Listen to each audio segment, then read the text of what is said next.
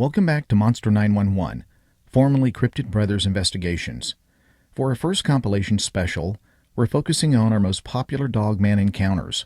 We've got some really interesting interviews here, a variety of sightings from different states.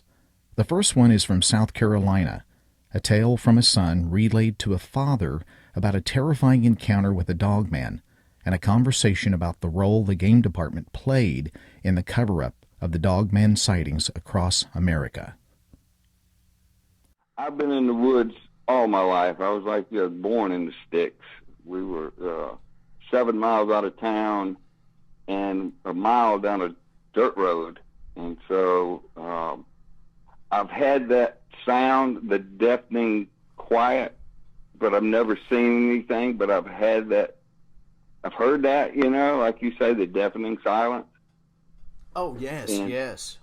It's a strange feeling, but I never saw anything. I mean, so I'm one of those guys like your dad. I've been in it all my life and never saw anything. I'm going to go ahead and tell you the locations because I think people that listen to your show that may live in our area need to know this. Sure, absolutely. Because of possible dangers, and that's what I'm going to get in with you too later into this. But I'll start off with saying my son is 17, and we live in Mount Pleasant, which is right on the harbor of Charleston, South Carolina. And we live in a suburb here, but we stay in the National Forest area. There's a huge national forest, which is Francis Marion National Forest. Oh, yes, yes, I know exactly where that's at. It's I think it's over 250,000 acres of coastal wooded land. So you've got this is called the Low Country. Okay, so you got a lot of swampy land there, but it's also bordered by big rivers that dump into the ocean. One of them is the Santee, and one of them is the Wanda, which are two of the largest rivers here. And so there's plenty of game and thick, and they have a lot of I say amenities. We with him growing up, we were in Boy Scouts. We stayed in the woods. I tried to keep him in the woods to learn, hunting, guns, everything. They've got a nice rifle range out there. They have biking trails and so forth. And there's a lot of dirt roads. And I guess they call them firebreak roads, but you can travel from county to county on just dirt roads through that national forest. Yeah, so he grew up going to the gun range about every weekend, every time we could, so I could teach him, to handle firearms and to, eventually get into hunting. Wonderful. And we were always fishing. And so this past spring, he got his license in January, turned 17, and passed his test and so forth. And so he and his friends were so excited. They were wanting to go camp in the forest area out there. And so they would, on weekends, they would let him borrow the vehicle, and he'd go out, and they would try to find fishing holes. There's small ponds and lakes all over the place back there. You just got to know where to go. And one evening, it was at night, they were on one of those firebreak roads, which is it's a nice gravel road, and they were, just noodling around, just looking for a good place to camp or to just hang out, and something crossed the road in front of his headlights, and at first he thought it was a large deer. He wasn't sure because of the way it was moving. It came out from the left side of the road on him, and it was too large. First he thought it was a deer, so he slowed down, and he put his lights on bright. And when he did, he could see it was a gray color, and it was long. So he said it was just weird. He didn't know what it was because of the way it was moving. But when it got to the right side of the road, it got to a tree, and it stood up on two legs. Oh, And wow. yes, and put one hand on the tree and turned around and looked at him. Oh, my gosh. And, you know, the dog head, the straight up ears, 7, probably, he's saying 6, 7 feet, probably. He's 6'2". So he said it was taller than he was.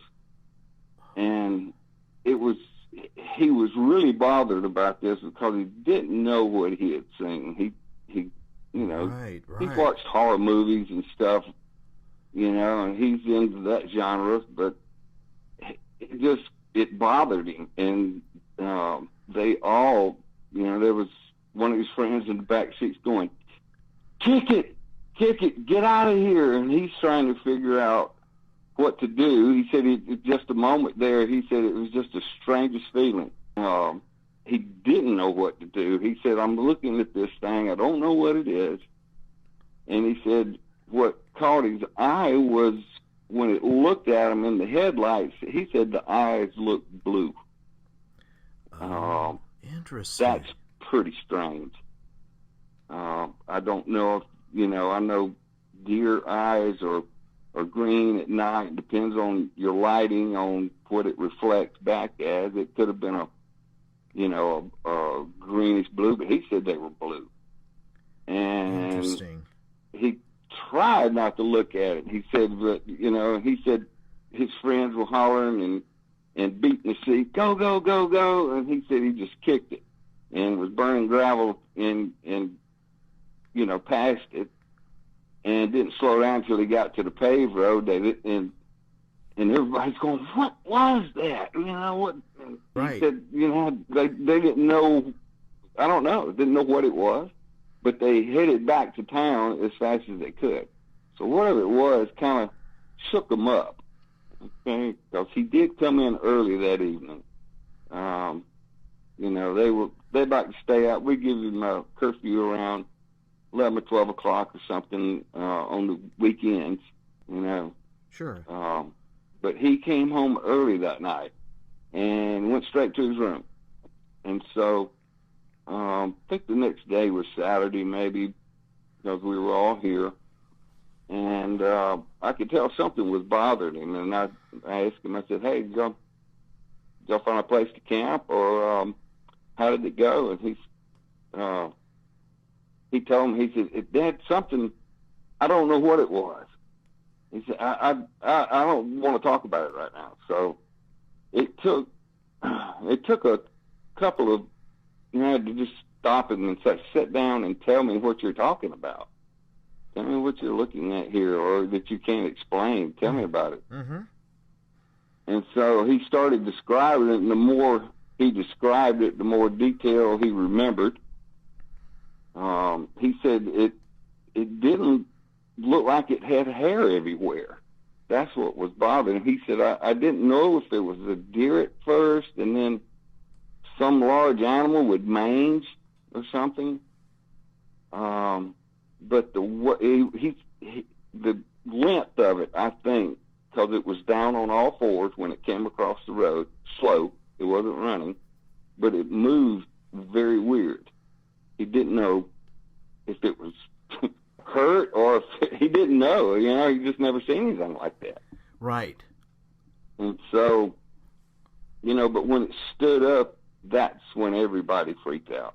You know, that, I don't know if he saw hands or what, you know, but he did say he put one hand on the tree. So when he said that, I got a laptop for Christmas 2 years ago, and so I've only learned about Dogman listening to your show and Vic Condiff and a couple of others, and just kind of learning myself. I had no idea there was a cryptid out there like that. I've heard of Bigfoot since, you know, the 70s or whatever. Right. Since the Patterson-Gimlin film. But exactly. He had never seen anything like that. He didn't have any clue. So I set him down one afternoon, and I pulled it up on the internet, and I said, here, take this and read this and just listen to a couple of these shows and see if any of that reminds you of what you saw. And bingo. Really? He says, Dad, it was a Dogman. It had, he said it couldn't have been anything else. Well, that's not the end of the story. Okay, a couple of weeks went by, and this was in the spring, this just past spring of 2017. They decided to go camping. And they were just going to go for one night. Got out of school, came home, you know, had everything all ready, loaded it up into the SUV, and they went out, and he wasn't going near that area. It's such a large place. They had picked another place. Gotcha. You know, it's so vast out there that he knew the areas pretty well to where he knew what a gun range was. He wasn't going to camp near there. He knew where the cycling trails were. He wasn't near there, so they picked another spot. And so they got set up, and they were sitting there at the campfire, just, you know, kids, no telling what they're doing. But he said, Dad, I swear I heard a woman scream way off in the woods. He said it was a scream of a woman. And I don't know if the others heard it, but he said he felt uneasy about it. And he wasn't thinking about the Dogman or anything. But the scream bothered him. And he said probably an hour went by. I guess it was near midnight about that time. A DNR, what we call game wardens here. I don't know, what do y'all call them there? Game wardens? Game wardens, yes. Yeah. One, an officer pulled up in the truck and got out and said, what are you kids doing here? I said, well, we're camping, sir. You know, he says, pack it up, get out of here. And he stayed there until they loaded up, and he followed them out. Really? And yes. And I said, what? my son is very outspoken and whatever. He's a very nice kid. Right, but right. He's straightforward. He looks you in the eye when he talks to you, and he's very good with adults. And he said, officer, what have we done? He said, we're just camping. He goes, well, you're not camping here. And he said, well, why not? We camped right up the road not long ago. And my dad and I camped right down the road not long ago, or last year or whatever. And he said, listen, I'm telling you, pack it up. Come on. He even grabbed stuff and was helping them put it in the car. And so by 1 o'clock, the fire was out.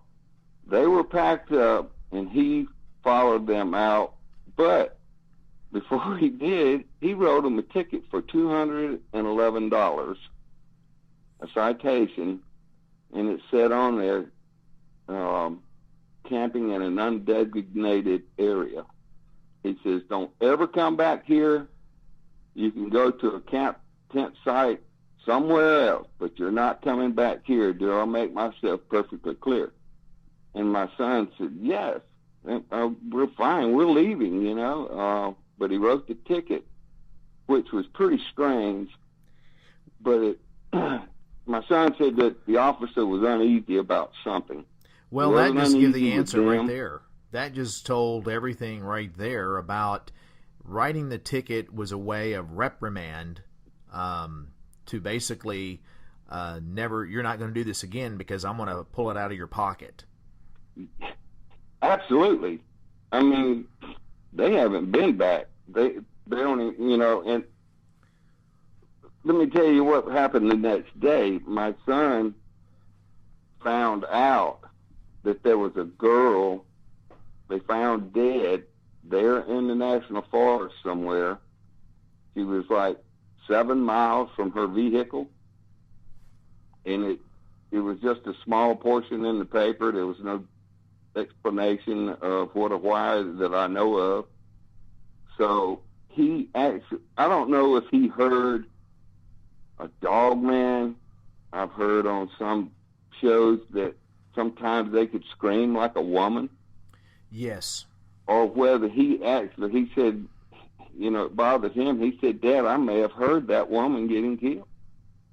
Yeah. But what was doing, I don't know. It's just it's a lot that happened, Lance, all within 2 to 3 days, and it's all very strange. Well, I can tell you, and I mean no disrespect by no means to any. I respect highly the men and women that are in the wildlife department. I really do. They do a very thankless job. They have a lot on their plate when they're out there during hunting season, and they do a lot of good for our natural resources and our game. And but I will say this, and I'm just being very forthright and upfront. I'm just going to say it like it is. These men and women that work in the game department, they absolutely know these things exist. They've known they've known about them a long time, but they can't operate a rogue. They cannot themselves, are told by higher ups, in no uncertain terms, you shall not ever acknowledge that these things exist. You will tell the people that it is a bear, it is a cougar, it's feral dogs, it's this, it's that, it's a wolf, whatever is natural, indigenous animals of the area, but they are the people to keep things quiet. If they can control it at a very small grassroots effort immediately, they try to do it, i.e. just what happened to your son. Don't ever come in here again or I'll write you a ticket. And it left a big question to your son, like, well, what the heck? If it gets if it blows out of proportion where it looks like they can't control it, they are the ones that have contact. I'm not saying they are the only ones, but they are kind of the first contact, being wilderness officers, if you will, to call in federal government type of officials to come in and take care of the matters if it gets like in that last episode that we had with the gentleman that had the Bigfoot attack in Ohio. And so it goes from a police to a game warden, game ranger, to a federal level in a short time. So yeah, that was very strange. Strange. That nothing to the average person that wouldn't process. But unfortunately, when that encounter with your son, that he kind of now, after you showed him some of the shows and said, yeah, that's what I saw, Dad. I mean, now when a game warden or game ranger behaves like that, that he was in an area that, like where we deer hunt, it's not on the level of, it used to be like 1 million acres, but now that's dwindled down to about 600,000 acres, but you can camp literally anywhere. It's all, anywhere you want to. Yes, sir. It's all same primitive. Same thing here. And this is what blew my son's mind. He said there were burnt spots and, where the rocks were in circles. You could tell where people had been camping in that area. And if there's a nice place on the side of the dirt road and a good place to pitch the tents and build a fire, there's nothing wrong with that. Right. It's not an undesignated camping area. But for some reason, he had to get my son and his friends out of there and followed them out of there. And well, the reason would be very, you could go through about 3 or 4 reasons, and at least one of them would be 100% correct. And that is either that a very, very unfortunate incident with a lady. If you said she was found dead. Yes, in the national forest area off of one of the dirt roads. I don't really know the whole story, but I do know that she was found 7 miles from her vehicle. Good. And that was pretty strange. It probably didn't elaborate in there. Of course, they no, sometimes. It wasn't a big story. They'll keep the details to a minimal to keep people kind of down a little bit on the lowdown on exactly how they found her. Yeah. Either that was they knew, they being the game department, they either knew how she was killed, or it was a very something very bizarre, but they couldn't explain it. But I personally think they could. Two, that they have seen these in the area where your son and his friends were at, and they didn't want anything to happen. Bottom line is, it already had. It sounds like. Yeah, that's where I'm kind of going. It already has. So that area was an area that they know this thing is in there, and they, in no uncertain terms, and see, here's the thing. Let's just say for a second, hypothetically, let's say it was a bear attack. Let's just say it was. Logically speaking, we actually had a game warden approach us while we were in camp, and we talked about, was there any bear attacks in the area? No, there hasn't been one since such and such. They'll talk about stuff like that. Be on the lookout, and he saw that we had firearms. We always carry a firearm in camp and everywhere. And he said, yeah, you might need, just it's always good to have it. He was kind of going with it. So if it was a bear attack in that area, then the game, it'd say, okay, guys, have a good time. Do you have anything? Do you have any bear mace? Blah, blah, blah. And so that would have been something just beyond the, just know those things in case you encounter. But that's normal. That's normal. But to come out and immediately be on an aggressive, let's pack it up. Yes. And give you a ticket, that's a big red flag. Something's not right here. Tell me about it. That's why I called you. I mean, I've been racking my brain all summer. Who do I tell? Who do I get? I wanted to call the officer, but I couldn't actually read his name on the ticket. He wrote it at 1 o'clock in the morning in the dark. Well, but, sometimes I paid the ticket, but online. But I wanted to talk to him, but I knew he wouldn't tell me anything. No, because they don't operate rogue. They'll lose their job. Then so I hear. So they're told in no uncertain terms, and the same goes for your national park rangers. They're told the same thing. Information like that leaked out is grounds for expulsion immediately, and you are done in law enforcement in that division. Now, I just put things together. I'm a guy that puts things together. So I would say that if you wouldn't mind, again, tell the location for folks since where this is at, and so they can, if you don't mind, one more time. All right. This is in the Francis Marion National Forest. It's in Charleston, South Carolina. It's all in Charleston County, and it does get into other counties, Berkeley County and so forth, but it's sandwiched between the Santee River, which is a huge river, and sandwiched between the Santee River and the Wando River, between the two highways. One of them is 17 North, which is the main interstate, but it's a main 4-lane, and the other secondary road that really the one that all the trails are off of and the camping sites are on Highway 41, which is comes out of Mount Pleasant and heads northwest. But it's a large. You can't miss it. If you're heading north from Mount Pleasant, you're going to be running through parts of Francis Marion National Park, and because it just spreads out. Like I say, I think it was last I saw was over 258,000 acres, 400 something square miles, and just beautiful wooded coastal land area. But something is wrong there for that incident with my son. Him being a teenager, to go through something like that, he knew something was wrong. Never dealt with DNR before, but he knew there was something uneasy about the whole situation. So do the other teenagers. They're going, "Oh man, this is bomb. Why are we having to do this?" But the guy actually helped them load the stuff into the car. See, and that's another bizarre. Follow them out. That's another bizarre gesture. I mean, because usually when you get in trouble with game wardens or whatever, you'll sign a ticket and then they'll say, okay, be sure and don't let it get again. You'll have to show up for court. You guys have a good day. You guys have a good day, and then they'll leave.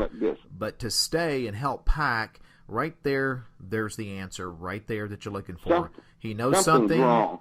Something's wrong. He knows something in that area, that something's happened or something has been seen multiple times, and he's not allowed to talk about it. And so for people that's going in this area, what can you do besides warn people? I would just say, again, we know very little about these creatures. We don't know where they really come from. I'm going to say they've been around for a long time. This time of the year now and through winter, they eat primarily meat. Now, a lot of people will say, well, predators all eat meat. That's true in the most sense, but sometimes they do eat other things, persimmons and other types of sources sometimes, because it's different times of the year. There's availability of some of these berries and this was spring when this took place. But you know what, too, Lance? There was something that I had just found out in the last couple of days. I talked to a friend of mine, actually two. One of them had told me this summer, hunting camps that border the national forest or that's near those areas. One of my friends was on the eastern side of the national forest with a hunting club that was on like 2,000 acres. And I think there was maybe 12, 14 members. And it was like they had 3, 4 deer that year. The deer population just went thin. And I talked to another friend that was on the west side of the national forest.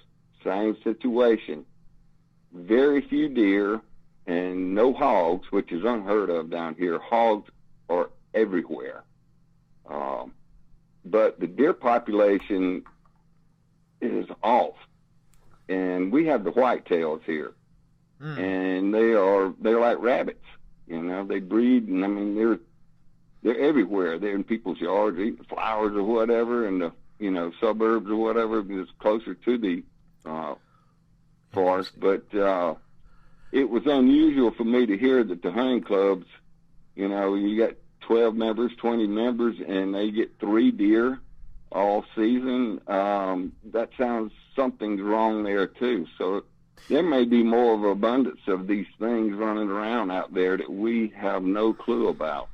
Well, and that's just it. I mean, someone could say, okay, play devil's advocate and say, okay, wait a minute, don't deer have natural disease processes and things? And I say, sure, there's mountain lions that can hunt deer too, and I would say absolutely.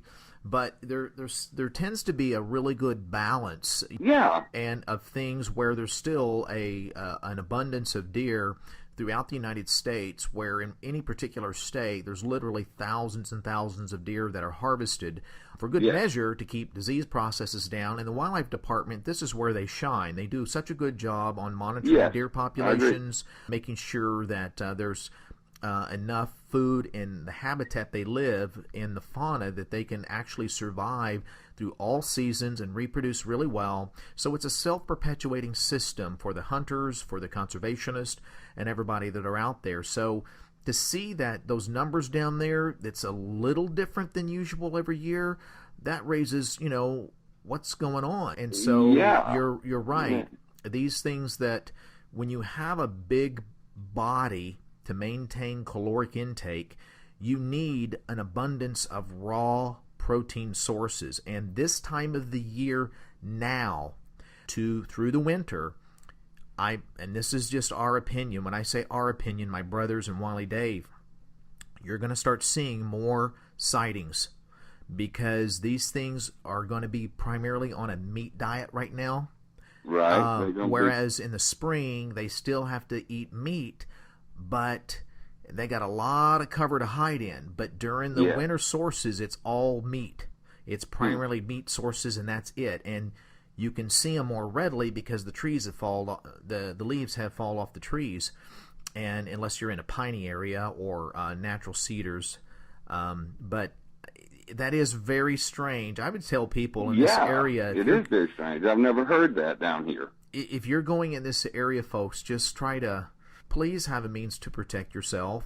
You know, you don't necessarily... I don't know what the gun laws are in South Carolina. I would just say that have a means to somehow protect yourself. These things are really smart. We don't know how smart they are, and I wish we knew more about their living habits and everything, and feeding habits, but we know very little. That's the cryptid. That is the puzzling thing and the scary thing about it, because I think that thing went across in front of my son, wanted to be seen. Why would he stop? Well, and that's just it. I mean, a lot of the people that study the Bigfoot extensively, and that's been in it a lot longer than us, they said it really well, and that's kind of where I really like listening to some of the others that's been out there a long time. And they basically said the Bigfoot moved with purpose. Everything it does, how it moves, how it does things has purpose. There's no just randomness like we sometimes have in... No wasted motion. Exactly. No wasted... There's always intent.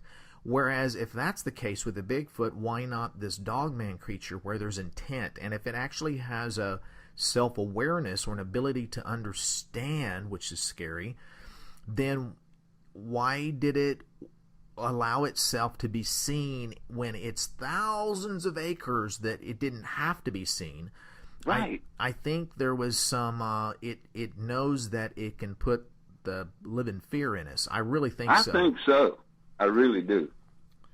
And with what I've heard on other programs, your programs, and other people talking about it, and what my son said, why would it just cross the road slowly, not just at a full breakneck speed, but stop and stand up next to the tree, and right there, beside him. I think that it has an ability, and again, I'm not saying by no means it has our level of intellect as humans. Right. I'm not saying that at all. But I believe it has a level of self-awareness. It believes, it understands it can die. It understands that I think it's much bigger than us. And it's not too afraid of us just by ourselves, but it's aware of what firearms are, or a knife, based on other episodes with other very unfortunate encounters other people have had and have gone forward and spoken on other shows too, and ours. So I think if people go in this area, and this is not the only area where these things are at, there's lots of areas, but this is why we always tout people that if you think that there's just cougars and bears and coyotes and bobcats in things of the North American game that are just out there, you're fooling yourself. There's a lot of other things out there we just don't understand.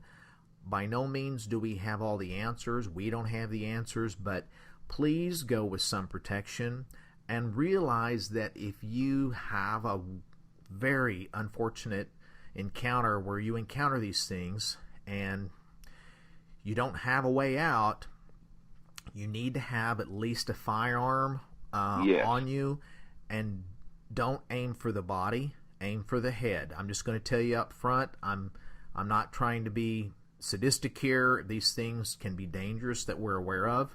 All these cryptids they have a level of being dangerous, but don't start a fight. But if you feel like you're backed into a corner, so to speak, shoot for the head. Aim for the head. Aim for the head. And I've heard the body shots don't seem to bother them, does it? Well, it's when you have a mass, of something that's about 2 feet, 2.5 foot thick, and it's as wide as 4 feet wide in some encounters. When people are under severe fright and fear, you can't hit the broadside of a barn. Right. And I know I'm telling people to go for the head, but the head, you have to understand, is still very, very large. So you've got to know your firearm very well. If you still have the tag from Walmart or Billy's Gun Barn, you need to take it off and go use it and get familiar with it. Absolutely. To answer your question there earlier, South Carolina has pretty lax gun laws, you can carry it in the car.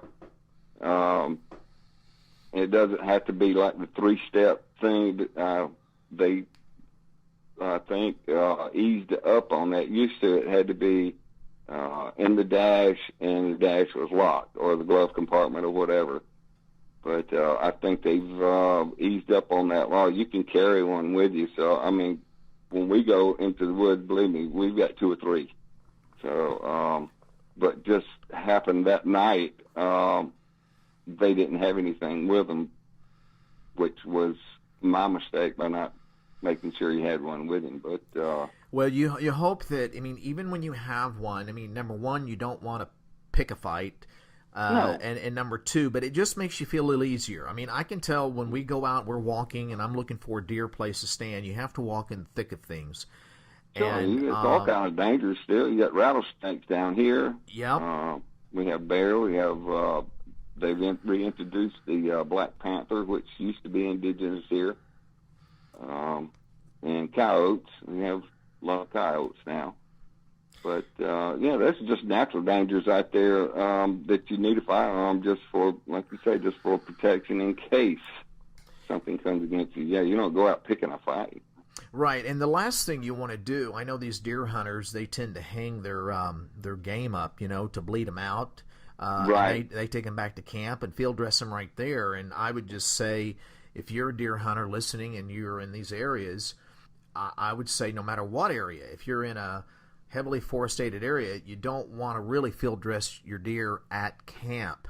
I would say that makes sense. I would field dress it where it's at, and leave it for these what Wiley calls the land sharks. Leave it for the coyotes, and and then go ahead, take your deer right into the processing station. Don't hang it at camp. Yeah, that's what we do. I don't want a lot of venison blood, anything around the camp, and we try to lock our food up. Not that that's going to be the ultimate deterrent from these cryptids, because they just, if you're in an area that's wide open spaces and you smell food and you hear voices and you smell fire, that's going to be inquisitive. You may, expect visitation. But absolutely. Can you? Your son finally shared with you a little bit. Could you? How is he? When did this occur? That first time? I'm sorry I missed it again. I hate asking questions over again. But when did he first see this again? In spring this year.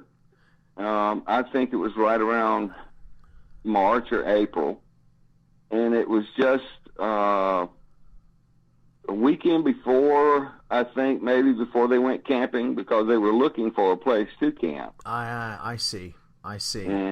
And they didn't go in that area where they saw that. They, like you say, it's so many miles of dirt roads there that you can jump back out onto 41, which is the highway, and you can travel 10 miles and turn down another one and get in another area. And so he wasn't in the area where he saw that, but from what I understand, these things could travel, 20, 30 miles in a radius?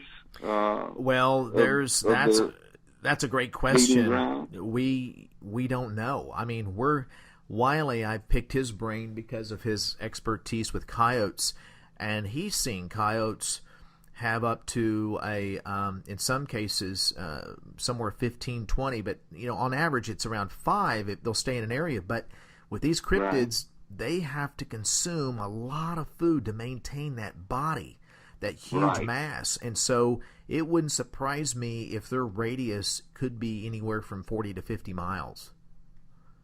And, well, they weren't that far away. They were still in his feeding territory. But the scream was unsettling with him. And then, everything just, I tell you what, he hasn't been camping since. He hasn't even mentioned it. How's he doing right now? I mean, is he... It's still in the back of his mind. Like I said, he has not been back out there. And before that, he stayed out there. I mean, when you live up in the suburban town, they would load up and go to the rope swing or whatever every weekend. And they were in some part of the national forest, swimming or fishing, and he hasn't been back. Well, it's talking about it helps, and if he ever wants to talk, I won't put anything. Our conversation will be private. I won't record anything. I give him my word. He doesn't have to give me his name, but if he just wants to chat a little bit, we can talk about it. But I would say if he doesn't, that's fine too. And it's good to talk about it. It's good to every once in a while just bring it up. That yes. I know it sounds like a crazy conversation that we're even having this discussion about something that's so bizarre. It sounds like a Hollywood movie, but these things do exist. They are real. Game departments know about them. Certain government agencies that we just call them the Men in Black have known about them, and they don't talk about them because they don't want to cause people to panic. They don't want. They want people to keep continuing their fishing, their activities, their fishing, their hunting, because that's millions of dollars. And of course it is. And so there's a money aspect to this, obviously, too. So it is with most businesses. It's the bottom line. It's money. It is. So I would just reiterate to your son, I'm sorry he experienced that, and his buddies. I wonder if his buddies are still talking about it, or if they're kind of on the lowdown. That's a good question, Lance. It took 2 or 3 sit-down talks with him to get him to loosen up about it and to, just really tell me everything. I can tell he's a little more open with me about it the third time at least. Like I said, I hadn't pushed the issue of him, going back camping or anything. I haven't, it's just, I don't know if it's just too soon, or maybe next spring might be the ticket, Well, everybody has their own time frame, and it really is. It's an individual thing, and sometimes it doesn't have anything to do with age. It's really harder on someone younger, because, when you're about his age, you love the horror flicks, and, you love watching these werewolf shows and all that, because you can... The part of your brain after you get through watching a movie is that, oh, thank goodness these things aren't real. Exactly. Exactly. That's just... I appreciate that. I would like for him to talk to you, and I really wanted him to make this call to you, but he's being young, and he'll come around, I think, at some point, but not yet. I understand, and if it never happens, I can understand that too. I respect that a lot, and I hope sometime he feels comfortable to get out. He will be able to get out again, I know it, but it sure helps tremendously to talk to someone that knows these things are real and kind of help explain. I wish I could give every answer to every question he might have on why these things exist, but I can't. I don't think at this point in time no one can, but we are interested in all type of cryptids that are out there, but our focus as a team is that we're focused on this Dogman creature. It's very scary, it's elusive, we don't understand it, and that's where we want to get out. And this is coming up the season. You'll see more of these sightings. You really will. I hate to say it, but this time of the year, there's like the plant life dies down in the fall and the winter, and these things go for the meat. They go for the meat. And when you have, a coyote doesn't eat necessarily every day, but they're a smaller animal. They're 35 to 40 pounds. Yeah. And if they don't need as much. That's right. And so, but when you have something that's 400, 500, 600 pounds, that's a lot of calories. That's a lot of food. That's a lot of food you have to intake and keep, especially when it's cold. You start burning a lot more calories. Right. So, did he? I thought all these things were out west. I had no clue they were on the East Coast. No.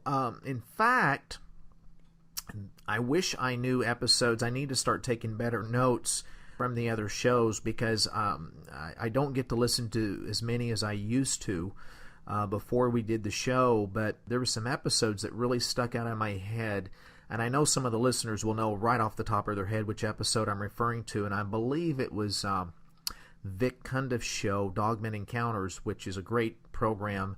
I've listened to Vic before. And there is an episode of a gentleman, I believe, I could be mistaken, and if I am, I'll go back and correct myself, but I think there was a gentleman that had an Airstream camper. Him and his wife were traveling, and I think they were in the Carolinas.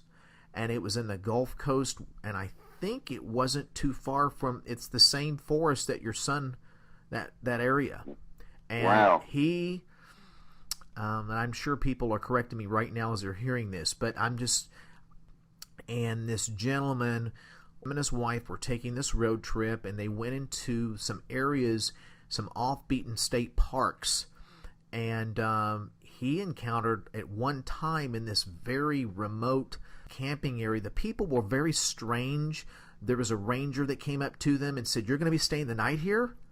And he said, "Yes." He says, and the ranger replied, "I promise I'll come back. I promise I'll come back." And there was like, okay, just really strange behavior.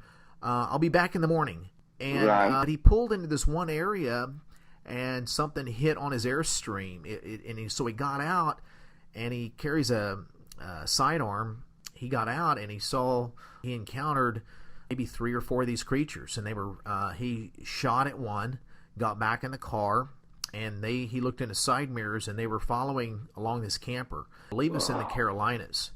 And it was just a really strange, creepy area right next to the coastal areas. And so I gotta find that one.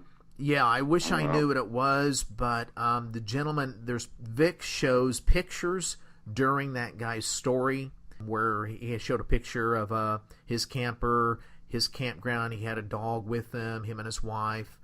And so he just talks about bumping into a guy at a parking lot, and they go to a cafe, and the guy says, "Yeah, I've seen them too. They're here." And so that might be something if you can find that episode. Yeah. I wish I could recall the specifics of exactly which parks, but he talks about the parks. I just can't recall right now that entire episode, but that'd be something to check on Vic's show. I will. I'll look for that one. Can I ask a few more questions regarding if your son shared some details with you after he collected his thoughts a little bit? Sure. When he came next to this thing leaning on the tree, it was dark. Could they see that? Did his lights have enough peripheral vision there where he could see details? He said the eyes were blue, but did he give an estimation of how much this thing weighed or any other weird features? Did it have its mouth open or anything like that? He didn't say about the mouth being open. The only thing was the color of it was gray, and he said seemed like parts of it the fur was missing, or it looked, like maybe skin was gray skin and gray fur, but the ears, he said it was a German Shepherd type head, and the eyes got him, the blue eyes. Have you ever heard of blue eyes on one of these things? I haven't yet. Most of the time, you'll always hear of the amber yellow color. Right. There was one sighted not too far from where I live, out on the Creek Turnpike, and it had yellow eyes. That gentleman and I still stay in contact, and it had yellow eyes.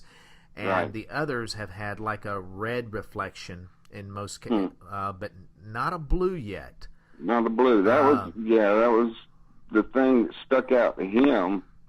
But he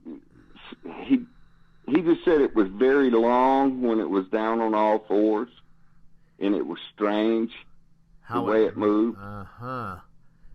That tends to be from the left to the right, and it wasn't, in a wide open sprint, but he said it was just weird the way it moved. I don't know what he meant by that. Well, that's not untypical on some of the comments. I had one gentleman I spoke with, and he was from Wister, Oklahoma. And Wister's on the way where we deer hunt. He was on a quad bike, and it crossed in front of him. And this gentleman said that he's a big lad. He's I think he said he's like 6'5" or 6'4" and weighs about 340. Well, while he was on that quad bike, he was going into town, and he said this thing at the shoulders seemed like it was as tall as he was, sitting down on that quad bike. And, yeah. And he said how it crossed the road really put the willies on him, because that's what he said. He said it freaked him out. He said it kind of had its tail end was lower than its front end, and it had kind of a build like an oversized hyena.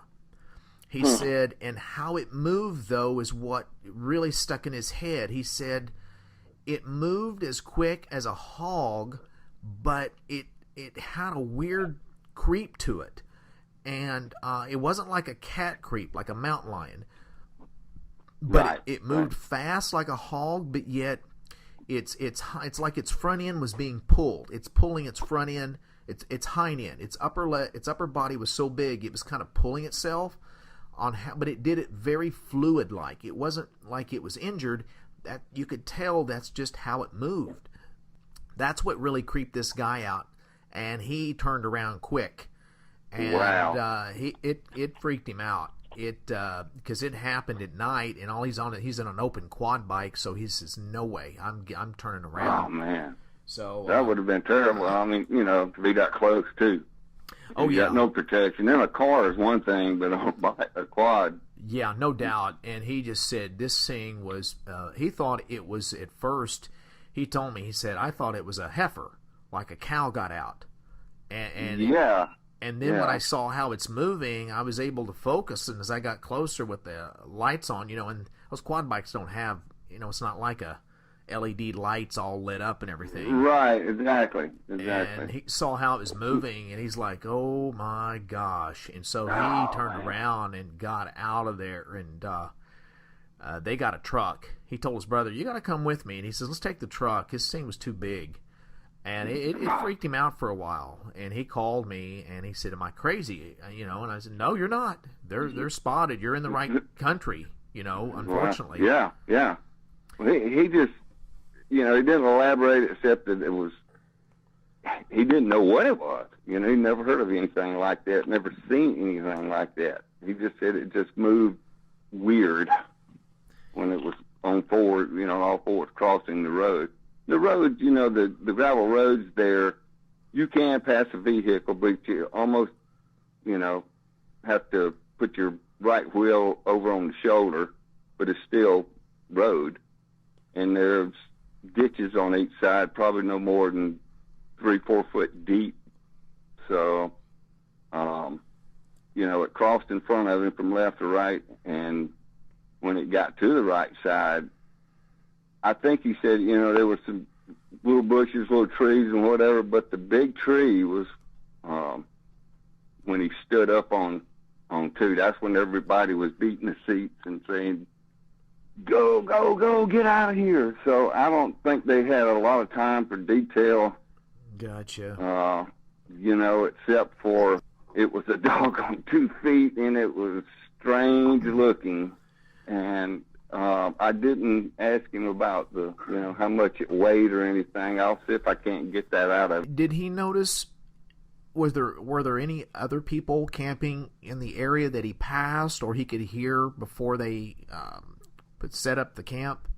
No, he said they were out in the middle of nowhere. They picked it that way, to where they didn't, weren't bothered by anybody else. Has he been, well, you kind of gave me the answer there. I always like to ask if someone has been back in that area or noticed if there's any military helicopters or any military vehicles in and around that area. Has there been anything that he's shortly after that or around that time frame? I haven't heard, Lance. I've been wanting to do the same thing. I want him to take me to where he had the sighting. In the daytime. And when I do that, I will call you back on that and see if I can't get some more details. Absolutely. Like I say, this thing's been going around in his head, but it's been going around in my head. I need to tell somebody about this? Well, and that's just it. It's really hard because, I mean, you know as well as I do, if there's no crime committed, then why call a police officer? If there's no, where someone poached an animal or someone's just shooting off randomly a firearm, then why would you call the game department? Most people want to call the game department to say, hey, I got something weird out here. I just saw this, scared the bejeebies out of me. What's going on? You won't get like you said, they're not going to tell me. No, they're just going to say, stay out of that area. We got a wild bear going around. Right. And so when your son's ready, and if you guys go out there when some of the foliage comes off the tree and he could just start trying to get him to, even if it just stays in the car, just kind of slowly and progressively just say, hey, let's just take a drive. Don't have to get out. Let's just take a drive. Just kind of be lighthearted about it and just see, because over time he'll get better, but it's really hard when you see something like that at a young age. I know. And he said, at least you believe me, and he knows, we're close.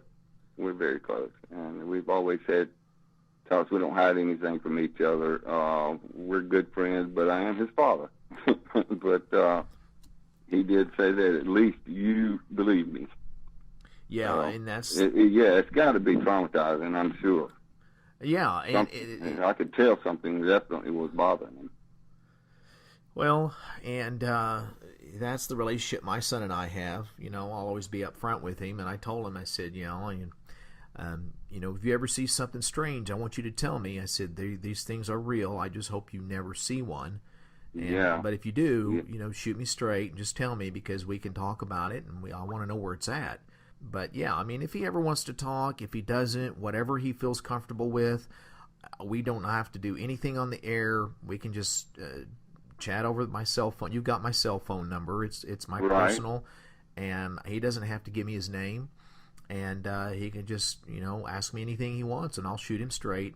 I'll tell him if I don't know the answer, which I don't know a lot of them, because these things, we don't know that much about them. Well, I mean, thank God you got a platform where at least someone can call and talk about it. I mean, like I say, I can't call DNR. Like I say, I thought about calling that officer, but I figured he wouldn't tell me anything. Well, he probably won't, and honestly, even if there wasn't what I call a contact, which I pray people don't ever get into contact with these things. But if people keep asking questions and pushing it to the DNR, then that is, you never know. Then they may have people from the Fed come visit you to tell you you didn't see anything and keep it that way, and no uncertain terms, and that's what you don't want. Yeah, exactly. So the best thing for people to do if they encounter one, let's elaborate a little bit, because I do want to, because I brought it up, so I'll kind of finish it, and that is, if someone does shoot one and they get one down, please don't walk up to it. Because here's the thing, and I'll just say it. Usually where there's one, there may be two. And where there's two, there may be four. And where there's four, there may be 8. So first of all, we don't understand if they operate like coyotes or wolves. We don't know their hierarchy of their units. And so they could actually have what they call male roamers, where they go out and they bring food in. We don't know. I'm just, I don't have the answers. I'm just a guy that puts things together. But in most circumstances, they don't operate necessarily rogue. So that's unsettling. It is very unsettling, and it's not even, you don't want to even think about it. But if you get one down, run. Get out of there. Just get out of there. Don't worry about packing a bunch of stuff. Just get out of there, get in, and leave. Wait till daylight with a group of people. Get your stuff. And honestly, I wouldn't tell, and this is just my 2 cents, I wouldn't call the game department or anything. Just leave it.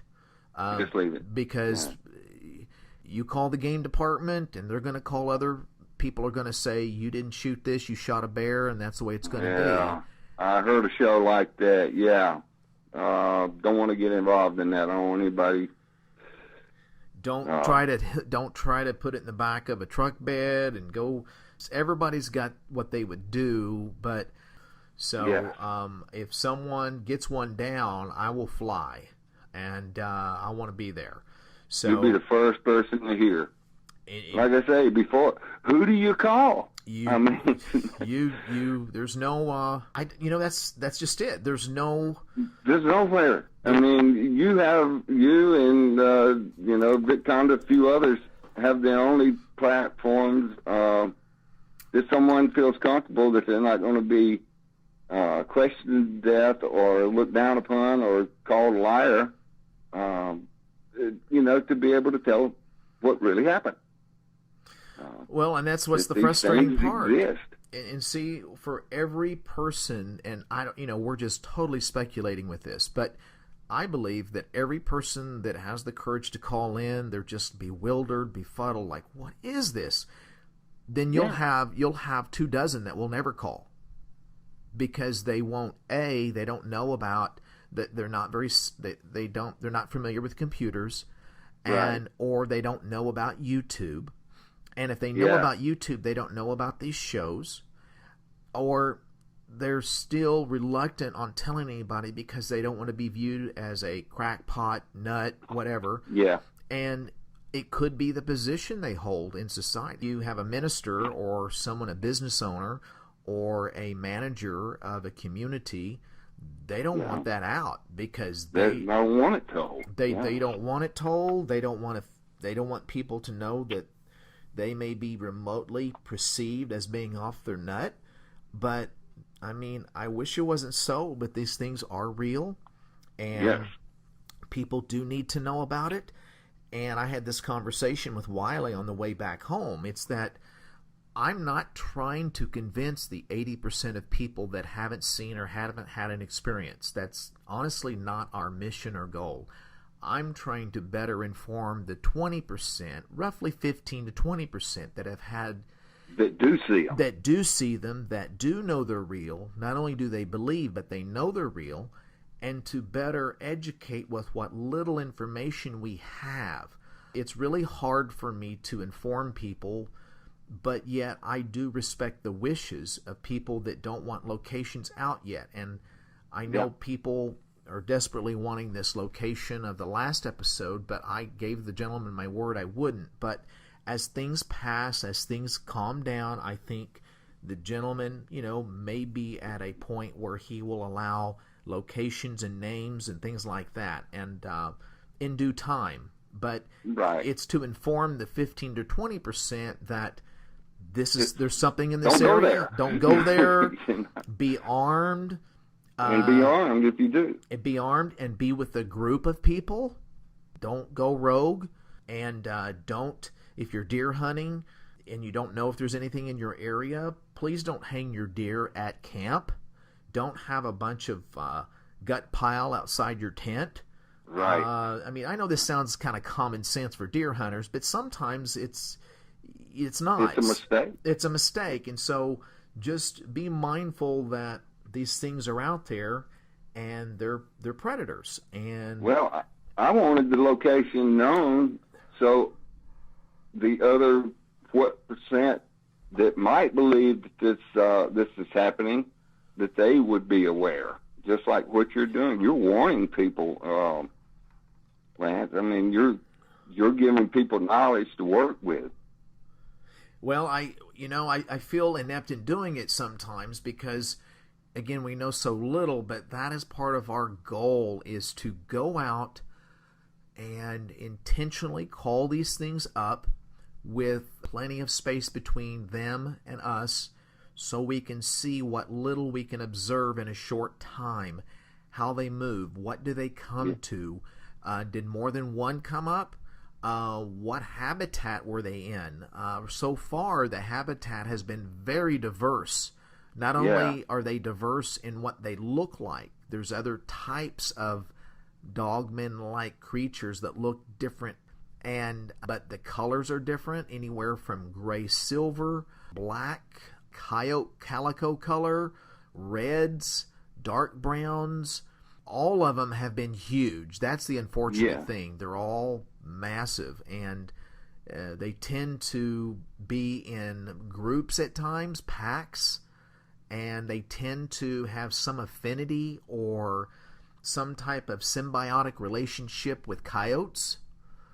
We don't understand why yet or how that relationship is, but they tend to be, there's something going on there we don't quite understand. Right. But they are a predator, a meat eater, and again, this time of the year, they're going to be feasting on meat for a few months, so we just... I think they're potentially dangerous myself. I mean, if it, like I say, to me, it sounded with what he was telling me that it did not fear them. It actually was curious enough to stop and lean on the tree, stand up, and look at them.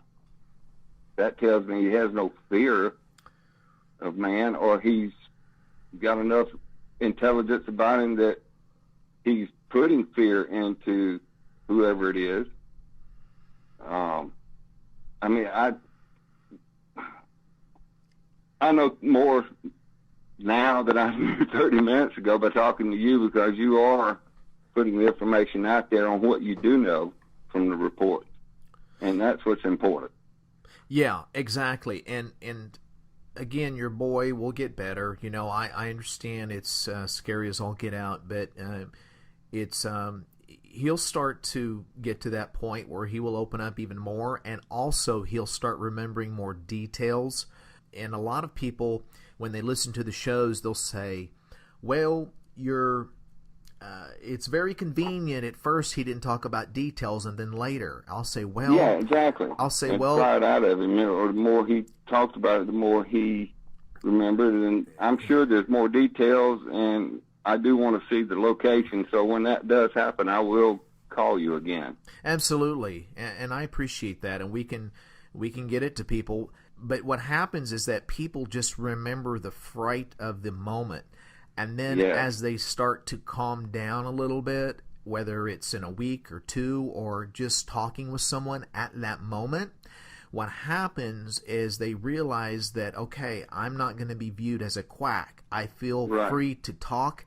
And then as they calm down, they start remembering minute details that they didn't really talk about at first. So they'll start to say, okay, so I'm not leading them, but I'm just trying to say, how was the mouth? How was with the ears sticking straight up? How was its posture? Was it facing you, or was it to its side?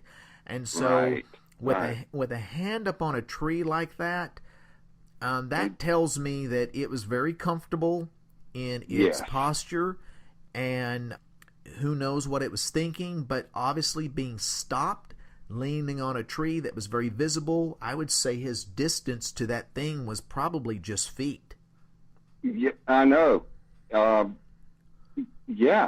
Just to the side of the road, 20 feet, who knows?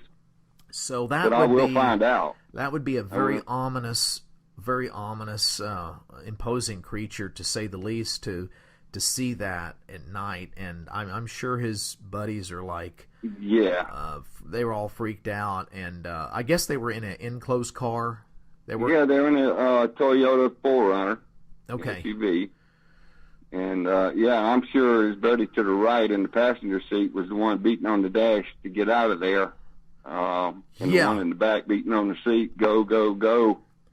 They probably saw more than he did, which I haven't pried with them because I was, to get information, but I will. And I know some of these boys are still, under 18, I'm sure, but, it's very rare for a group of people to see one at the same time. Most of the time it's one or two, but to have a group of, I guess you said, that. It is rare when you have a group of like 3 or 4 see it at the same time. It's very interesting for each one because everybody's perception is different. But when you have everybody at the same time saying the same thing, going, I didn't see it. It's going to be different. Yeah, everybody sees things different. Everything sees different, but yet you have people that saw different details. Yeah. And that's why it's and I interesting. haven't thought about that. Well, really, it took me a while to call you. So I was just I know it's getting into this thing and not knowing what to do, and I just figured out what it was first, and from going from there, I will do some more investigating. Well, I really appreciate you calling. It's that tells me you love your boy, and you care about what he thinks, and you care about his opinion, and that's what it tells me. And so you're a good dad. And well, thank you. And so if your boy ever wants to call me anytime, if I don't answer, that means I'm doing my daytime job. And yeah, you got a life too. Yeah, and so but I will call him back. He doesn't have to give his name. He can just say, "Hey, I'm the guy that saw one on the side of the road with my buddies, and I don't know who it is." If he just wants to chat for a little bit, it doesn't have to be the length of time that we've shared here. I'll just, be honest with him and tell him what I know, and I would just say that it's one thing, a lot of people, it's the big question is it better to know or not know something?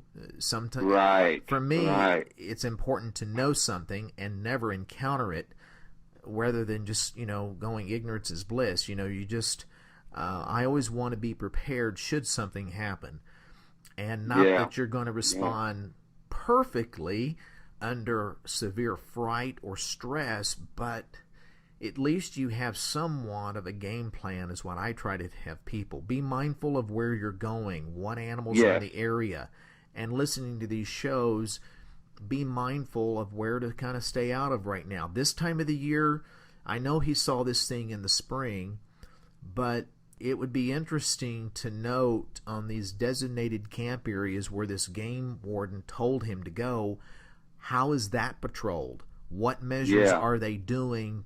I'd just be curious to see how are they trying to protect the campers in that area. Do they running constant patrol? What are they doing? That'll kind of tell you a little bit about how much they know.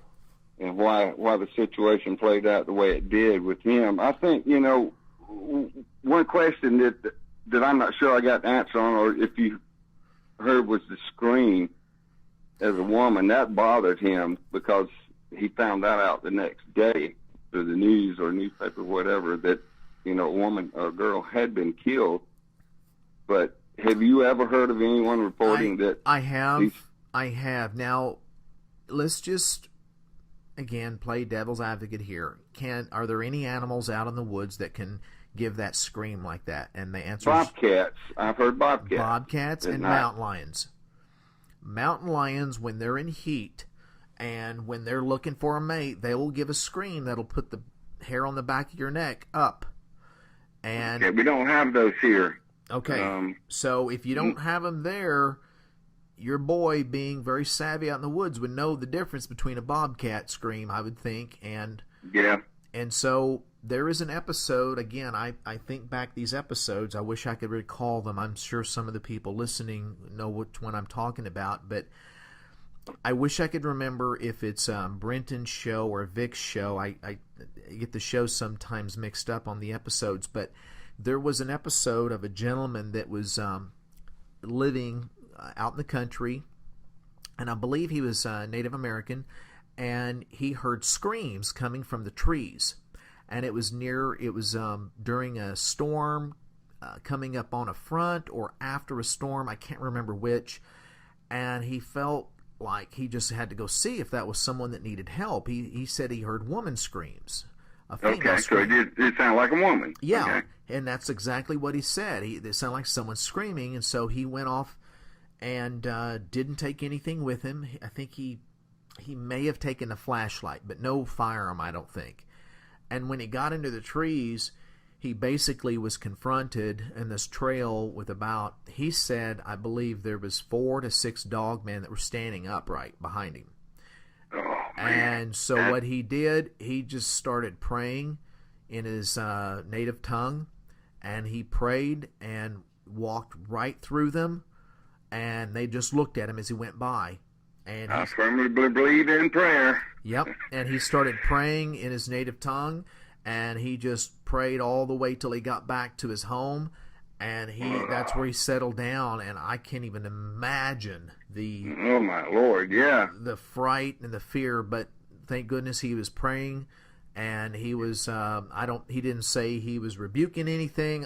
He didn't get that detailed with his prayer, only that he was praying and he didn't stop walking until he got to the house and kind of settled down again. And another brave man. Oh my gosh, yes. I mean, that's the name of Jesus will run any of them away, I'm sure, and that's probably the last thing my son thought of. But he loves Jesus, and who knows? He may have, but I know that he told me he had to gun it to get out of there, and it wasn't quick enough. Well, and that's just it. I mean, when you see something that close that looked like it could turn your car over, oh my goodness! That's what the guy said that saw one out here on the Creek Turnpike. He said, Lance, I thought it was going to turn my 4x4 over. It was that big. I had to get out of there and gun it. And it just stared at him. You know, it didn't chase him. He said, thank goodness. He goes, I'd have lost it. But that's all this one did. It just stared at him. Yeah, it had a look like, you know, come on out. Let's play a little bit, you know. And so this guy said, no, but I wish, I would say, getting back to your question, I have heard where they have a scream that it sounds like a blood-curdling female scream. And again, there's you know, bobcat, mountain lions that sound like that, but the scream that people describe sounds more honestly like a female scream. And I don't know if it's something that they're mimicking. I don't know if they've heard that before. Unfortunately, that sounds like a horrible thought. But I wish I could answer your boy in saying, did he actually hear a female in distress, or was it this thing using its mouth? I don't know. It's right. Going to be, that's one that will be, but bottom line, honestly, I don't know what he could have done. A circumstance like that, you would have to be armed, and but who would have thought, you know, if it was a female? I mean, I hate to even think about that, but me too. I mean, it bothered him on that. I mean, to find out there really was, you know, a death had occurred, and it was female, man. That bothered him, and because he said that I don't know if I heard her or what, and I don't think he put two and two together. I don't think, you know, as far as it being possibly the Dogman or her, you know. Well, you just pray that it wasn't, she wasn't injured by a Dogman, and it was, we just pray that it was, if it truly was a lady that lost her life, that it wasn't under those circumstances at least. That would be horrible. And so, in due time, your boy will get better. He will get better. He just needs to talk about it to you. If anybody, since you have that relationship with him, you need to, when he's ready, every once in a while, if he brings it up, just listen and let him talk about it. And then later, probably he'll allow more details to fill in the blanks to you later. You know, if his buddies at some point in time, if they want, it'd be good to talk amongst them. It would. I know it would help. It would help them as well. Exactly. Well, is there any closing remarks or anything that you would like to just say? You don't have to, but anything that on this particular encounter your boy had, to anybody else, or anything to add? Well, just to, you know, like I said, I wanted the locations known so that people would be aware that live in Charleston County, or there's a lot of hunters and a lot of people go in those areas. And these things are real, and I believe my son fully. I mean, all they got to do is listen to your show or Brent and Solon or Vic Conniff's there a few times, and if that's not convincing enough, I pray you don't see one. I couldn't agree with you more. I mean, it's I don't want people to see these things up close because they can't get that thought of it looking at them out of their head. and the only way you can get over something, some people will say, well, I'm tough, I can get over it, this or that. Well, right. The problem with that is that when you see one like that, it's going to shake your world up for a while. Even the toughest guys that call us, big tough guys that served in the military or they've done some time in prison, it shakes them up so bad that they can barely talk the first time. And so I'm sure. I mean, people need to call in. The listeners that try to keep it to themselves, they need to call and talk to you. They really do. Well, we all need to share the experience of this because there's really no sites to go to that you can talk on a state or a federal level. I mean, I can tell you right now, they're going to keep what's happened away from you. So we've got to help each other and be informed, and that these things exist, and we need to talk about it and try to inform people in areas that, hey, if you go in this area, just realize there's going to be more than you out there possibly.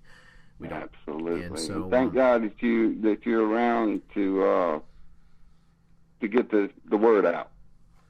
Well, I appreciate that. And if anything, if something in your area you hear of anything, you've got my number. It's my personal number, and just call me anytime. And like I said, if your boy ever wants to talk, he can call anytime. If he doesn't, that's fine too. No problem. Okay. All right. Well, Lance, thank you so much for listening. Absolutely, and I appreciate you two's courage to call, and your boy having such a good relationship with you that he can share this, because you listening, especially being a dad, I know it helped him tremendously to share that with you. Yeah, I think so. And if I get any more details, I will let you know. All right. Well, thank you so much. I appreciate your time, and you call anytime, 24/7. And okay. Thank you so much again. I really appreciate it, buddy. Thank you. All right. Bye-bye. Take care. Bye. If there's one big takeaway from that episode, it's that you can never be sure what you'll run into when you head out into the woods. Always make sure you take the proper precautions, such as keeping food properly stored and have an exit plan. And if in doubt, carry a firearm, just in case. The next episode is a great example of a Dogman sighting in broad daylight, and what happened to our guest after his experience is fuel for the fire that the government knows that these creatures exist and are actively working to cover up the evidence. Well, I tell you, I run into some stuff back in 2001, and I talked to a gentleman about it. I was really dumb to this. I was just dumb to all this stuff because I was born and raised in the woods. I mean, my grandmother, she's an Indian, full-blooded. I've been in the woods all my life, and I ain't never seen nothing, So I mean, But anyways, now I know they're there. 2001, I had a big deal. Well, the weekend before New Year's, a gentleman named JT works at a park here in Central Florida. This year, Richard? Of this year, just a few weeks ago. And JT says, Richard, I got to tell you this, something. I think it might be a homeless person, or I don't know, but, I know you went through what you went through. Everybody in this part of Florida knows about what happened with me. So, and I told him, I've been working on getting back in the woods and being sensible about stuff, but it was kind of hard what happened to me, but I did. And I went with JT to the park. He's got a key. He works at the park, or he worked at the park. Okay. We go to the park, and he's showing me what's been going on. And it's something to do with garbage cans. They got rubber flaps on them. So I pull up. When you go through the park, you come around a curve, and you pull up. There's a convenient place that they have little get-togethers, barbecues, whatnots. They got a few of them in the park. There was a bunch of Mexicans playing pinata, I think.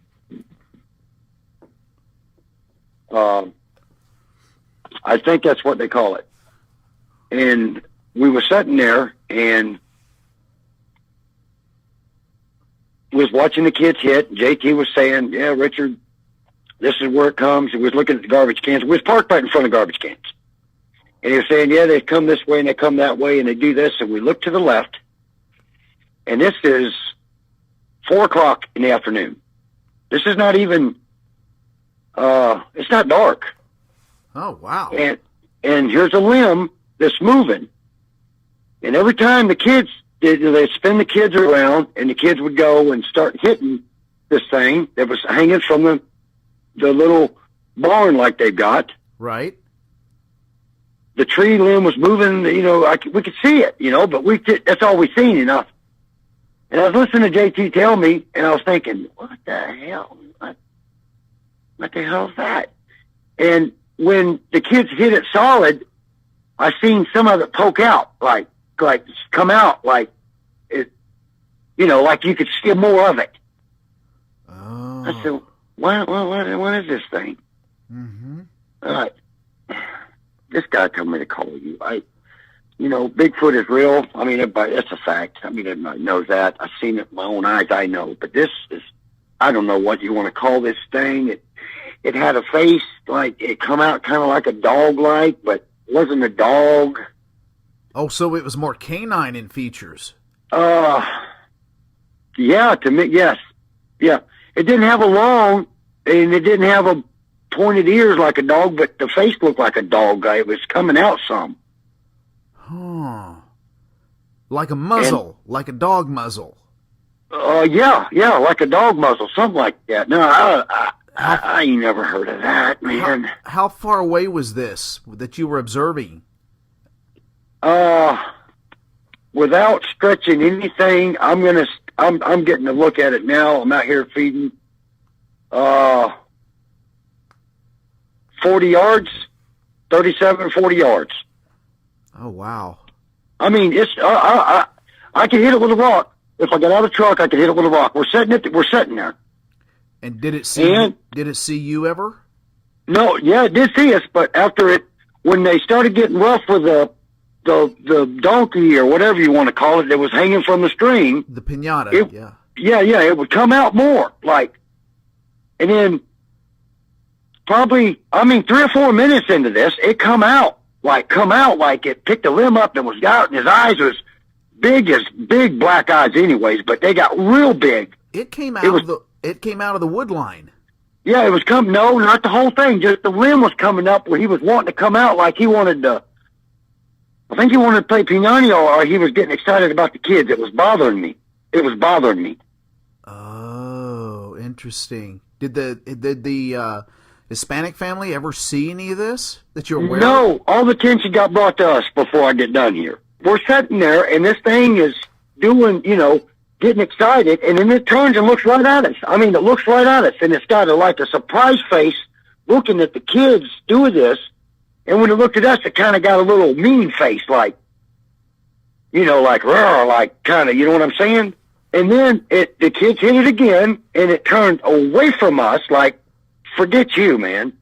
We went in the middle of the truck. I'm not getting out of the truck. I mean, I'm sitting there, but I'm thinking, hey, is it this piñata, or is this thing wanting to kill? I'm getting concerned about it. So I take my phone, and wait till he comes out. I'm taking pictures. I mean, I'm taking a pictures that is perfect. No doubt, no. So there's no doubt. There's no nothing. So we're sitting there, and I see a black truck, a black it's not a Chevy, it's a Blazer. Okay. I seen a black Blazer go by, and JT says, Richard, I've seen them here all week. I said, what do you mean you've seen them there all week? He goes, that truck, there's a couple of them here. I said, oh. Well, when they went by, I noticed the guy was looking at us real funny, and I thought, I'm not doing nothing wrong. I'm in a state park. I'm pulled over to the side. And then another one come by, and it was a lady in it. Two different people, windows down, looking right at us.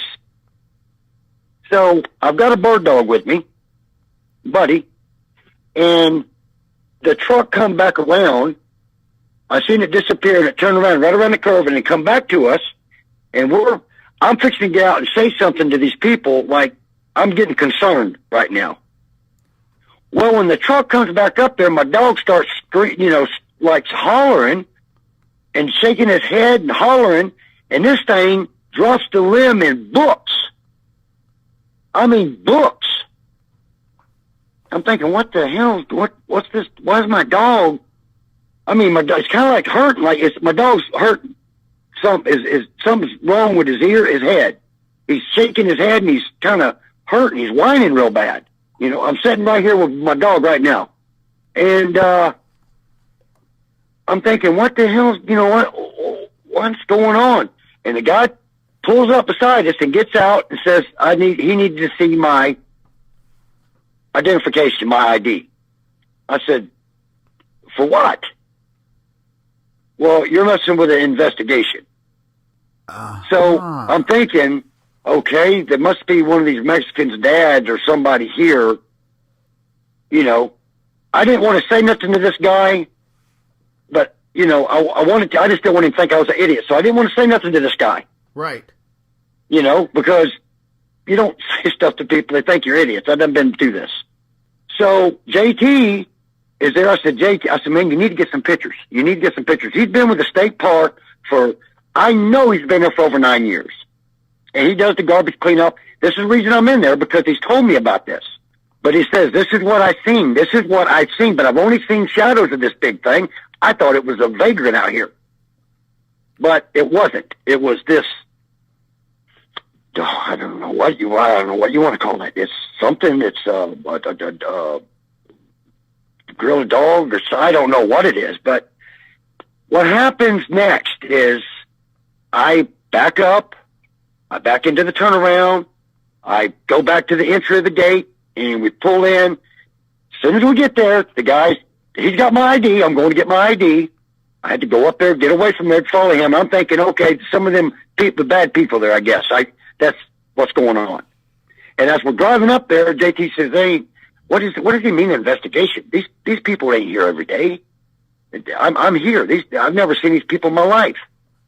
But maybe they follow the people there. We're just making this in our head. It's a couple miles. It wasn't far." I said, "Well, we're fixing to find out anyway." So we get there, and he says, "You got what's in between your seats there?" I says, "My laptop." He goes, I need to have that, please." What? I says, "No, my laptop." I said, "Where's my laptop? What do you mean? You need to talk to me before I give you anything else. Give me my ID back, matter of fact." I'm getting a little aggravated with this guy. Well, I'm sitting there jawing with him, and then the lady comes back, and then my dog starts that screaming and stuff, and I'm thinking, what the hell? If you put your hands over your ears and hum, that's what I got when her vehicle pulled up again. Oh, I know what's going on. Yeah, go ahead. That's all I can tell you. And when she reached up and shut whatever, my dog stopped. I mean, my dog's foaming at the mouth and everything. This is not cool. So I know what's going on in the vehicle. Something's in there, something to do with the vehicle. I don't know what. Yeah, I've heard about this, but go ahead. Okay, I've never heard about none of it. I'm dumb to all this. So, but anyways, what happened is he's got my phone now. He's trying to get my laptop, because it's a picture. I can take pictures of it with it, but I did not do anything with it. I never even grabbed it. I was going to, but I didn't grab it. But I'm not thinking any of this at this time. I'm thinking I've done something wrong by parked there they're after these Mexican guys or women or whatever. I'm thinking they're in drugs, something stupid, I'm thinking. Right.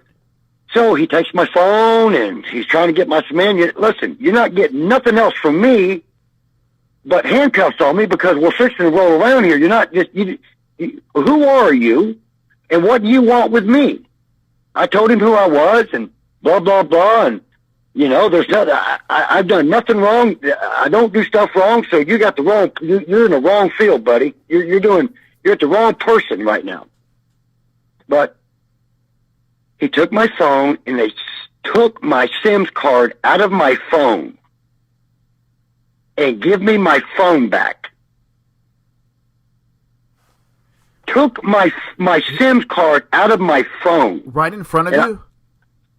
No, with their backs to me. They stepped by the thing like they was reading, like they was looking something up on me, and they wasn't looking nothing up on me because there's nothing to look up on me. He wanted your photos. He wanted all your contacts and who you've been. He got all of my stuff, took it, and then when he handed me my phone back, it was off, and I thought, what's off? And I pushed it on, and it come on, and it said, no SIM, or no FM, no, it meant it's no SIM card, what it meant. FM, or IM, or something. It come up with a thing on it. I said, what the hell is this? You know, what's going on? I tried to it didn't have none of my stuff in it, nothing. So at that time, I said, hey, I don't know what you do with my phone, but you better fix my phone. I mean, I'm coming strong. Then they pull the little things out of their shirt and drop it down and said, listen,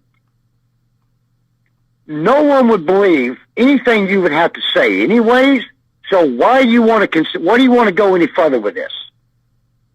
And then it just dawned on me, he's got my phone. Is this what this is about? I said, is this what this is about? This what I was doing with my camera? He goes, don't play dumb. Well, how else would I play? I don't even know what you're talking about, you goof. I mean, it's off the wall with this. This is in the middle of the day. I mean, what are these people doing? What are they doing? Well, did your buddy have any insight to give you on this as well? Yeah, he lost his job. Oh, really? Yes, he was fired Monday morning. I was told I was not allowed back in the park, but I went back to the park, and they said it's all misunderstanding. I'm more than welcome to come in. Oh, so they told you couldn't come back even to the park? That's right. And then I went back immediately, and I was calling my lawyer. I'm going to get to the bottom of it. And I was calling my lawyer, and what was I going to tell my lawyer? Well, you didn't have much to tell him or go on. What can I tell him? I mean, really, honestly. Well, can we back up just a little bit here? Tell me did they have government tags on their cars? Yes, they had government tags on their cars, and that's all you could see. It was blackout. Once they rolled the windows up, you couldn't see nothing in it. What did these people? How were they dressed?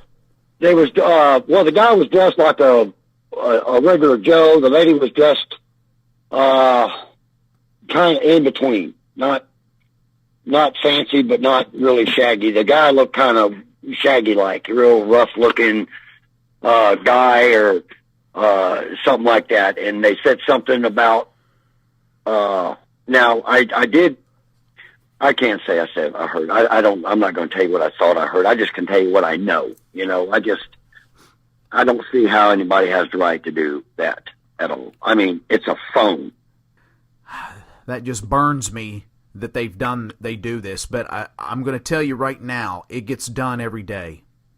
It gets done every day, and you're one of the many people that get confronted like this that have no clue what's going on behind the scenes, because he's partly right. They won't believe that this agency exists, but it does. It's an agency that, whatever they call themselves, and it's basically, we call them in general the men in black, or in this case, the men and women in black. They're in government cars, and they actually go out across the country in areas that they have hotspots of these cryptids that are in high active areas, that they are getting close to the public. If they can prevent an encounter from occurring or a contact occurring to a human, or from them getting shot and being identified, or in any way that they can kind of shut the chatter down or the firestorm, if you will, they're scattered out. There's numerous agents like this, and some of these people may not be direct federal employees.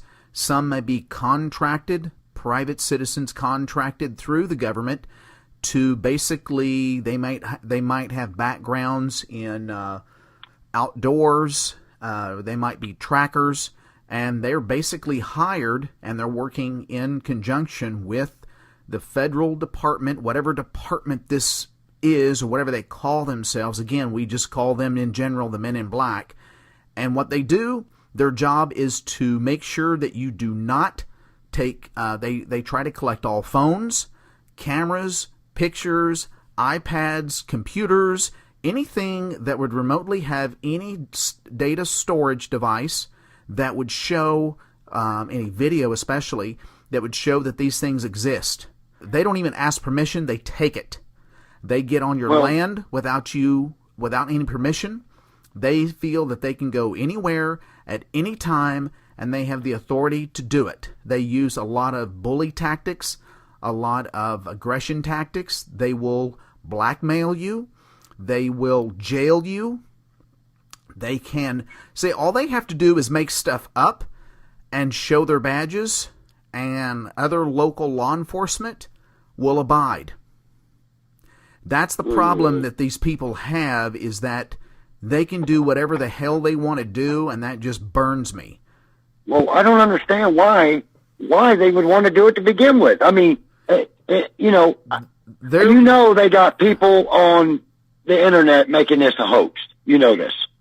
They have to throw out some videos to make it a hoax. I know that. I had a bad experience, like I say, in 2000, 2001, with some cops involved. I've only talked to one person about this, Wes.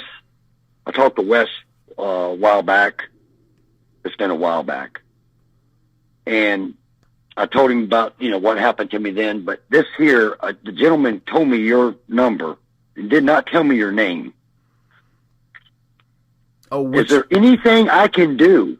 I mean, here's what I don't know what to do. And whatever they had in their in that lady's truck, I don't even have my paperwork that I've got to have on my computer. It's gone. Which computer was this? A work computer?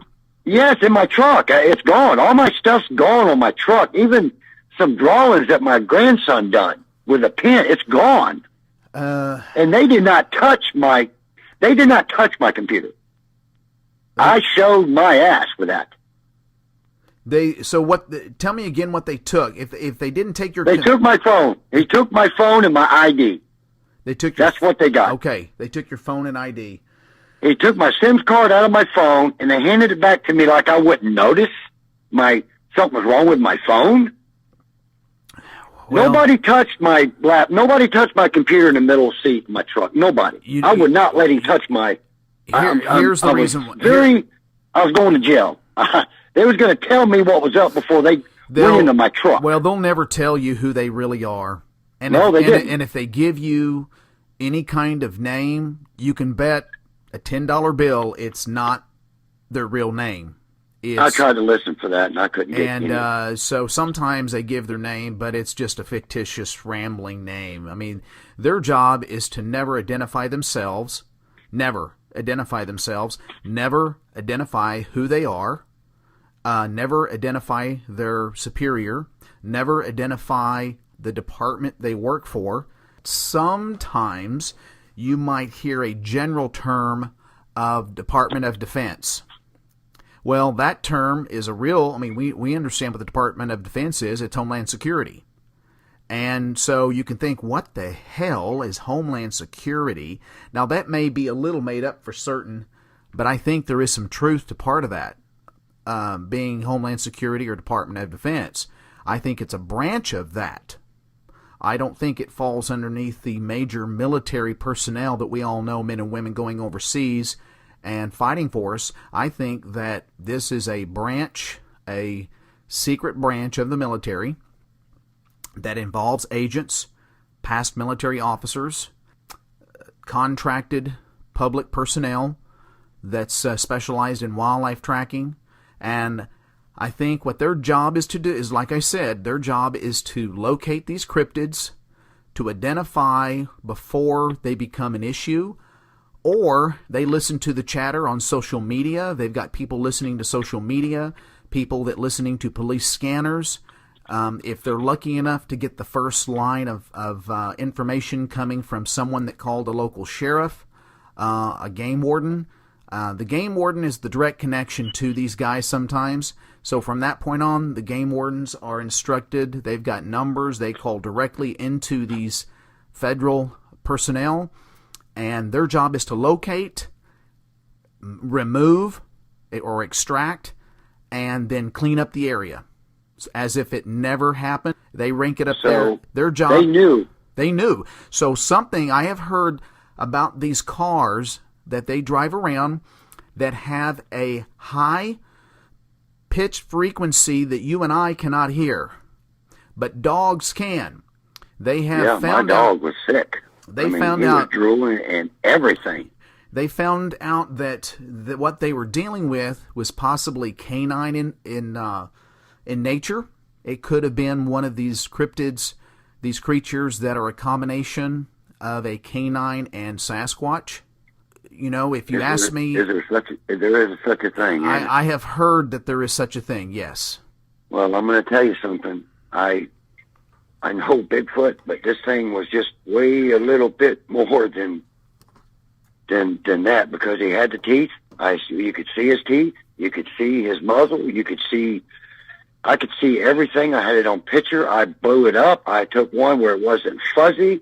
I said, I got it. There's no fuzzy to this. Man, look. I had the time to do whatever, because as soon as the branch started shaking, I knew they was getting rough with that pin, whatever, yada thing. And he was sticking his head out like, here, look at me. Get another picture, pal, because it was just that easy. And you know, and I know, this ain't never going to happen again. There's no way I'm going to pull up and there it is. There's just no way. You know, it just. Well, here's the thing. Here's the sad part, Richard. At this point in time, I would like to say I know who exactly to go to get your stuff back, but that once they have it, they'll never divulge a name. You'll never know a department. Your Sims card is gone. I mean, they told me that basically. I must have dropped it when they handed it back to me. Look around there, because we didn't touch it. They're liars, is what they are. Yeah, they're liars. Absolutely. They're liars, and they get paid to lie, blackmail. They can threaten you legally, believe it or not, because they know that the general public, if you go out and try to tell people, go to the newspaper or go to an attorney, what's going to happen, they're going to talk to the attorney, and they're basically going to say, you need to drop this right now. And it would be in your best interest, if you want to retain your law license, to drop it as of today. Are we clear? So they threaten everyone that you try to affiliate with. And I'm just telling you the facts. Well, they're going to have to drop mine, because I'm going to go after it even harder with this if I can find out any more about this. But my connection's fired. He's gone. So I don't even know where to start with this. Well, it's sad. Did your buddy even find out why he was fired? No. He told me, and he said this. He cannot have anything to do with me right now or anybody else at the park. I said, why me? I don't work at the park. He just says, man, I'm going to lose my pitch. I'm going to lose everything. Right now, I've got all that intact. I just don't have a job. I mean, this guy's going to retire any time. He worked for Williams Garbage Disposal for years. That was my grandpa. That's how I even knew the man. A good man. He's never done. This guy wouldn't hurt a fly. Well, see, and he was just telling me what he done. He showed me. That's all. This is how this all come about to begin with. Well, see, this is what they use. They don't care how good of a person is. All they care about is threatening you, and they don't care about people's loss of income, or if they try to basically find anything they can, and they'll go to the employer as well. This is all basically tactics to coerce you and threaten you and scare the living hell out of you so you can keep your mouth shut and just be quiet. That's it. Be quiet about everything you saw. It did not exist. And that's what they're doing. They're using threats and tactics, and they try to do this. Well, they don't try. They do it every day. it's just not them. There's a lot more of them, a lot more like them out there every day, and that's what they do to people. And they don't pay you off. They basically threaten you. Scare you. They scare you. If you want to get a retirement, and you need to stay away from your buddy because we'll be watching you. We'll be phone tapping you. We will know what you do before you know what you do. That's how they do it. They do it with these scare tactics, and it pisses me to no end that they do this each and every day to good folks, good people. They're there at a moment where they see these things, and it's almost unbelievable. It's like, is this really happening? Not only are you seeing a cryptid you never knew existed, this creature, and especially at 4 o'clock in the broad daylight. That's what blew my mind. But, we went there because he wouldn't do it at night. And we can go in the gate at night. We got the combinations to it. We could go in. And I tried to get him to do it, but he says, no way in hell. No, I'm not doing that, man. I'm telling you, it's going to freak you out. So we went during the day to show me in daytime what's going on. And then there it was. I mean, there it was. If I could get this out of my head and how big? Oh my God. How big do you estimate, in your opinion, was the height, or how big, bulky do you think it weighed? Could you give any indication of that whatsoever? Oh, I can tell you exactly, because when I went back to prove my point after they told me it was a misunderstanding, the tree limb that he had where his limb was up against this scrub oak, I measured it. I've got taped with me all kinds, 100s and 300s and everything. This thing was 7'9" 3/4", just about. And he had some puffy hair, so I give it a little bit of doubt. So that's the doubt I give it. And it didn't have much of a lower end. It looked it looked like a V, this big rascal. He come up, he was not built like it looked like he had a little wimpy legs, you know. I couldn't see him real good. I really couldn't. But this top end, mister, he would shake your brains loose. He was a strong rascal, this thing was. And I don't think it was a female because I could see his chest. I could see his gray skin as perfect as anything. I could see his little ear or hole. It looked like I couldn't tell the ear, and I tried to see it. But it just was like, I could see the hole, but it kind of was a small, really small compared to the head, and its lips went right around like a dog. It had the not lips, but, the muzzle like the skin, and he had the teeth just like a serious dog, but the really canine's bad, because when he turned to look, his mouth is all you could see it. 2 top, 2 bottom. It looked like a couple more on the back side, a little bit behind the canines. And just as perfect. His fingernails was black, really black, and it was fingernails. It was not claws.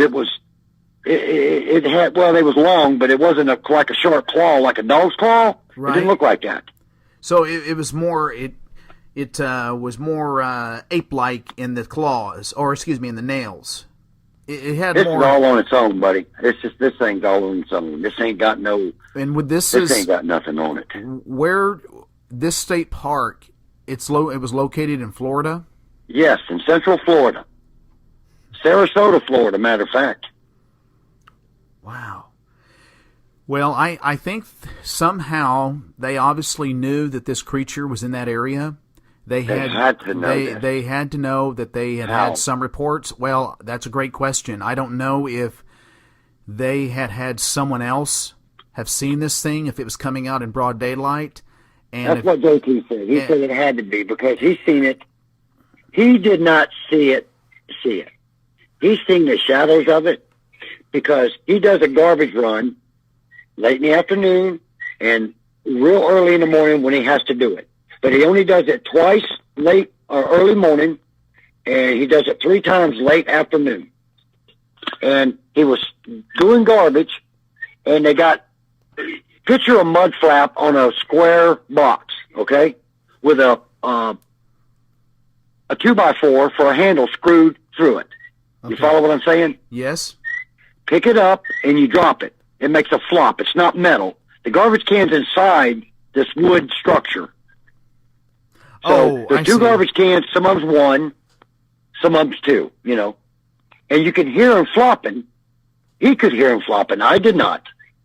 When he was getting the garbage. All the way to him.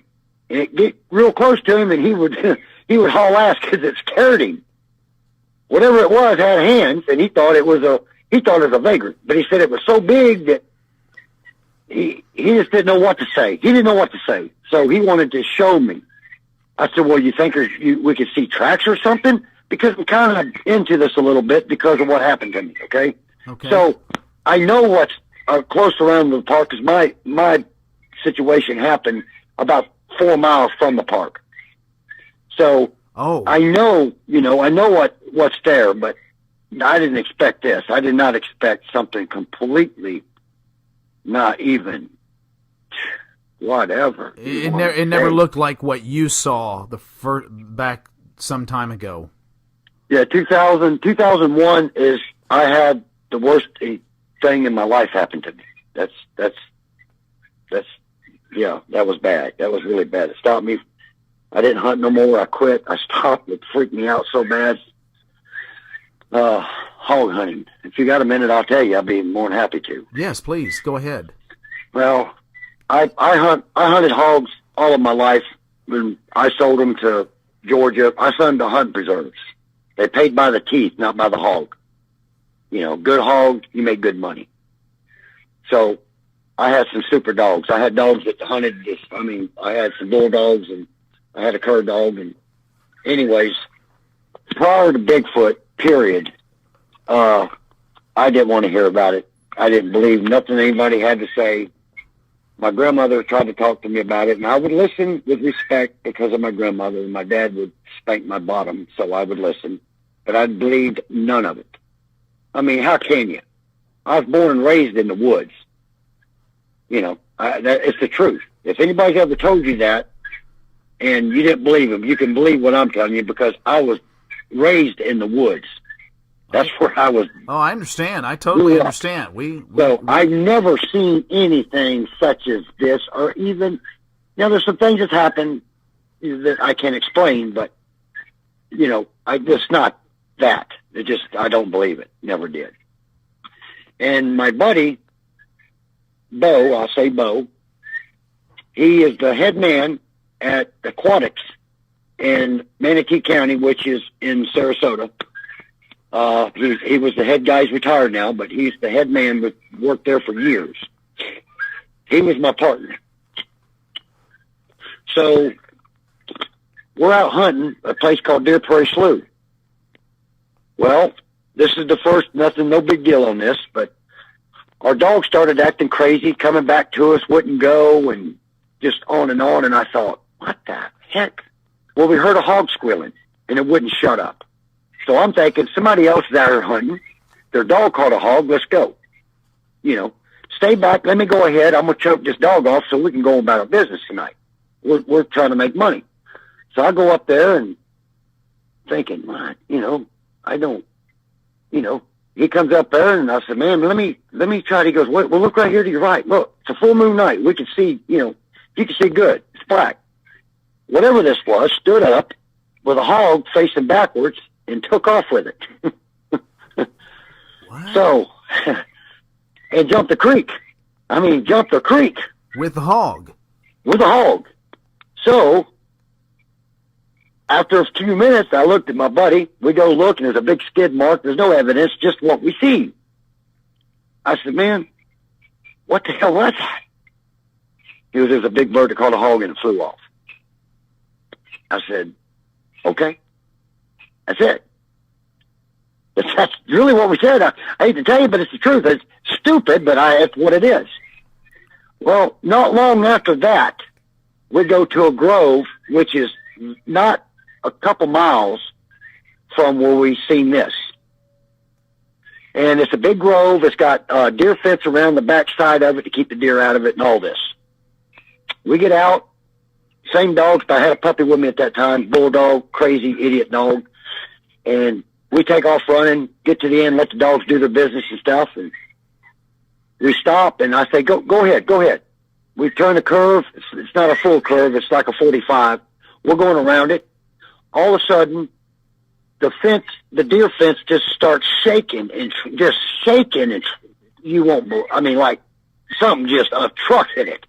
And a couple of orange trees started shaking. I mean, just everywhere. I said, what the shit? Bo says, Richard, what the hell happened? I said, them dogs jumped a damn bunch of deer. What happened? And they just went crazy. They hit that hog wild like that? I said, yeah, that's what I would think. I mean, they run in the trees. They went everywhere. So we we're okay. So we walk around, and I hear something in the tree going, oh. So I took my light and I shine underneath the tree, and my dog's hanging off a limb. My bulldog, idiot dog. Hanging off. I said, man, look at this crazy son of a gun. So I go in there and I choke him off, slide him on the rope, and when I do something wet, hits me right on my shoulder. So I back up and I look. Oh my, first thing I thought, a baby bear. I'm a little concerned, baby bear, that's not cool. That's something fixing to go down bad here, Right. But I back up and kind of focus, and I said, hey, man, you ain't going to believe this. Bo, come here, man, there's a bear in the tree, that's what I thought. So I said, hold this dog, I ain't going to hold that idiot. So I go over and I tie him onto the deer fence, which is right, not far from me, a truck length. I tie him on, I go up there, and I reach out in the tree, my foot, and I raise up. And when I do, I'm a little too close to this thing, but it's not a bear. It's somebody's pet monkey. I thought. Oh. I didn't know what to say. That's what it was. I still don't know what to say about it. So it's looking at me underneath the shoulder. Now, if you put your arm up and then look underneath your armpit like you're trying to smell your armpit. Yes. That's what it was doing. But it's a baby. It's just a little bitty pink, gray hair, real pinkish skin. I mean, young baby. It's not old at all. It's a girl. I can see her little cootie. I'm like looking at it. She's squatting on the limb, little feet. And I just got down, and I'm just kind of dumbfounded now. So I back up, and I take a couple steps. I said, "Bro," he said, "Don't say nothing to me." I said, "Hey, man, there's somebody's pet. Richard, don't say nothing." I mean, he's serious. Do not. I said, "Man," he goes, "Don't tell me that's someone's pet monkey. It's got an ass like you got, boy. Look." And I look, and I'm going, "Gosh, it does. It's got an ass. Ain't got a tail. I could see it."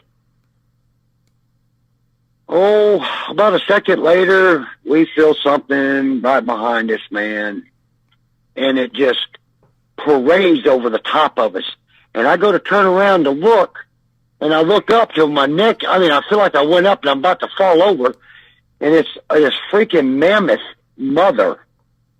Oh, I mean, a freaking mammoth walks around us like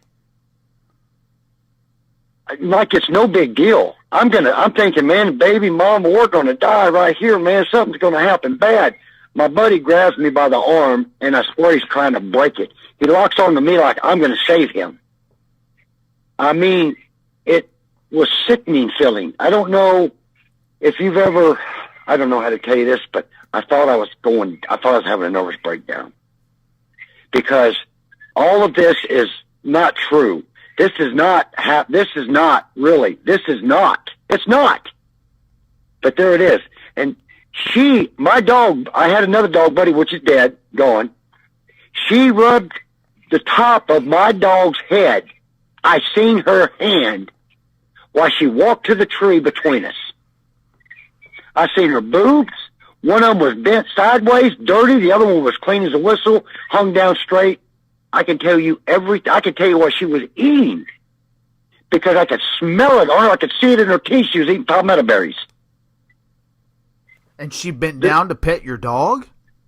She rubbed my dog's head with her hand, and her arms are down like her knees, but she's crunched over, so it's hard to really tell that. And your dog didn't go ballistic. He just kind of... No, my dog didn't do nothing. My bulldog was tied behind a tree. I didn't know what he was doing because, honest to God, I couldn't tell you. But I seen her touch my dog's head.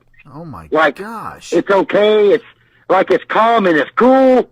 I mean, look, man, I didn't tell anybody this because I wouldn't believe you if you told me this. I tell you, the biggest liar I've ever heard. This is what it is. I'm not. No, I believe you. I don't need to do none of that. No, I believe you. Went to the inside the tree and reached in. Now she was scarred up real bad, and I think it looked like a gator had caught her before.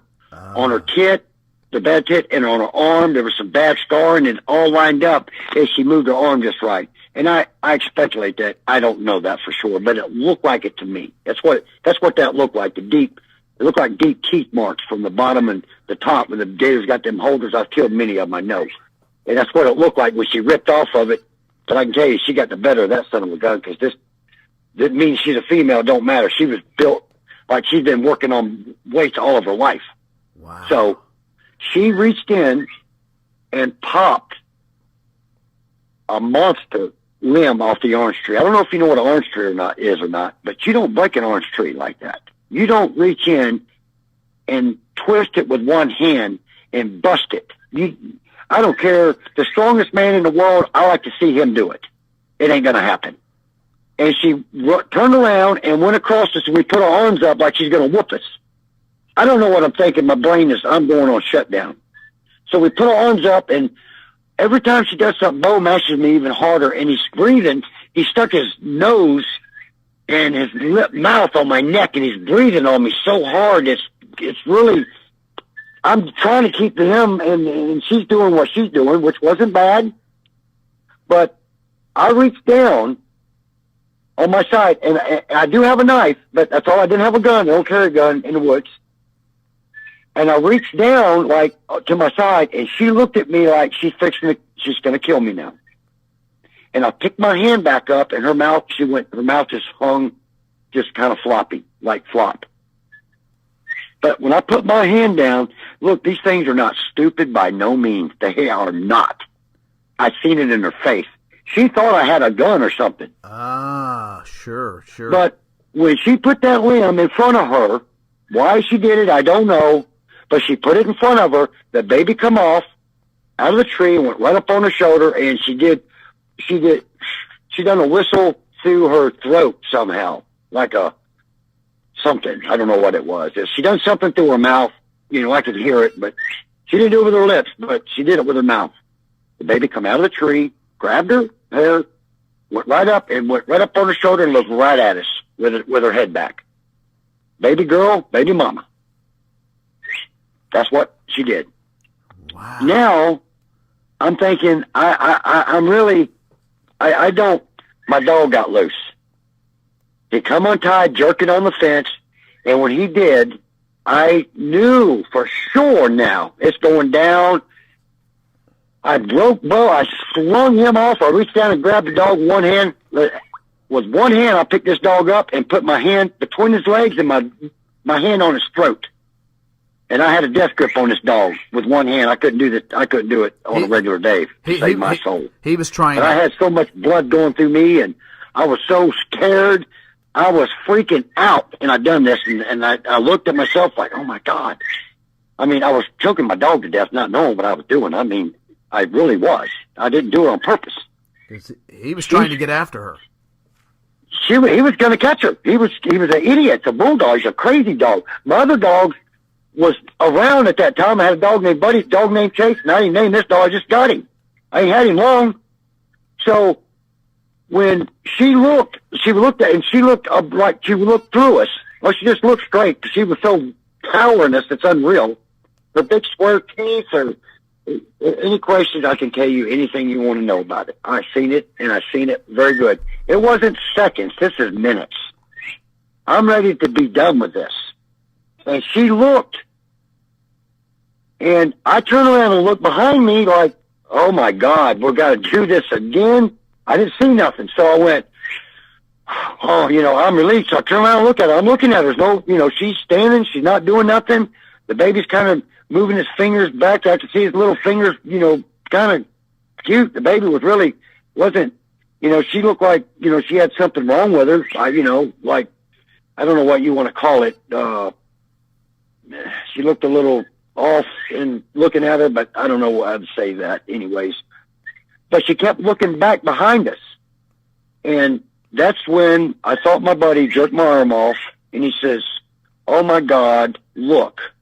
And I looked behind. I didn't see it. I still didn't see nothing. And I turned around and looked back at her. I said, "I am." He goes, "No, look." I said, "I am. She's not doing nothing."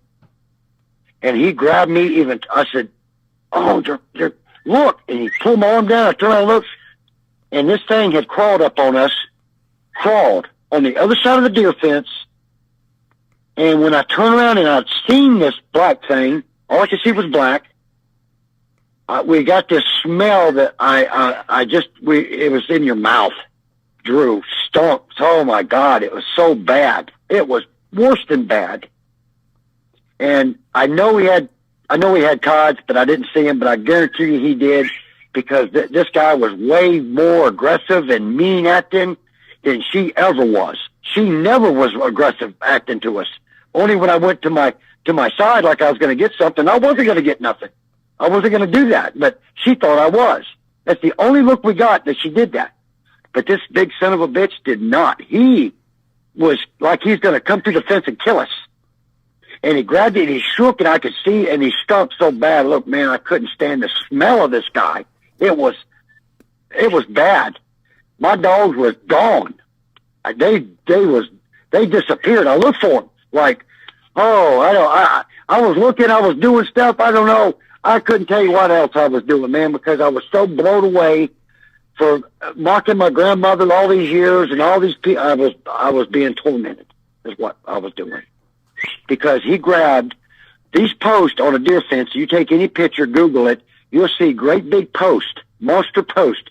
In between those posts, there's sixes. This was 6.5 inches around diameter. This big guy grabbed it and popped it like it was a stick off a dead limb. And when it popped, my whole body jumped inside of my body. I don't know if you understand what I'm telling you, but my body jumped inside my body. That's what it did. I don't know no other way to tell you what he did. And he strutted back and forth and kind of blew at us and done his thing at us and was going away. And I was going to go back, and I thought, I can't go back, man. She's back there. What? And I turned around and looked. She's gone. She's no longer there. So I'm trying to get him back. He goes, "What are you doing?" I said, "Get back." I said, "She's not there." He goes, "How the hell do you know?" I said, "She's not there." He goes, "I didn't see where she went." I didn't know, man. He was killing me. All of them was killing me. He was just breathing on my neck, just give me a break, man. He finally turned back at us, and like he was going to leave, and he come back and he done that step thing back at us one more time, and then he went down, and when he hit all fours, it's the fastest thing I could see. I could see almost a half a mile down that white sand, and he disappeared in a speck. 1, 2, 3, gone. That's how fast he did. And not just that, but he made a left into a swamp that you couldn't get in with any vehicle you got, unless it was a tank. But that's where he went, into that swamp, on all fours, like a dog, like a cow. That's what he did. But he crawled up on us like a... Look, man, these things ain't nothing to play with. I'm not kidding you. This is what I told you. I told Wes. You're the second person I told this to. Because, let me ask you this, and honestly. Yes. Would you believe that? Really? Really? Come on. If I was the average Joe out in public, I would say honestly no. That's why we didn't want to say. What do you say to that? You can't. You don't say nothing to that. Yeah, you really, for the average person, they would think you escaped from some type of mental institution. Or yeah, I was on drugs, and I don't do drugs. I don't even smoke marijuana. I don't do none of that stuff. But that's what gets. I don't. But that was what happened to me, and really stopped my outside life. I raise birds. You hear my birds hollering, Bob Whites. I send them all over the world. That was my hunting, because I missed it. Sure. But I didn't want to go. If I went in the woods, I looked like some idiot that every time something popped, I was looking and would catch myself shaking so bad I couldn't hold my cigarette. I was an idiot. My buddy Bo, Still don't hunt to this day. Doesn't go in the woods. Doesn't do anything. He's retired and doesn't even own a dog. I was going to ask if he's ever spoken about this again to you. I tell you what, I talked to Bo about 2 years about it, and he said, Richard, do you care about me? I said, Bubba, you know I do. He goes, then if you care, if you have any feelings towards me at all, don't ever say this to me again, please. It has burnt and devastated my life. It's taken everything I love from me. I don't want to discuss this ever again. And I have not said nothing to my buddy about that since. Wow. Well, and I wonder why he didn't want to talk to me no more. It's because I brought it up, you know, in the conversation sometimes, because it was a big deal to me. Well, it's an emotional, I can tell you why. Because anything with a extreme high degree of emotional state and fear and raw, just primordial fear with emotion that is so undescribable, so out of the body experience, it creates a post-traumatic stress disorder or syndrome that if people talk about it, their heart rate goes up, their adrenaline goes up, their emotion, their fear, their palms start getting sweaty, and it is an anxiety disorder. And so if some people, they don't want to talk about it because they feel their body going back there, their mind going back there. Whereas what we do know now, everybody's built different emotionally. And, of course, sometimes intellectually, but emotionally we're all built different. How our emotions, how we control our emotions, even from, and a lot of it is how we're raised. And what we do know is that when people share and talk about it with people that believe them, you don't have to convince me. I'm already in the group of knowers, not believers, but I know that these things exist, is that it's a different group.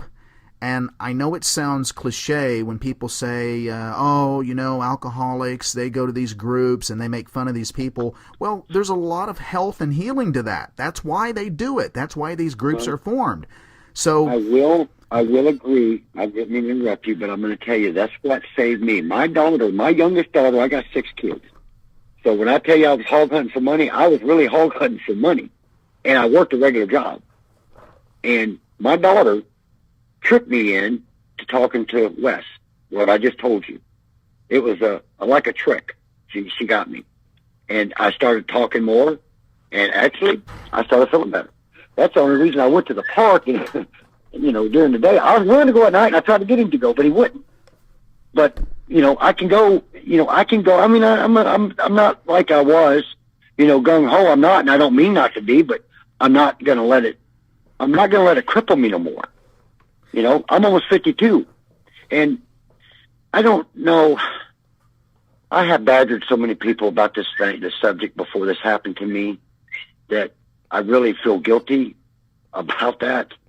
But my story is worse than any I've ever heard. I don't hear of many, but of course, but still, if I wasn't going to believe nobody, I wouldn't believe myself. More or less than I seen it cross the road, or it looked at me through a bush or something stupid, you know.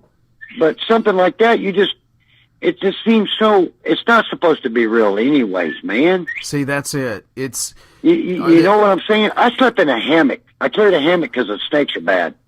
And I put a hammock in between trees, and my dog slept underneath me. That's how I stayed in the woods. I stopped, and I built a camp. That's where we stayed that night, and we got the next day and carried on. That's how I was raised. My grandmother built a cot. It was built out of scrub mud. And that's what if I didn't have it, I couldn't sleep good, because I was a spoiled little kid, you know. And my grandmother made it by hand. And that's why it's not supposed to be real. It's not supposed to be. It's not. And then somebody tells you a tale like I just told you, come on, man. You don't go around and tell people crap like that. No. Well, and that's why I had the gentleman that I still contact. I don't know if you've heard, you know, our episode 24, the gentleman that him and his cousin were attacked in Ohio. I still stay in contact. I've never heard any of your episodes, but I will when after this night. I promise you. Well, it's once you hear that episode, you'll feel for him, and you'll know that you guys can be definitely kindred spirits. He never knew anything like this existed. He was just a good old guy, good old boy, and he's just raising his family, and him and his cousin were like brothers, and they went fishing, and I won't give it all away, but I'll just say that listen to episode 24, and they had a very, very scary encounter that his cousin was injured, and this male came out and attacked the cousin, made contact, broke his ribs, and a whole mess of cover-ups ensued after that. So I don't listen. I listen to some. I do because my daughter, but it's just me, and I don't know what. There's nothing to say. You can't even bring something out of it. But I try. I deal with it. I really do. Every day of my life. I believe it. I see his face. I see his mouth with his teeth all wadded together like there's too many teeth growing together. He didn't have no sharp teeth. It just looked like he needed braces really bad, if you follow what I'm saying. It looked like a whole lot of teeth that were just crooked and nasty. Her teeth wasn't. Her teeth just had palmetto berries in them, and you could see it hanging out of her lip, and she smelled kind of like, I know I could see what she was eating. I was looking at her. I was scared then. Now, he didn't have to do all that crap to us, but you could have killed us. You were really simple, easy. You were too close to his family. I didn't. Look. I was worried about the baby. Anything. That's why. Because I was waiting for something to come charging. Yeah. And then when I seen the monkey, I didn't know what to think. I just quit thinking about being scared because it was a damn. What are you? It's a monk. It's a monkey. Did it look like the face of a monkey? It looked just like a monkey. Wow. It did, except it's got a butt like I've got, you got, and she has a thing just like a little girl's got. Yes, and it was you could see kind of had pink skin. It all had, it was all pink skin, and it was all the hair. You know what moss is? Yes. It looked just like moss. Oh, wow. If she balled up in a tree, in an oak, anywhere, Florida, anywhere in an oak, it'd have been a ball. It'd have been a ball of moss. You'd have never thought no more about none. You'd just kept right on going. Wow. Okay, here's another thing. That's why I don't like talking about this. Anything this big, and this ain't nothing small. This is big, ferocious, monster arms. These things look like they work out from the day they're born. They've got some arms on them. You can see the rips in them. Even her, this big 7+. He was every bit of 8 foot. I know he was. I didn't tape and measure it and do all that because I was so shook up that I went back there the next day and seen it, and I took pictures of broke stuff. What is that going to tell you? A tractor or a car hit it or a cow hit it? Come on. The sand just falls down. You can't get tracks, but these things are so big. Why haven't we got one? You follow what I'm saying? This is why I didn't believe it to begin with. Well, are you saying why haven't we got one? Like, why haven't we... I know why we haven't got one now. Because anybody got caught doing it, it would be taken from them. Anybody that's got real evidence, they're going to come get them, just like you just told me. So I pretty well got this figured out now. What's up? Yeah. So that's why I tell people on this last episode that we ran, episode 27. I've got a contact there in Central Florida, and he told me, he said, Lance, I never thought in a million years crap like this would happen where I live. Can I say something real quick? Let me ask you this: does this got something to do with a lady shooting a bear? Yes. The lady shooting a bear. Yep. I will kiss my butt. Yep. Because that's what they said. It was a bear. Some lady shot a bear. Yep. That's exactly what they told him. He walked down to the end of the block, him and his neighbor. When you listen to our episode, day by day, he was giving me a relay what was happening. And he went down with his neighbor who she just got through seeing a Bigfoot, I mean, like moments earlier. Scared the living hell out of her. She never believed him. And finally she said, come over, get a gun. And he came over. She said, I'm sorry I doubted you. I'm sorry. These things are real. They're real. I saw one. And so he calmed her down. She was trying to tell her husband, and he wouldn't believe her. He said, oh, hell, you saw a bear. Damn it. Don't get all bent out of shape. She said, the hell I did. I saw a Bigfoot. So anyway, he went and calmed them both down. And then he was going to leave her house. And as he was stepping out his neighbor's door, which she lives across the street, they see two vehicles with lights blaring down the end of the neighborhood and stop about 150 yards at a neighbor's house. Well, I won't give too much of the story away. I narrated the story. He didn't want to go on. He didn't want to go on the air. He said, Lance... I don't blame him. He said, Lance, if you can just tell the story, I don't care, but please don't give my name. And I promised him I wouldn't, and we're still good friends. We talk about every week or two. Well, I'm going to tell you that I heard this from a game warden named Brian. I don't want to say his name, I better not. But Brian, he told me that the lady shot the bear. Shot the bear defending herself or her family or something in that nature. Hey, but so how did... A bear here is the biggest bear here I could pick up myself and throw in the truck. Come on. So he brought up this story. Tell me again how this story got brought up. This is what happened. I told the gentleman that it's my neighbor, game warden. That's what he does for a living. We talk all the time. He gets some birds from me. He eats birds, and and he told me that. So he brought up bears. There's starting to be more bears. Blah blah blah blah. One of them got hit at on Highway 70, which is going right to where you're telling me, and a lady had just shot one. Now, this had to be pretty recently now. I mean, I'm talking like last week, I think. Yeah, this occurred actually December. This was in the early morning hours. I mean, early morning hours of December 11th of 2017. Okay, well then it had to be because he just told me. I mean, just recently he told me, and I said, shot a bear. I mean, was it rabies or something? Because you don't get that here, man. Come on, it's not something it's not true. So I asked, and I questioned him about it because a lady, like, it was trying to get her. Come on, and that's what I did say that 2 or 3 different times. And I can tell you his name, and you can look it up, so you know who I'm telling you. It's a fact. He's been here he's been in this district for over 9 years. He's in Okeechobee before he come this way.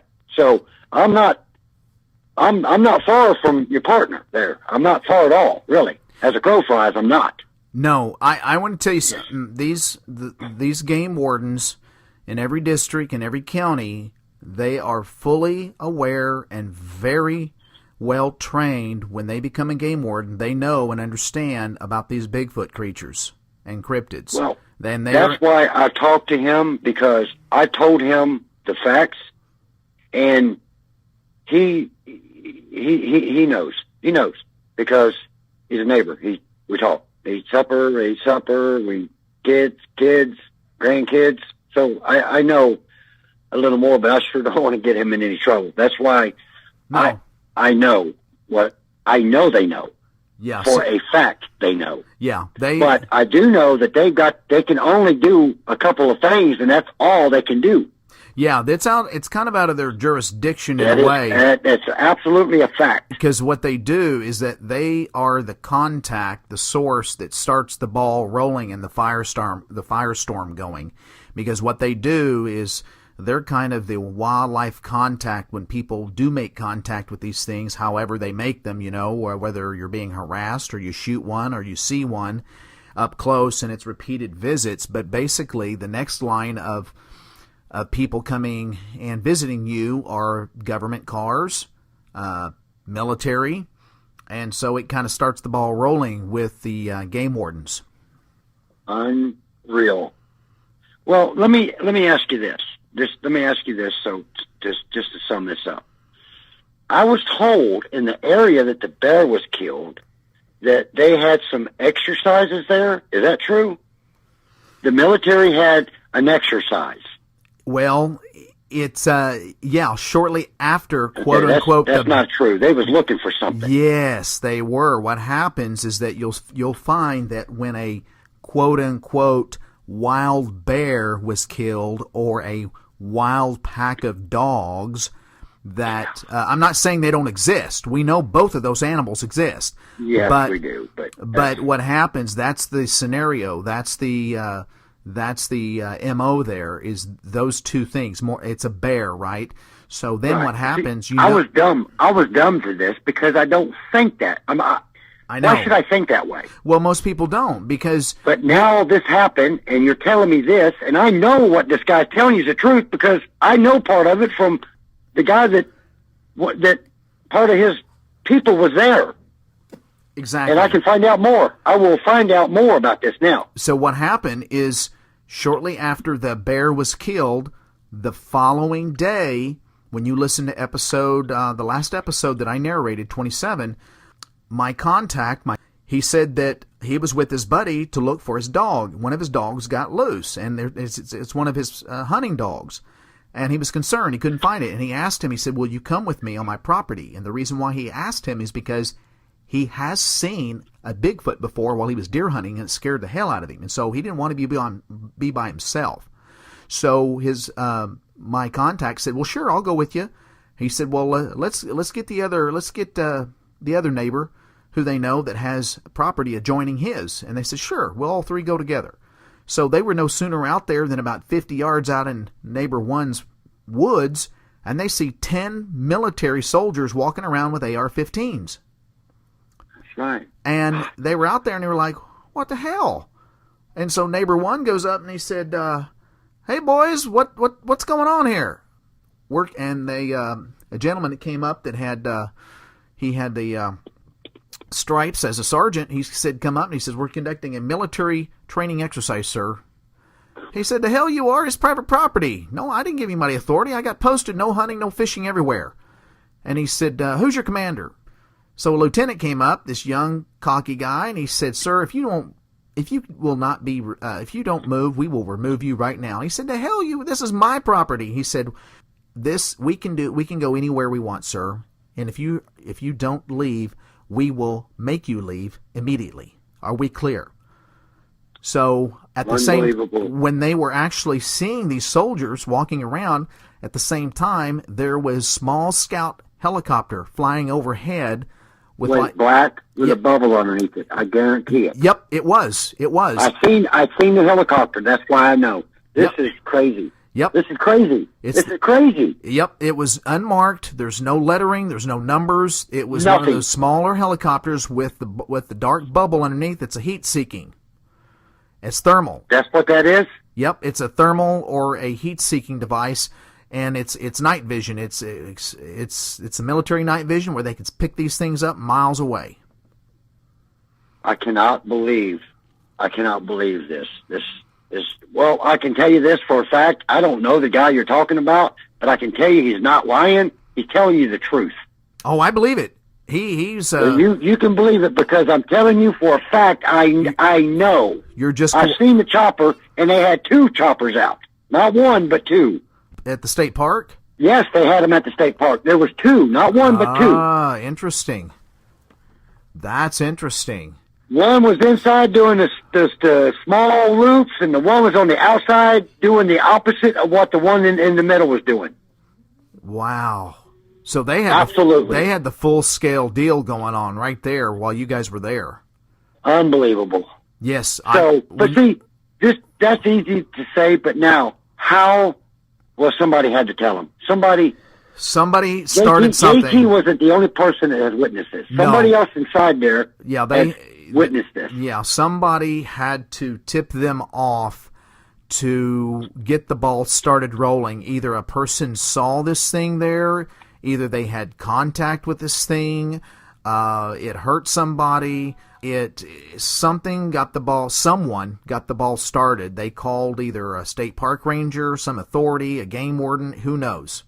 but they just don't magically show up until they are notified, and then it's a full-scale operation where they basically locate, extract, remove, and then clean up the area where there's no evidence of any tracks, scat, prints, you name it. They're there scouting. When you listen to the last episode, which was 27 and 24, and how they go in there and they clean up the area afterward, so there is no evidence, as if nothing ever happened. Yep, like your telephone or any other thing you got. Well, I like to know how they messed up my dadgum laptop in my truck because they didn't touch it. Well, that's what I like to know. Here, I'm going to tell you something, and what they can do once they have your ID, once they know who you are, I'm telling you, nowadays, they can go in there, they can find everything since the day you were born. And what they can do is they can go in to the server system of your computer without you opening it. They can go on any drives out there in the cloud, so to speak. If you've saved anything on the cloud, or you have anything once you're online and you're plugged in or you're on Wi-Fi, I'm telling you, it's not. They've got software systems that can break anything, can go into anything, and there is some ways. What they did to mine is they wiped it. I didn't even have my wife's number on there because I can call her and we look, she talks to me, I look, and we look at each other, but I don't have my dad's number. I don't have nothing. It was gone. Gone. And you had the computer the whole time. They didn't touch it. No, they didn't touch it. I made sure of that. I stood my ground until, I would have let them take it if they would talk, but they wasn't talking. They was kind of like being bullies. They was, when they pulled their little chain out and, flashed it there, of course, JT back there, I didn't. That don't mean nothing to me. Because you got a badge don't mean you're better than me. I wasn't doing nothing wrong, but I thought that they was investigating some of the people that was there with the kids, not what I was looking at. I was fixing to go viral over this. I was going to get my daughter to put it on everything if we could. Well, here's the thing. That was what I was going to say next. Here's the thing that I've seen. When you listen to episode 24, the cousin that got hit tried to do just that. He tried to go to the newspaper and the radio station, and they made his life hell. They basically, from their perspective, they can lie, and make up anything they want. His cousin lost his job that he's had for 15 years from a very good friend, and they basically lied to the employer, his good friend, that he was doing drugs when he was not. He lost his job. They turned off his utilities. It made it worse. I'll just say that. I'm not saying don't do nothing. I'm just saying I got to do something. Just let things lie down just a little bit from if it just happened. And again, you said this latest thing happened just New Year's. Yeah, no, right before New Year's, right? The weekend, and Monday's New Year, but it happened the weekend because that's, and they was having some party with the kids. I don't know if it was a birthday party, if it was what it was. I wasn't there to look at the party. Usually a pinata, a birthday. Yeah, they was trying to get it. They spin the kids. They put the thing on their eyes. It's a birthday party. And tie it and spin the kid, and they was laughing, and I looked at it for a little bit, thinking, he goes, yeah, they're full of candy or something, full of gifts or something. I went, oh, okay. That's usually a birthday party. Because there was a bunch of kids. Man, if this thing, I don't know how they didn't see this, because when he lowered that branch, you could see him as plain as anything, as your hand in front of your face. The sun was perfect. You could see the complexion. You could see everything. You could see the wrinkles and everything. It was...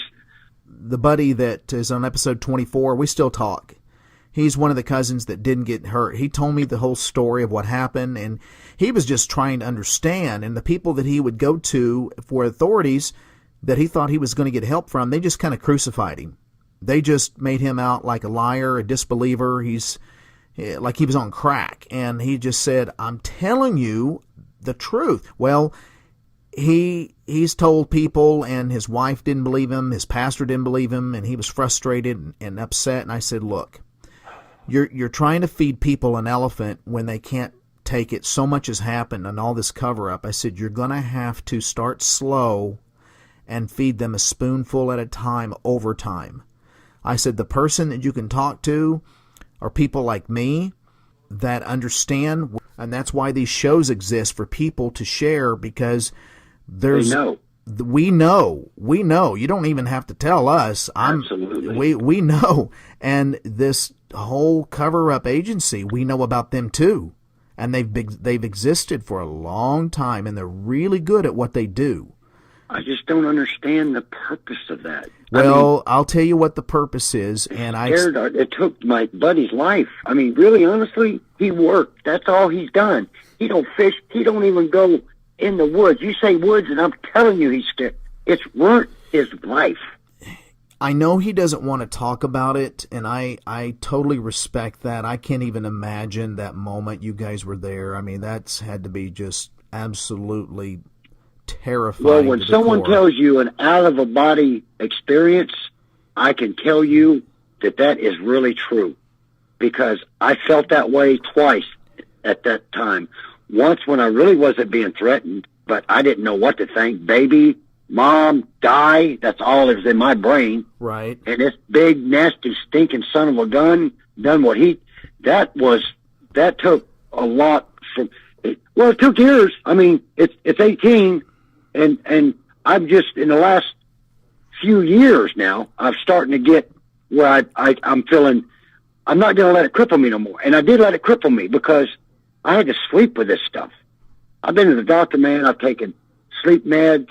They give me stuff that made me a little loopy, and because I can drink a beer and be drunk, because I don't drink, and I had to quit it, and now I go to bed at 1 o'clock, still to this day, and I wake up at 5:36 every morning. I go to work, and that's the only sleep I get since this has happened. I can't stop that. I don't know how to stop that. And that occurred 18 years ago, you said? Absolutely. And Wow. This guy's got a long road, because the first few years was my hardest years. Well, I was going to say, I respect that he doesn't want to talk about it. I mean, I definitely wasn't there. Only you two experienced this horrific event. But I will say this. The best thing, even though I know he doesn't want to, the best thing over time he can do, and he doesn't know this yet, he may feel it, and it's scary to even remotely think about it, but he really should talk about it.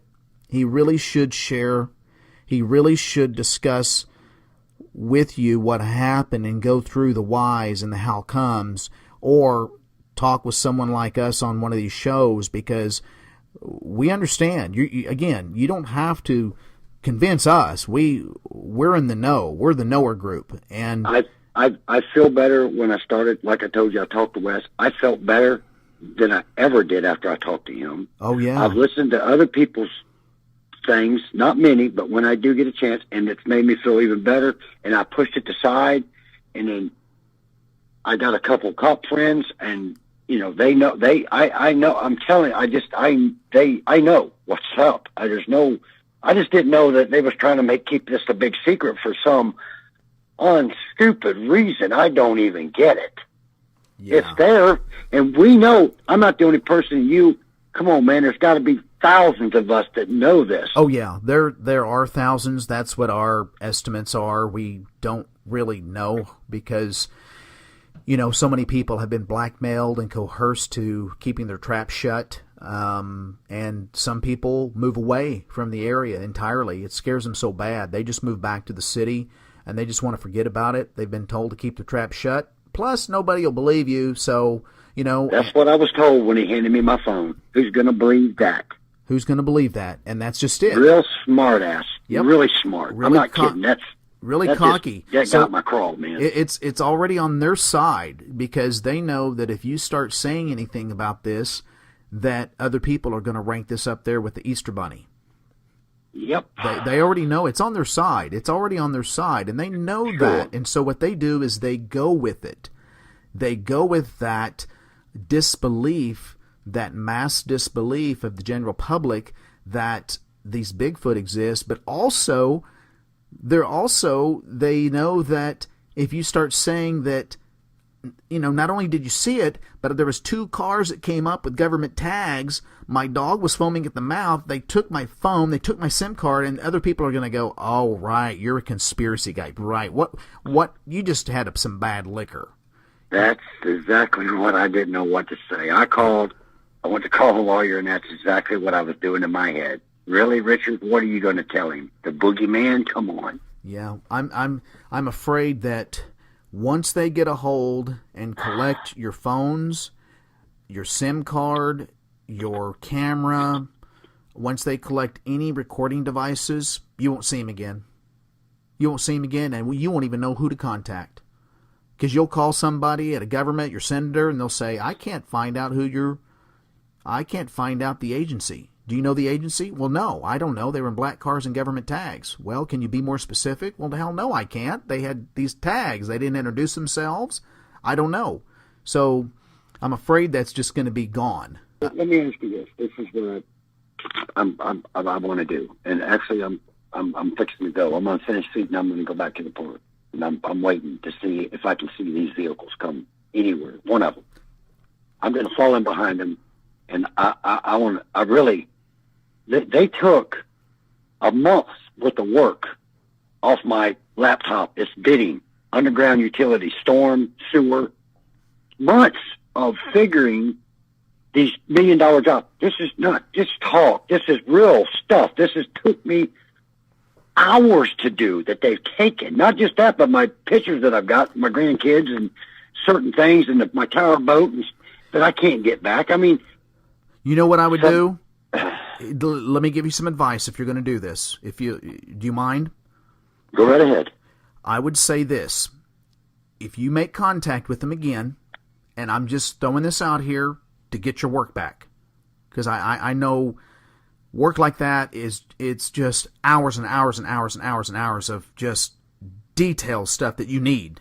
So I would say if you make contact with them, be up front and talk about the elephant in the room. Just say, look, I understand now, when I didn't at first, I understand why you took my SIM card.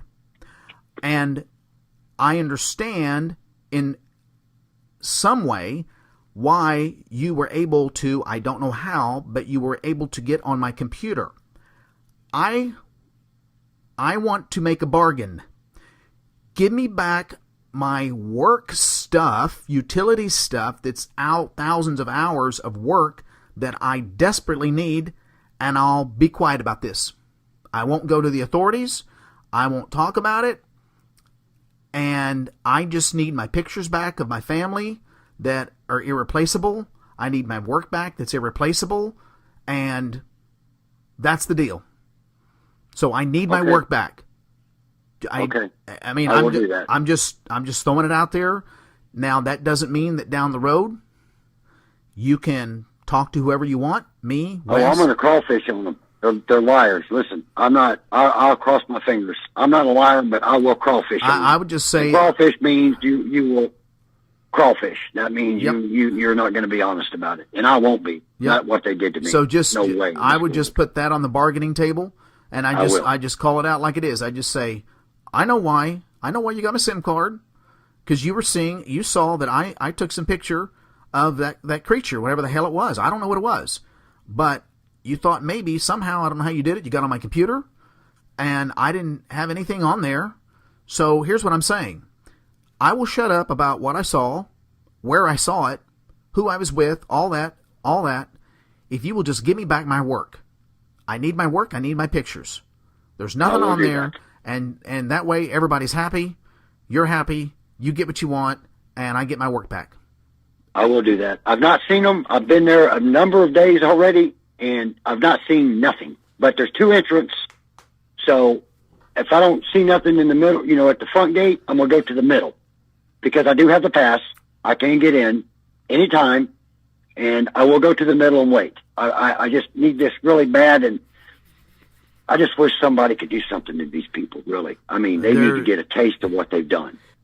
All right, And man, just please keep my number. I will. We're going to keep in contact with each other if you don't mind. You call me anytime you want, day or I don't care when it is, because I'm not.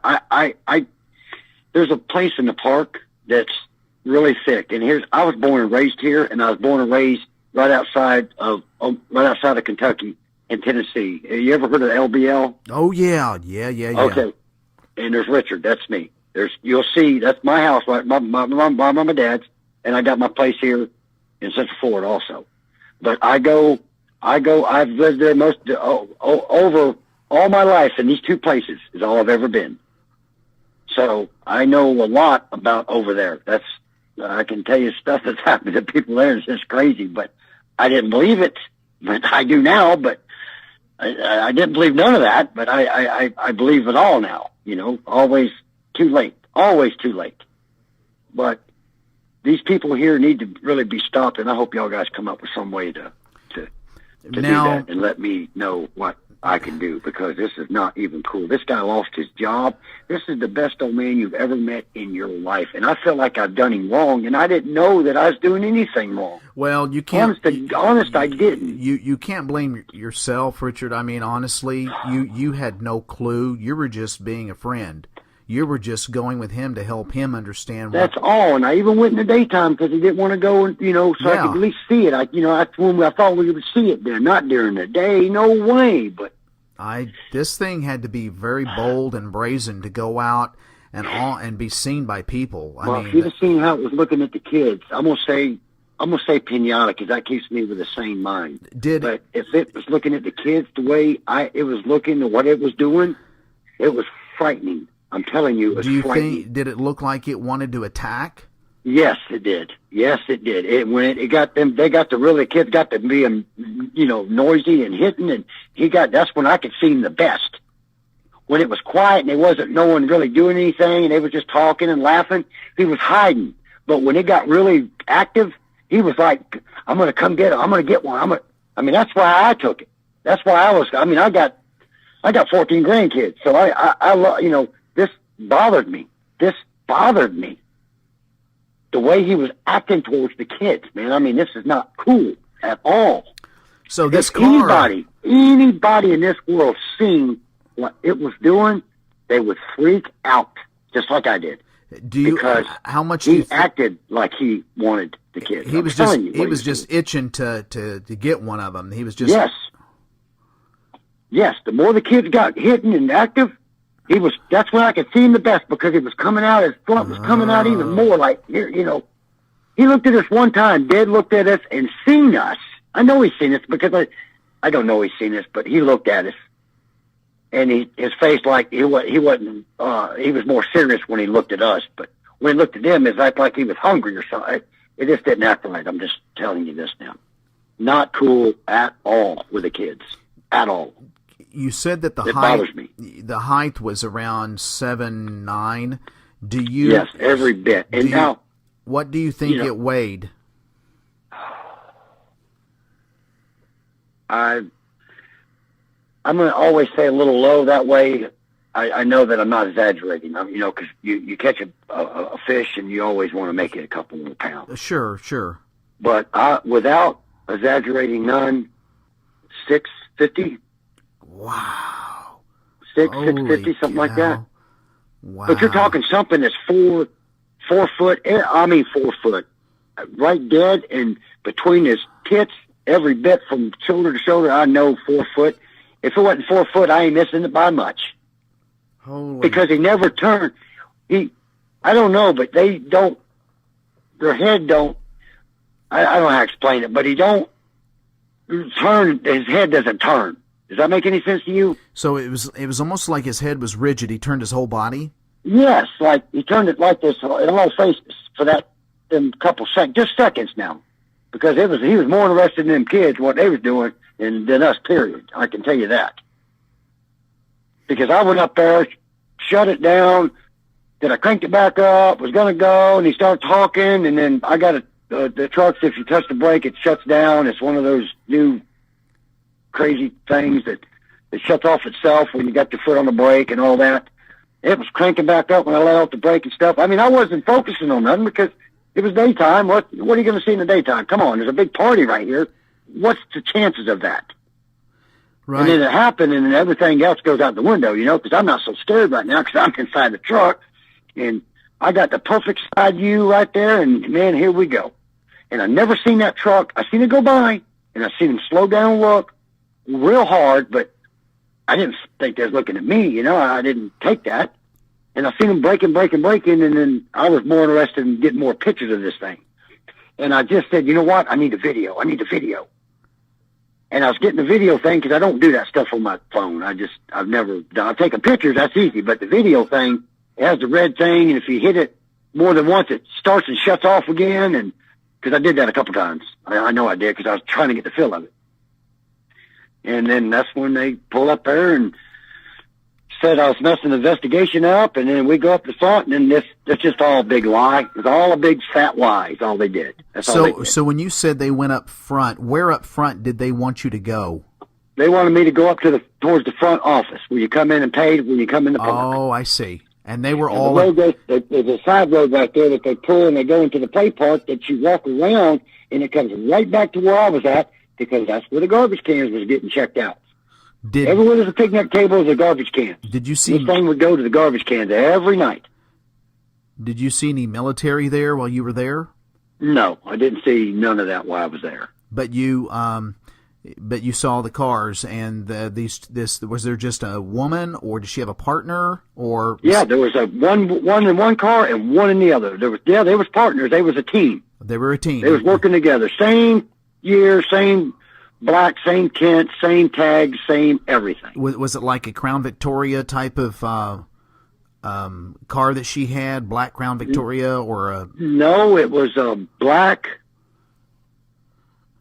You know what? Yes, there was a black... Yes, exactly what... There was one parked there, but I did not see anybody get out of that car. It was running, but I couldn't... You can't see in the car, so... Right. But yeah, it was. But I didn't see I didn't see no tag, but yeah, it's all black, and you can't see in nothing. You can't see any of it. Right. She must have had... She had some type of a...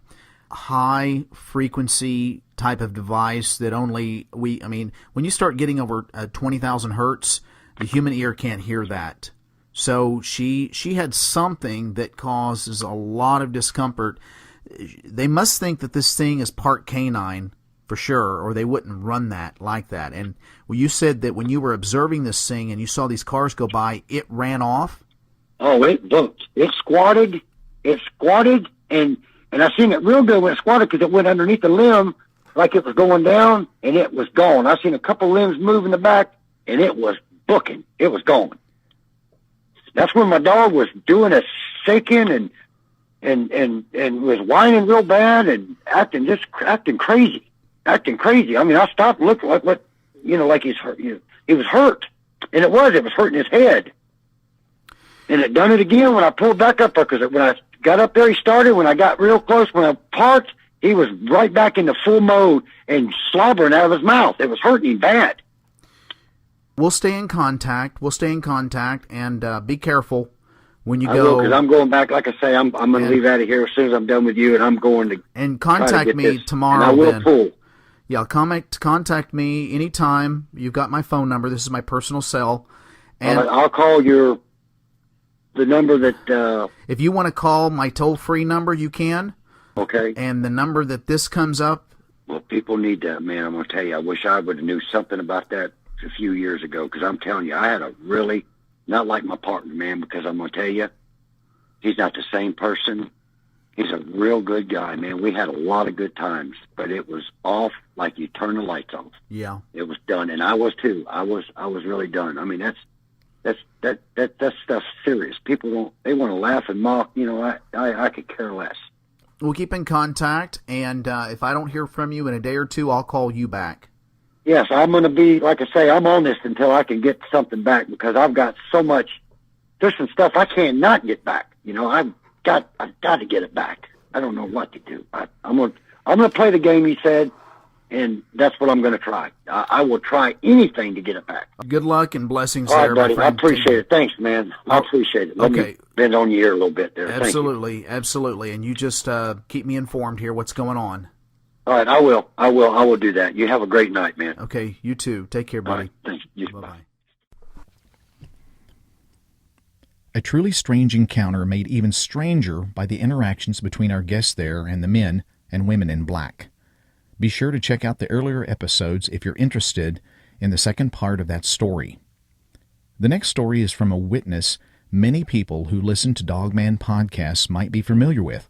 Wiley Dave, a fellow Tulsa resident, was a fan of the show and was keen to share his story with us.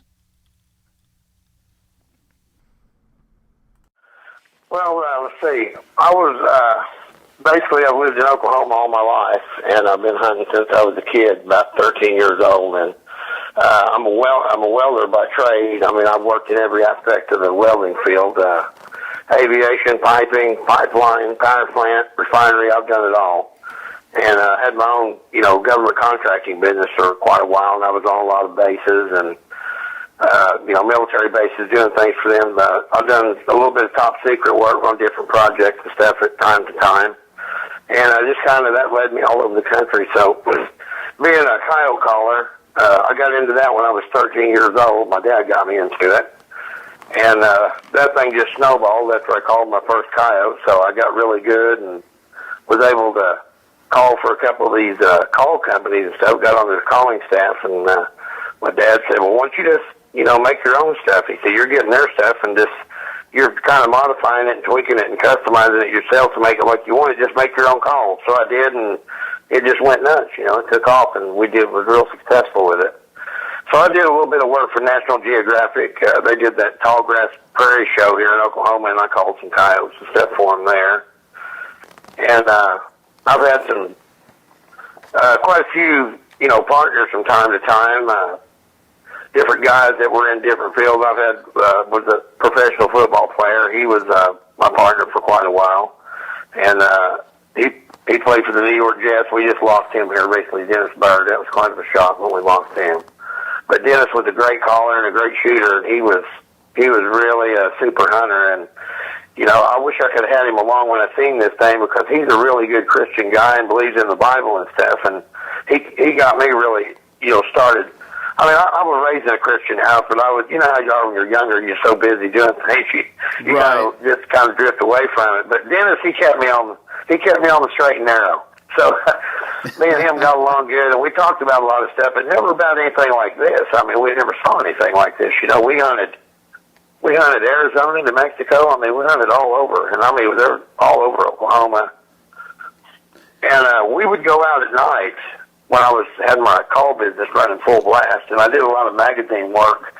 Then I was taking photography, pictures, and calling stuff up to the truck really close range with a spotlight, and Dennis and I would take pictures of them, and then we'd publish them in these hunting magazines. And we'd go out at night with a spotlight. A lot of times we didn't have a gun with us or nothing, and we'd just be out there on the prairie or in the woods, calling these animals in. And we never thought one time about anything like this. Wow. Bigfoot never entered into the equation. We never thought about it. The subject never came up as long as I knew him. And so it was just one of them deals. I mean, we'd out there, we'd call bobcats, mountain lions, coyotes, badgers. We call badgers up at night and bobcats right to the truck. And there were places that people wouldn't even think they lived, and it was just, we got immaculate photographs. But I got into this hunting deal, and it just really worked out for me. So I shot for a few rifle companies, and I was sponsored by Remington and Leopold. I had some really good sponsors, these rifle companies hooked up with me, because I could shoot a rifle pretty good. The guys that taught me were professionals, so I got into that. So I do everything I do. I try to get into it and be really good at it. So I was good at it and got sponsored. Well, the welding kind of took me away from calling for a little bit. I couldn't do it as much as I wanted to, because I had to get that business and be successful, because I had people working for me. But, we'd go out at night, and Dennis and I would call, but then I got back into it pretty big. And so I was, still making my own stuff. And a lot of times I would hunt by myself. And I did that because you guys being hunters yourself, if you have a lot of people around, you're not going to see anything. Right. if you got an entourage with you, your chances of seeing what you're after are pretty nil. So, a lot of times I'd go by myself, and when I was married, my wife would just, she'd just flip out. She'd worry to death because she said, well, what if something happens to you? Nobody knows where you are, Right. And I said, well, you find my truck, if you find my truck, I'm around there somewhere.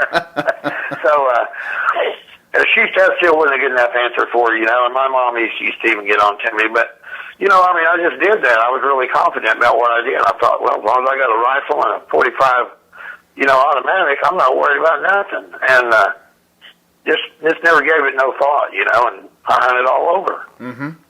But this deal here, this something here. I mean, I had to really do some thinking. When it happened, I didn't even tell my dad about it for, probably, I guess it was about a month because I was thinking it over and doing a little bit of research and stuff, and mm-hmm. He just, he didn't know what to think of it at first either, but the way it went down was I was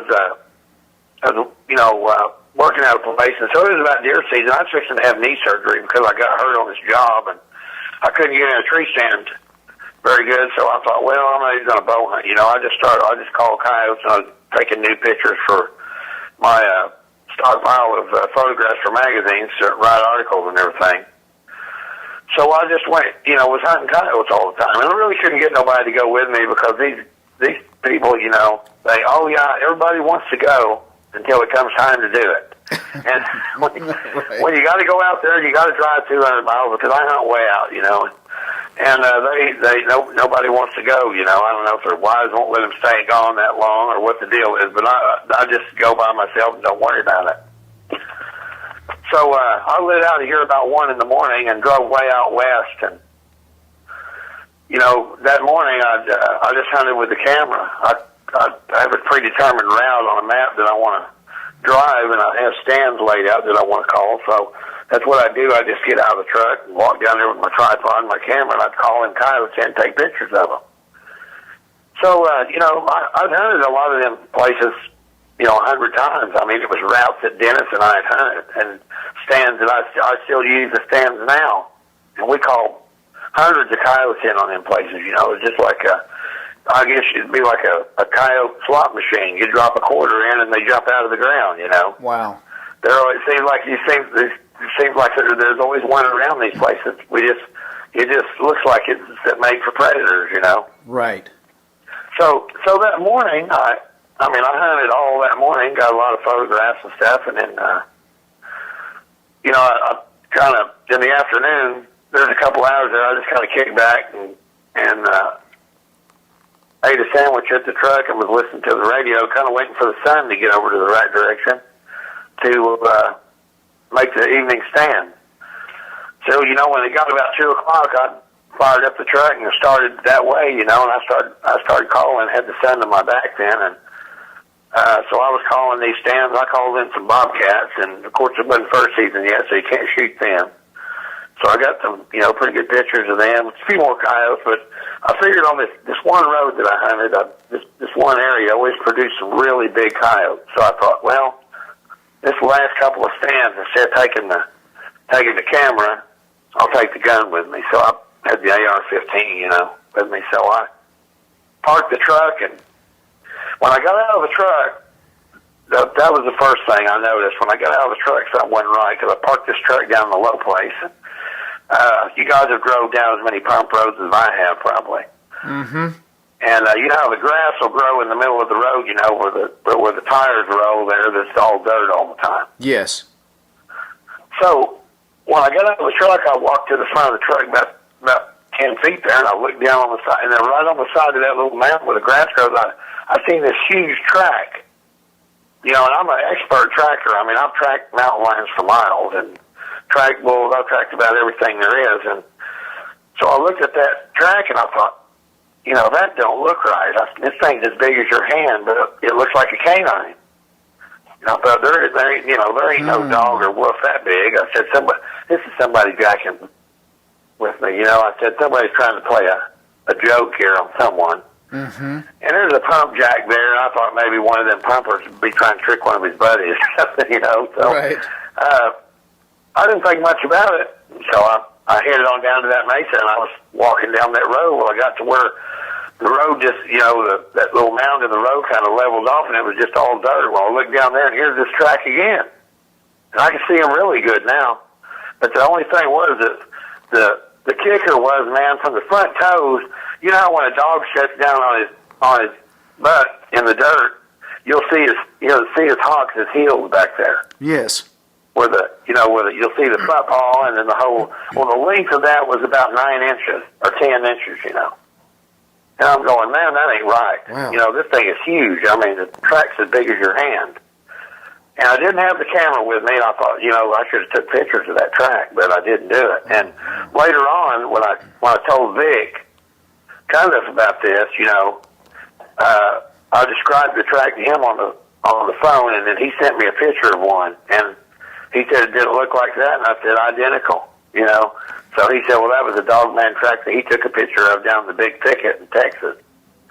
Oh, interesting. So, so these things are everywhere, I guess, So, I just kind of blew it off. I thought, well, somebody's playing a joke. So I got my stuff set up and dropped off the edge of that mesa, and I had my gun sitting on some shooting sticks, and I was took my binoculars, and I was looking down this dry wash, and that thing went out there for about a mile or so, and it was all one of these little choked canyons, It's just for people that don't know what it is, it's like imagine a riverbed that don't have any water in it, and it's just filled with brush. It's just got mesquite, and there's all kinds of tumbleweeds in there and everything, and that canyon just kind of went around to the south and headed over towards the east, slow turn, back that way for about a mile. Okay. So the sun's to my back. There's hardly any wind. I mean, about a 3 mile an hour wind. And I'm shooting that AR-15, which is a 223, and because I didn't want to, if I get a big coyote, I didn't want to blow him up because I collect those big ones. I keep the big ones. I've killed 16 here in Oklahoma that go over 60 pounds. Oh, wow. So, I thought in this area, I'd got a couple of those there in this area, so I thought, well, there could be another one here in alpha male, so I should comes in on that one. So this call I was going to use, it was a new one that I'd made, and I'd modified this. It was a Bobcat call that I tweaked, but I modified it for another sound, and I bumped the frequency up on it, and I was going to try it and see how it would work on coyotes for long distance. So I picked my binoculars up, and I always look before I start calling to make sure there's not anything standing out there, so you don't blast it out, Right.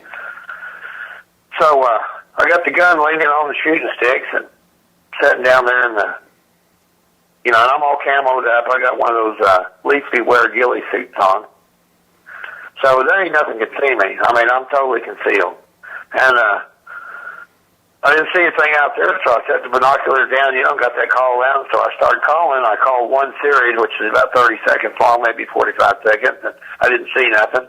So I waited a couple of minutes, looked real good, and didn't see no movement out there, So picked the call back up, and so I started to blow another series, and about midway through that series, I seen a black dot coming, movement down there in that canyon. It was about 3/4 of a mile out. And I thought, what is this? So it's kind of, you know how when something's coming, it'll kind of flash in and out of the trees. You'll see it and then you won't. You'll see it and then you won't. Exactly. Well, it's working its way through that brush and mesquite. So I thought, well, it's going to get close. It's going to stop and try to scent me or look, and I'll get a better look at it with my scope or my binoculars. So it dropped down in a low spot, and I didn't see it there for, maybe 25 seconds or so. And so then it's coming, and it's out there about 800 yards, and I can see it pretty good. And I thought, the first thing I thought was, I said, man, it's a dang black bear. I said, what the heck's a black bear doing this far east of the Rocky? That never happened, I thought, this is the first. So I figured if he, I wouldn't shoot him, but if he ran up on me and give me any trouble, I'd nail him. But so I'm thinking it's a bear. I'm a little bit excited because I ain't never called a bear in Oklahoma. So I mean I'm on the gun and this thing's still coming, and he's picking up speed. It's like a freight train. So he's on all fours and he's got the prairie on fire. He puts the afterburner on. He's coming. So he runs up this little knoll, and when he gets to 400 yards, I still think it's a bear because I can see it's just black. And then all of a sudden, it stands up. Oh, man. And when that happened, I thought, that's one of those, what in the hell, Mullet, So this thing stands up, and it's bouncing on its back feet. And I'm looking at that, and I'm going, oh, there's no way, man. I thought, there's people that smoke dope would love to see this. I mean, there's people out there. They got some good stuff, and they would love to see this. And I'm thinking, there's no way. This is a joke. The first thing I thought was, this can't be no guy in no suit. No guy can run that fast, especially on all fours. So it takes a few steps, and it jumps up on this little knoll, a little place that was higher. Well, I've got my shooting sticks, and they're rock solid. And I've got a really good scope on that gun. I've got 2 or 3, but that day I was shooting my Bosch and Lone military, and it's got a mil-dot reticle in it. And people that don't know what that is, most shooters do, but regular people don't know if they don't mess with it. It's a scope that has a mil-dot rating. It's a bunch of dots up and down a line space at a certain spot, and snipers use it to range their target.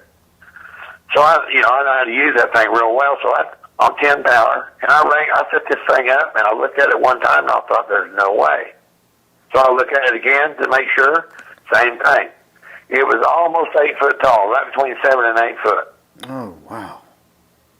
This thing's got ears sticking up like a Doberman pinscher.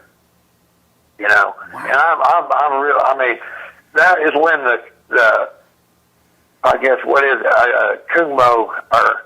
Yeah, Kumbo says the chili bumps come on. That's what he calls it. but anyway, it's one of them sensations where this feeling went up my back and back of my neck, and I was shaking.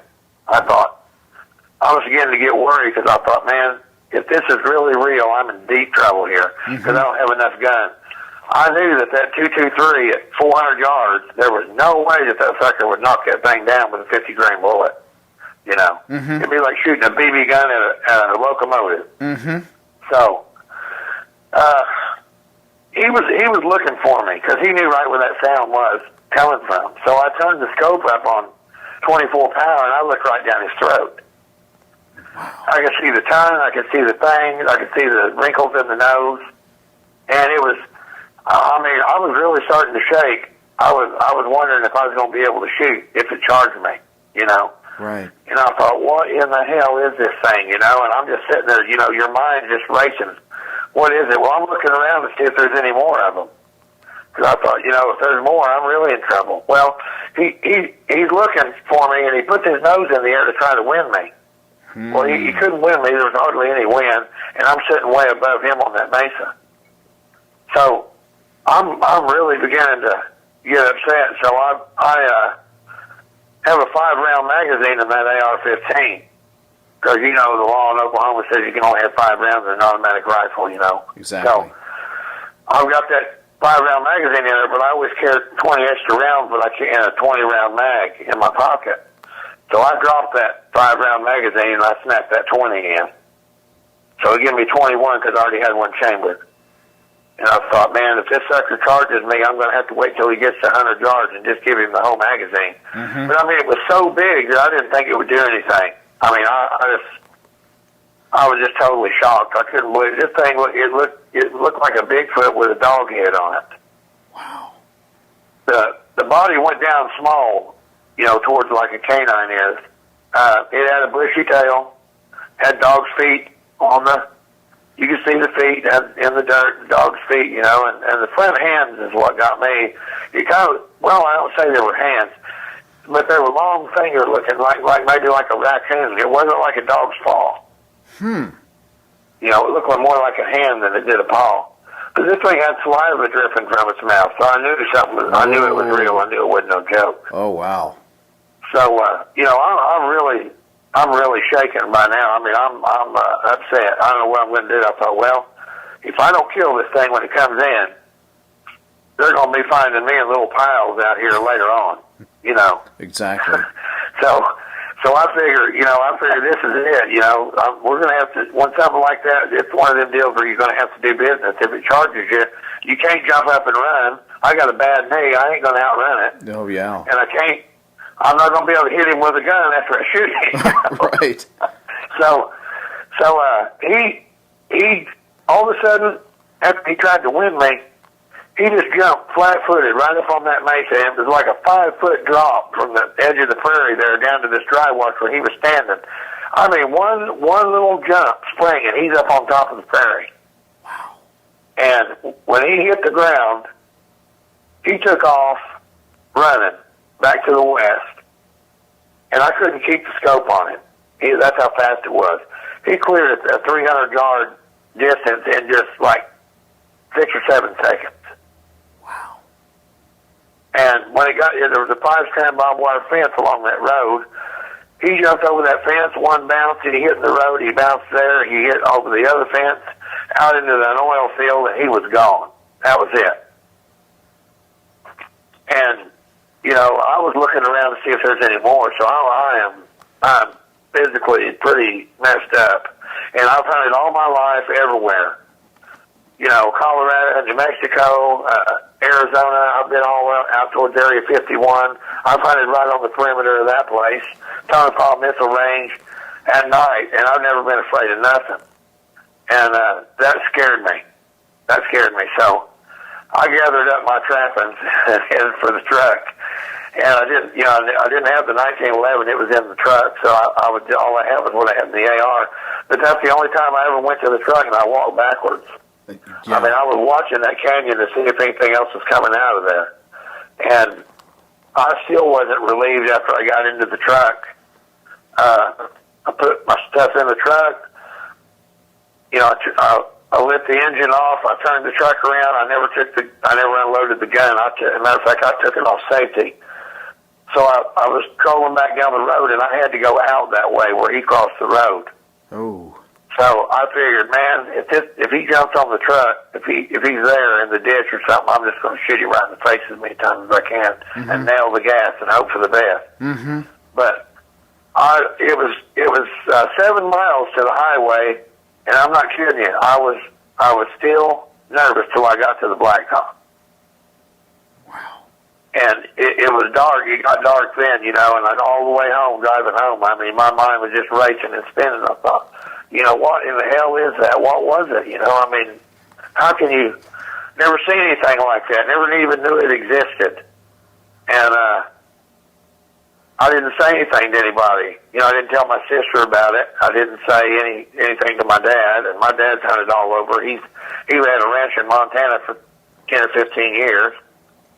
And hunted in Oregon, and he's hunted in Alaska with his buddies up there and stuff. And he's one of them kind of people. He ain't afraid of nothing either. He built him a house right out in the middle of the Bob Marshall Wilderness area in Montana. And him and my mom lived up there for quite a while. But I started digging on the internet. I started looking around, and I thought, well, if I get on something here and somebody's watching me, they're going to think I'm a full-fledged whack-tard, man. They see me looking for some kind of a werewolf channel, they're really going to be after me, Right. So, but I got to looking and digging, and so this thing come up, a Dogman, and I started reading about it. Well, I didn't know about Vic's channel. I didn't know there was a Dogman encounter, but I found this Sasquatch Chronicles.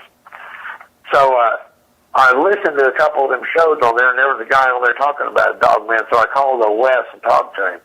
And when I talked to him, he couldn't wait to get me on the show. Oh man, we got to interview you. We got to talk to you. Right. So as soon as he talks to me, I mean, it was a real successful show. What he called success, I guess. How many people look at it? So then he tells me, well, you need to call Vic Cundiff and talk to him. So it just snowballed from there. I had everybody in the world calling me, and I was trying to figure out what this thing was. So I've been digging on that since 2013.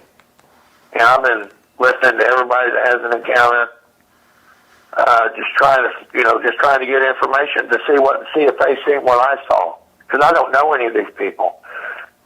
And that's what Vic said to me. He said, hey, he called me up and he said, And you see what I'm talking about? You don't know any of these people, and all their encounters are just like yours. You all describe the same exact thing.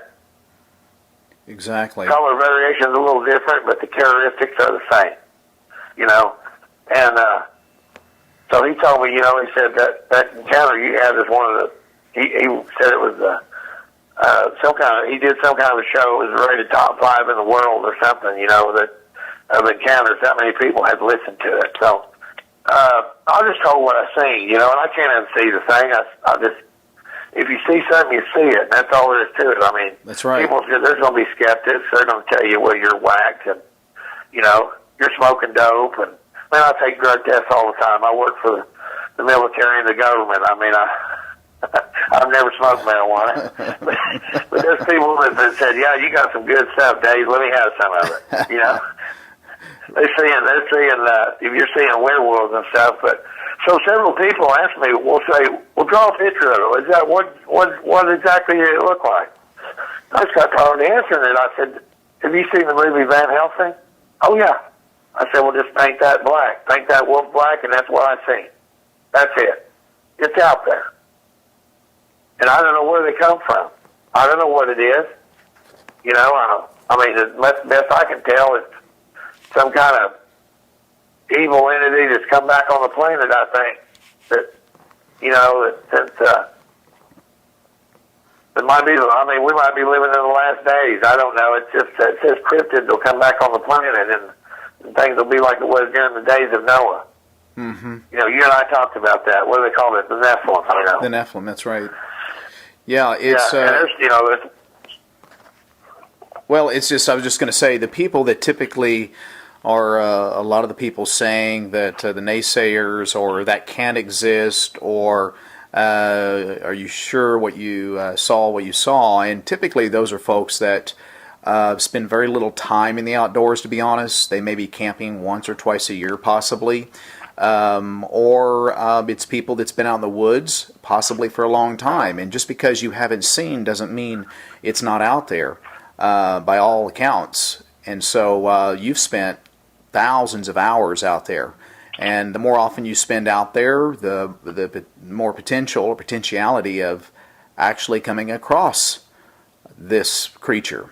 And right, I mean, it's just like Lane that's on with us tonight here. You know, it's his sighting. I'm sure that there's lots of people that have said he hasn't shared a lot, but it's the same thing. I mean, people just say, well, you know, you must be smoking dope or drinking some good beer to see something like that.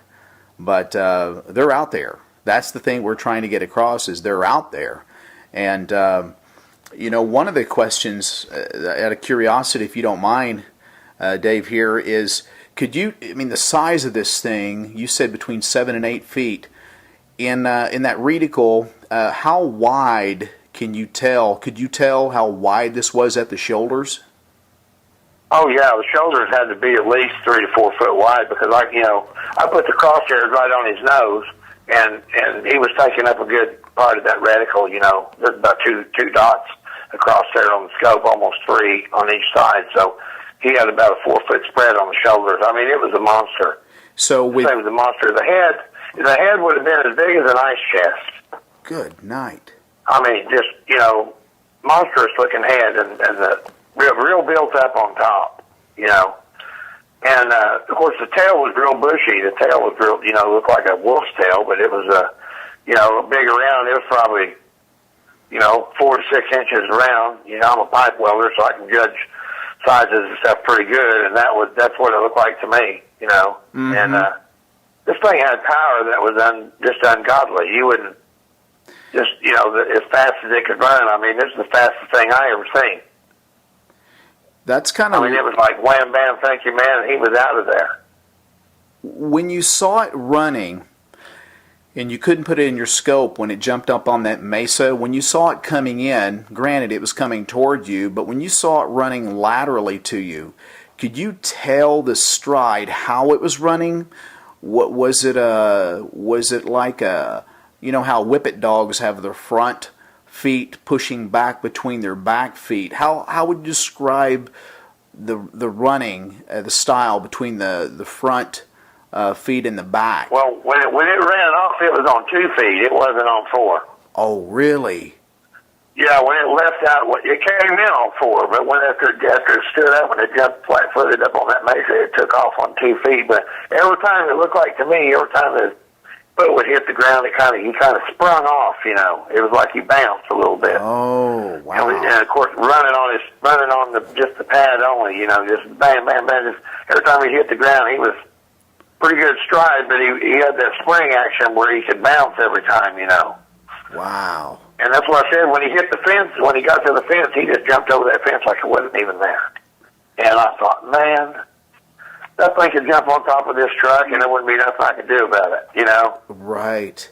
And I just couldn't believe the power. I mean, you know, something like that big, 7 foot tall with that kind of width, it probably had to weigh between 500 and 600 pounds. That was my next question. So good night. Yeah, that's why I think the AR wouldn't shoot it. I thought, I need the 300 Win Mag or a bigger gun, something. And really, right at that moment, I would have preferred to have my M1A. I'd had that M14 with some armor piercing in it, with 20 rounds of that, and I guarantee I wouldn't have been afraid of him. I'd have put it on target, and that'd have been K-bar the door. That would have took him down. Ain't nothing can take that. Not at no 100 yards. It ain't happening. Exactly. I mean, you can take a car down to the axles with that sucker at 100 yards. Yeah. That's a bad rifle, Dave, it's interesting that you're talking about this. My question, I have a question regarding this Dogman type creature. Do you think it spotted your position when it went bipedal after the calling? Do you think it spotted you, and then after you did the initial calling, and then you obviously saw this creature through your scope on 24 power, obviously you could see the facial features of this creature, and after the fact, when it took off, do you think it could initially spotted your position, or freaked out? I don't know. He was aware. Well, of course, I've called coyotes all my life, and these coyotes can come. It's amazing. I mean, they can come from a mile away, and they can pinpoint your position within a few feet. And this sucker was looking right at me. I don't think he could see me because I was in full camo, and I had the sun in his eyes. And I don't know, that nose being as big as it was, he could have winded me. It wasn't but about a 3-mile-an-hour wind, but the wind was to my back. It was in his favor.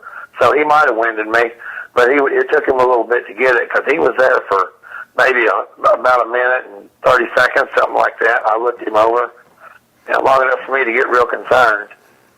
And sure, it would have been great if I could have got some film of this thing, but I didn't have the camera. Oh, yeah, that would have been fantastic. When you had it cranked on... But I tried to keep him when he took off, I tried to keep him in the scope. And I shoot running coyotes all the time. Mm-hmm. And there's no way, I couldn't have let him far enough to hit him with that 223. There was no way. He was that fast. So, tell me this, Dave. You're extremely experienced shooting coyotes from all over the country. You know the fastest coyote you've led before you've shot, and coyotes can reach about how fast at their top speed? Well, every time you fire that gun at them, they got another gear. Right, right. They got afterburners. They can turn that sucker on, and I've seen them get so on flat ground. I've been shooting at them in contests and stuff, and they get so low to the ground, man. It's kind of like that Wile E. Coyote deal on the cartoon, when he's walking on his back toes and his front toes, he's all stretched out there. He's only about an inch tall, when he's sneaking up on the roadrunner. Right. But that's how it looks, and them suckers are running 40 miles an hour, But when I'm in a contest, I shoot a different gun. I shoot a 6mm improved, which is a P.O. Ackley round, and it blows that shoulder out, and there's more powder. And you can push a 70-grain bullet over 4,000 feet a second. Wow. And, so I don't have to lead them very far, even out there at 400 and 500 yards, just to maybe 1 or 2 dots, and I can trap them in the scope and knock them down. I've hit them running out there a long ways. But that's what that gun's built for, so if they run, I can hit them, but if they're out there a long ways, I can nail them too. So the less time it's in the air, the less time it has something to happen to it. Right. But I didn't have that gun. I was hunting with a 223. You know, that the 6 Improved is not a rifle where you're going to save the hides very much. I mean, it don't make a real big hole, but it tears them up a lot worse than the 22 does. So, you know, that gun's built to put them on the ground, because when you're in a contest, they don't pay you for ones that run off.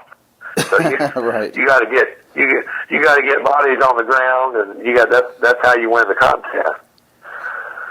Do you think then if a coyote can blaze at say 40, maybe even upwards of 45 miles an hour when it's hitting that high gear, do you think that this Dogman creature was hitting in excess of 50 to somewhere between 50 and 60, you think? Oh, that thing could run like an antelope, man. That sucker was out of there like, I mean, it was like somebody shot him out of a rifle, you know. I mean, he hit that prairie. He bounced up there one time, and I mean, he was off. He looked like he looked like a jackrabbit that somebody had been shooting at with a minigun. I'm telling you, man, he was out of there. He was like 1, 2, 3, 4, 5. He hit over the fence and bang in the road and gone. That was it. Wow. And I mean, when he cleared that second fence and hit that oil field over there and got out there, I gathered up my stuff and I got the hell out. I mean, all I wanted to do was get to the truck. And, you know, it's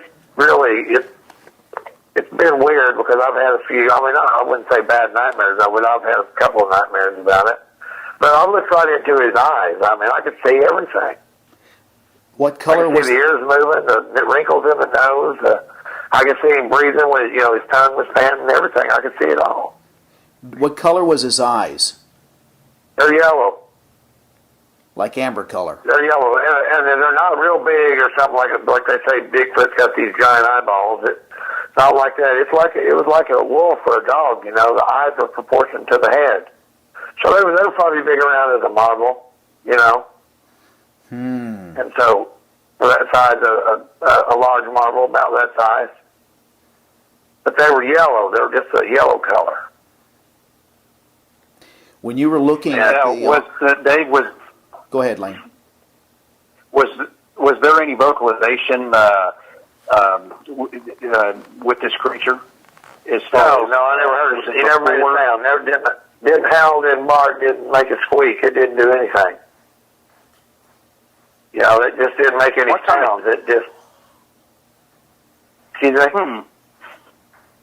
What time of day did this happen? It's right about 20 minutes before dark. You know, right before sundown. I mean, the sun was still up, and it's just like, you know, the sun's going down in like 10 minutes. It's going to be when the sun's down, but it's still not dark. You can still see, you know, there's still light over the horizon. So, sure. You know, it was dark by the time I got to the highway. It was dark. But I was wanting to get out of there. I knew I wasn't wanting to be there, you know, me by myself with no backup, nobody to, no eyeballs helping me look for what might be coming. I was afraid it would jump in the back of the truck, you know. Mm-hmm. The sucker jump in the back of the bed, and I'd be trying to get rid of him, you know. Yeah, your eyes wouldn't be on the road. That was a hell of a show, wouldn't it? Yeah. Wow. Yeah, that would have been a ride there. They'd definitely pay you to ride that at the fair. When you had it on 24 power, did you, aside from looking in the face there, Dave, did you look down at the hands again? You said that you described them; they looked like an extended or something like a raccoon hand. Did you see any claws on it? Oh yeah, you can see the claws. I mean, you see the joints and the fingers and everything. 24 power, it's like being right next to him. So I mean, what did the claws look like? They're just, you know, they just kind of, I mean, they didn't, several people asked me this, they said, oh man, did he go way out there and curl under like a, you know, like real sharp on the end?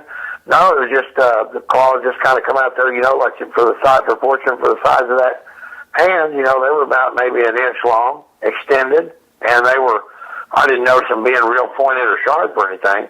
Now, one thing about the canines, I did notice them. They were really, he had a set of choppers. Them canines were really pronounced, and they were they can do some damage. I mean, suckers are definitely fangs. How about the bottom? Upper and lower. I was gonna ask the upper and the lower. You said okay. About how long do you think they were? Oh, them things had to be 1 3/4 inches. Man, they were huge. Whoa. And they could, of course, I tell people this. People that don't study animals like we would.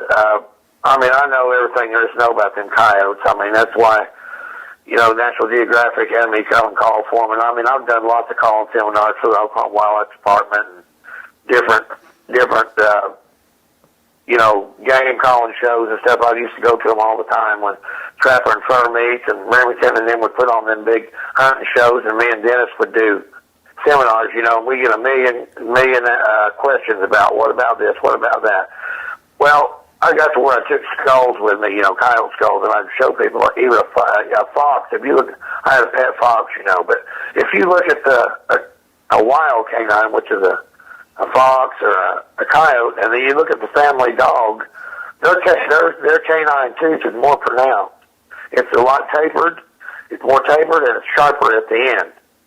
Because these dogs haven't made the domestic change. They're not eating food that we're giving them. They're having to kill their food, so they still got the equipment to take care of business. Mm-hmm. And if you put that dog next to that coyote skull, the trained eye can tell the difference. That's what this thing had. It had some super choppers. It could have definitely done some damage on a rack of ribs, I guarantee you. Well, based on I was going to say animals will their sight of them, especially their canines, tell you a little bit if they're a meat eater or a plant eater. And this one sounds a superior apex predator, a meat eater. Oh yeah, this thing, if it wanted to hurt you, if it wanted to get you, and you didn't have the proper armament, all I can tell you is he's probably got Grey Poupon in his back pocket. You might as well just get ready. he's gonna pull that sucker out with a knife and fork and just tell you, okay, just lay down here, let me see how you taste. That's gonna be it, because you can't do anything. Yeah. You need a gun that has a lot of rounds, 30 caliber or above, and you need to be able to shoot it. In a stressful situation, I've got a guy, this guy's like a brother to me. He's a highway patrolman. He's probably the best pistol shot you'll ever see. And Mike always told me when we were training and shooting with handguns, he said 100% shooter goes to a 60% shooter in a millisecond when there's a stressful situation. Mm-hmm. And that was a stressful situation. So I wasn't shooting with a handgun, but I was shooting with a rifle. So I was in fear for my life. So, and all that stuff was running through my head that Mike has been telling me for years and years, Mm-hmm. And that's one of them things, where like they teach you, you'll do, when you're under fire or in a stressful situation, you'll do what you do in training. I was ready. I knew I could hit it every time with that gun, but I just didn't know if I could do enough damage to kill it. Wow. And studying the thing, after talking there is a couple of guys that say they've killed a couple of these. And one kid in Tennessee supposedly shot one. I heard his encounter, but then nobody could find this guy afterwards. And he said you got to shoot it low down. You can't shoot it high in the chest. You got to shoot it low. Like up under the rib cage, or preferably low in the back, because the back is an unprotected area. Mm.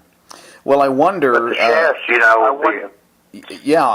I'm sorry to interrupt there. I was just going to reiterate there. No. It kind of reminds me of one of the episodes on Vic's shows of some gentlemen that are a group of military and active military and former military, that he states that he was shooting 9mm Desert Eagle 50 caliber AK and 7.62, and then it wasn't phasing it at all. And I wonder if the reason why, and Lane and I have talked about this quite often, is their breastplate their skull is almost the equivalent, like some of these wild hogs on that shoulder plate, if it's about 1.5 to 2 inch thick. Yeah, that's why you need armor piercing. You know, I mean, I broke out this. No, man, I ain't playing no more. I broke out the M1 Garand, and I got about 200 rounds of 150 grain AP. And if I go out there, I'm taking that. Because I'm telling you what, you need something that will get in there and do some penetration. You need a tungsten tip round that will get in there. That's the only thing that will break that bone. You know, you're going to have to get in there and do some damage. I mean, you're going to have to put steel on target, and I know that will shoot through stuff because I've talked to military guys in World War II that shot them Germans behind telephone poles over there in France and stuff. They said it just went right through and got them on the other side, and a telephone pole is a pretty nasty customer. Oh, so, yeah. you know, yeah. So I if I got that AP, I don't think I'd be too worried about it as long as I could. Well, unfortunately, put 8 of them in there. Unfortunately, the average person can't go down to Bass Pro and buy AP rounds. No, you got to know somebody in the military. Of course, like I told you, I'm pretty well connected with the military guys. Right. And I could get about whatever I wanted when I was on one of them bases, you know, and tell them, hey, I need this or I need that, and somebody come up with it and be in the back of my truck. Mm-hmm. And, you know, right, exactly. They all got connection, but. And this dude, this military guy, I listened to his encounter, and his family's well connected. It seems like the whole family's either been in some branch of the military or law enforcement their whole lives, you know. So the dude that was taught, that guy there, he ain't no dummy either because he could talk about the weapons and everything. He's well educated and versed on tactics and weapons, so you know the guy's real. I know y'all been around these people. I have people come up to me and want to go hunting with me, and they can't even work on their own gun. Oh, I know. You know? I know. They want me to sight the rifle in for them, you know? I try to tell them how to do it, and they still can't do it. Yeah, we've... Dave, go ahead, Lane. I've got a question for you. Could you tell the audience this evening, could you kind of give them a brief synopsis per se on going back to that mil-spec reticle as far as the mil-dot reticle? Dot to dot. What's the distance as far as how can you tell the height per se? Just a brief synopsis, if you would, please. Well, there's two ways to do that. You can the snipers. We set it up with what's called a mil radian, and it's so many mils. You know, they break that mil dot. They break that dot down into halves, where you can tell what it is. And you study this stuff, and where you calculate it in your head, where you can figure this stuff on the fly. Mm-hmm. And when you're in sniper school, so I went to some of them classes with the military guys and learned how to do that. But I come up with a lot better way to do it than what the military does it. So after you shoot something for so long like that, if you're used to that reticle, you get to look at certain items in a milled out reticle that like a fence post is so tall, right? Mm-hmm. Or you look at it like a gate or something, it's so tall. Well, you can measure, different things like a barn door or whatever, just different items. If you familiarize yourself with those items and stuff like that, like, a fence post, but they set fence posts at certain lengths, like a little over 36 inches. Some of them are set there, but the steel ones, they're a lot taller. These orange ones you see, some of them have a white line on them, okay? Well, if you measure them, they're about just a little over 4 feet. 4 feet and 2 inches, just about like that. That's about where most of them are set.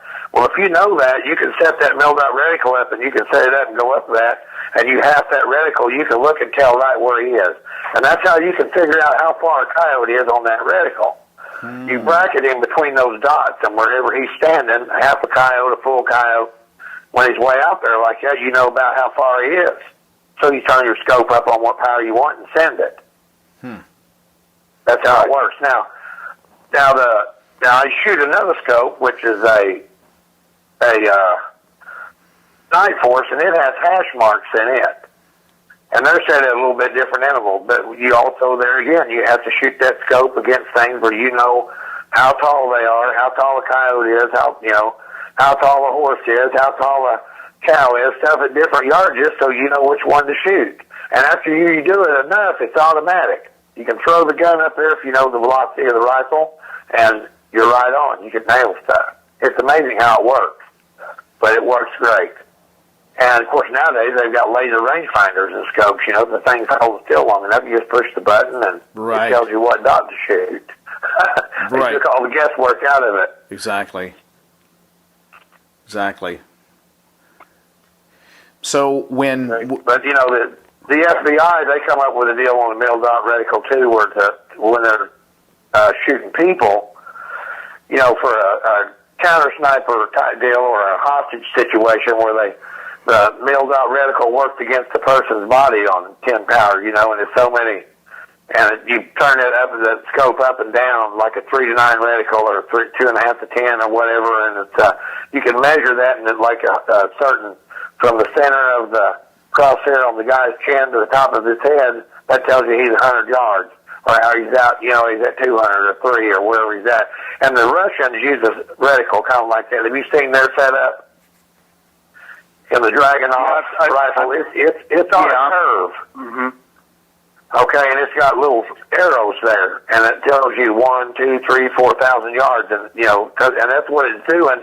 You're pinpointing the spot, and it's when you fit into that bracket against that curve. Well, that's how far away you are. So that's how it works. I mean, once somebody gets used to shooting that, you shoot that every day or practice with it all the time, and you range these certain items, like I'm telling you, it gets where you hunt coyotes all the time. You can throw that sucker up there on the fly, and you know right where to hold. It works great. Works on deer. Works especially good on deer. Oh yeah, I bet it does. It does. Yeah. Right. Leopold has a setup like that where you turn the power ring on the back of the scope when it fits into a certain bracket. That's how far away he is. Yeah, that's one I'm looking at actually. Yeah, and now this guy I'm telling you about, the Highland Pro buddy of mine, he builds scopes. He has contracts with the military and stuff, and does work for U.S. Optics and a lot of them big fancy scope places. And he builds certain reticles, and there's nobody knows more about that I know than him. And he's all the time coming up with these fancy reticles and stuff to put in there. He's real good on the fly like that because he knows right where to hold because he sets them up in that calibrator and puts them together, you know, and it works great. And you can actually build them nowadays, build them for the gun. I mean, the velocity of the rifle. And I don't have time to click. I don't have time to sit there with that cam on the scope and roll it around there to 400 and try to shoot them out there. You know, I have to shoot them on the fly. So I zero the gun at 200 yards, and then I hold over or under, depending on where the coyote is. And that's how we do it. Right. Dave, I've got a question. Okay. Thank you for explaining that to our audience this evening. A question I do have, and correct me if I'm wrong. Maybe you have obviously, or maybe already answered this question. What do you think that? I wonder, just out of curiosity, I wonder what the sex of the creature, you know. I wonder if it was a... Now, what was that again? What the sex was? Of the creature itself. Yeah, I'm just curious because obviously... To tell you the truth, I don't know. I didn't see nothing dangling. So I don't know. It might have been... I couldn't tell you if it was a female or what. I was so whacked out by seeing this thing. I was watching the head because that's where the business end was, and I figured, you know, what you got to do is when you're hunting coyotes or mountain lions or anything that bites, you need to pay attention to body language because whenever they move or do something, it's going to tell you what the next move's going to be. So you got to anticipate that move for the shot, and you got to be ready. But this thing here, you know, I'd never seen one of these, so I wasn't taking my finger off the trigger, and I wasn't looking around for that. I was watching his head to see if he was going to charge me. Right, but you saw that. I'm glad he didn't after I seen him run because he was smoking across that prairie, man. I'm telling you, that was unbelievable. When it jumped over that fence, well, two questions here. When it was running, how did it hold its, you know, when a human runs, we have a back and forth motion with our upper body for stability and balance and momentum. How did this run with its upper arms? Were they still? Would they move similar like a human does when they run? Could you? Well, the front hands were just kind of like where the bicep area was just kind of straight down against his body. And I noticed one paw was kind of out. The left paw was up high a little bit, about extended out, and the other one was just kind of down next to his side. And that's the way he didn't really extend them out or anything. That one paw was out there a ways, or the hand was out there a ways.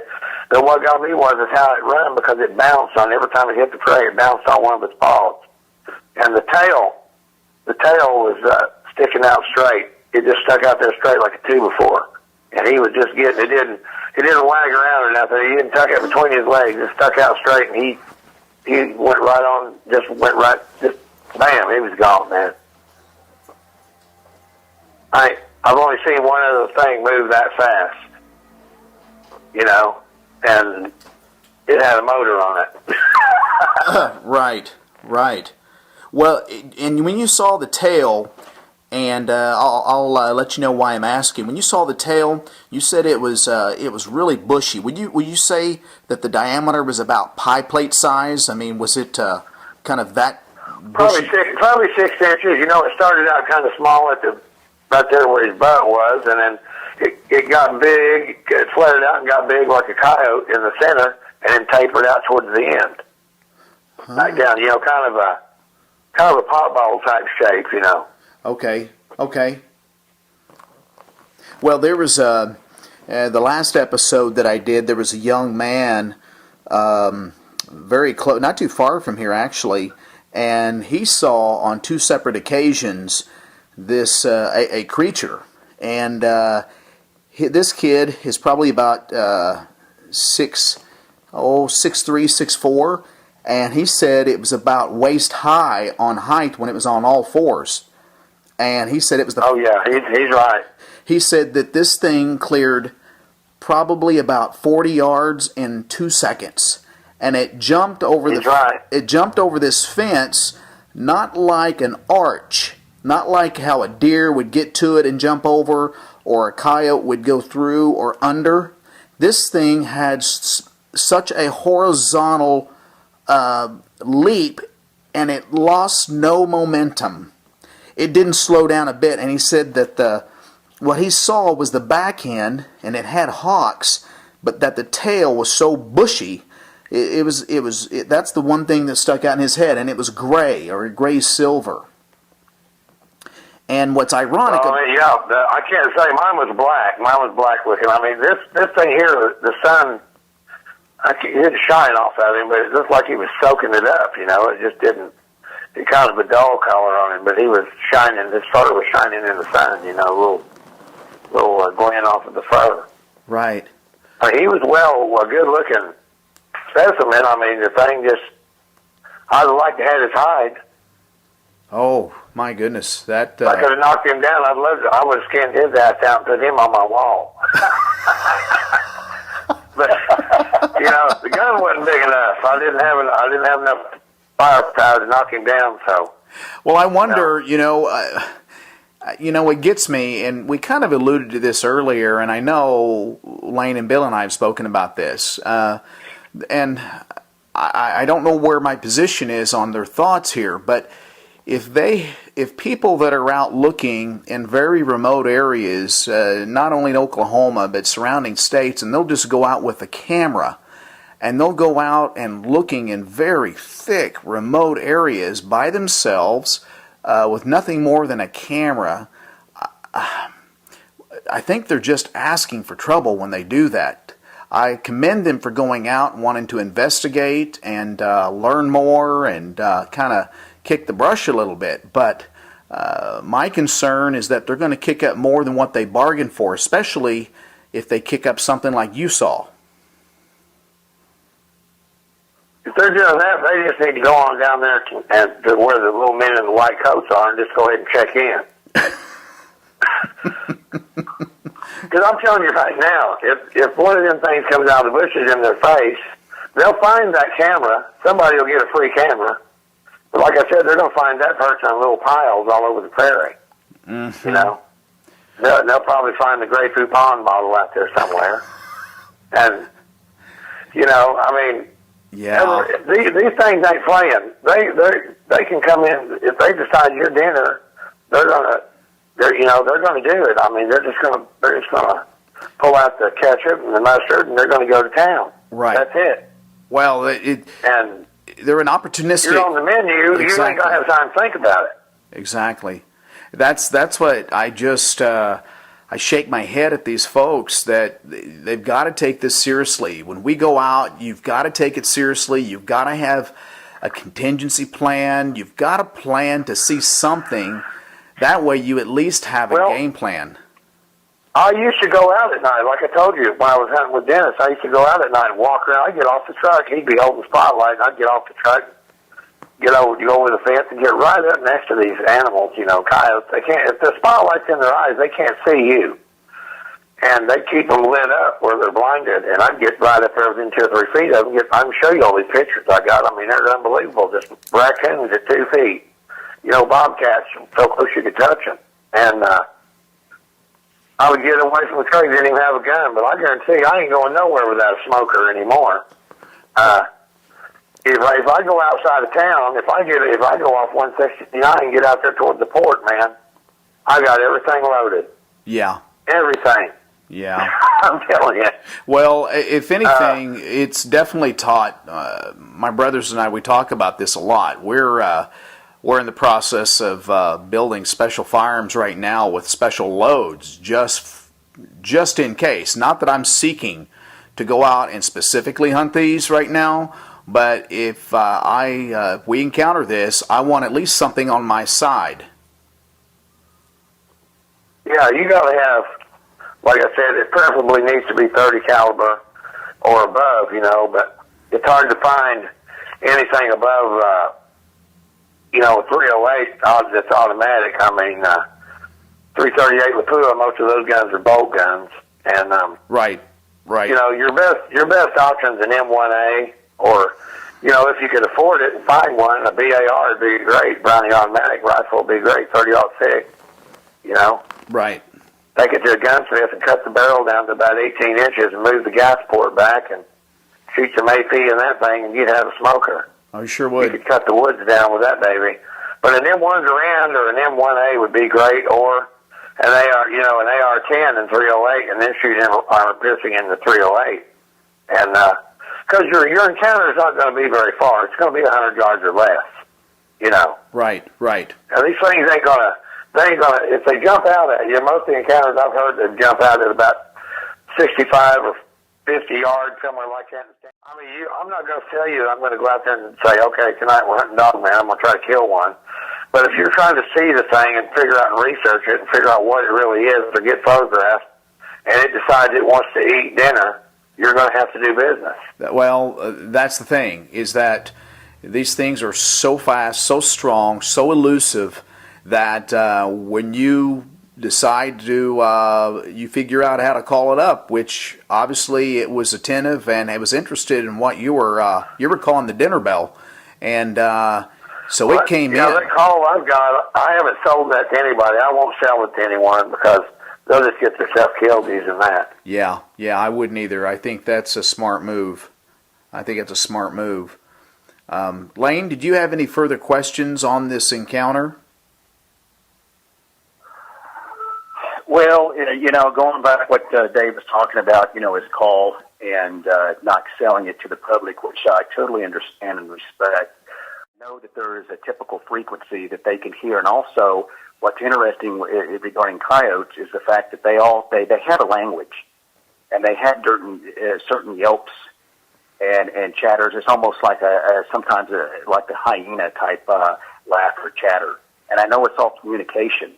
Whether it's feeding time, or I'm over here, or it's time to leave, or can you relate to that, Dave? From over the yeah, I'll use that. Certain like this time of the year now, February is mating season. And we use that. I use that howl, and you got to know what to say and when to say it. But if you know what to do, you can bring the alpha male right to you.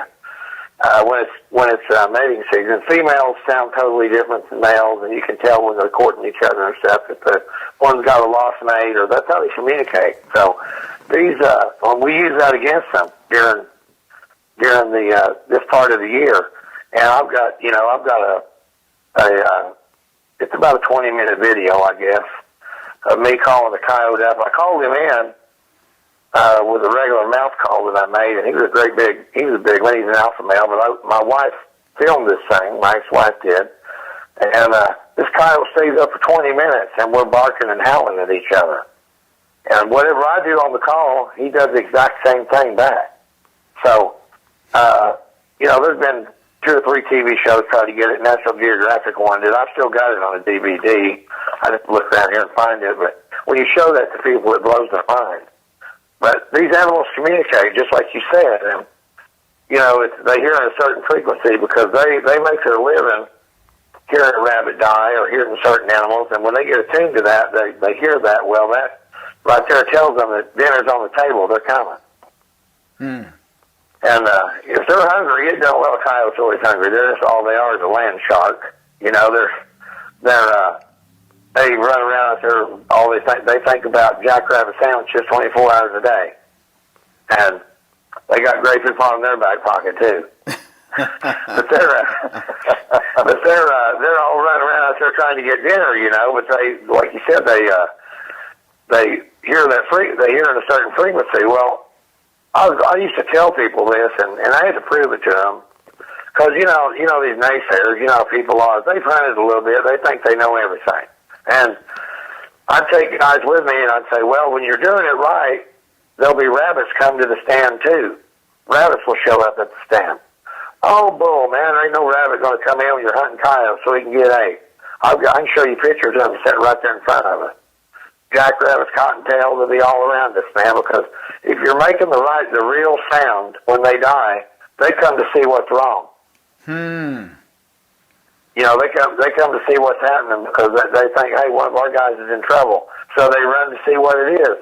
And here, this is another scenario here. Dennis was, after he got hurt playing football, he broke his neck in 92 or 93 there, and he was injured.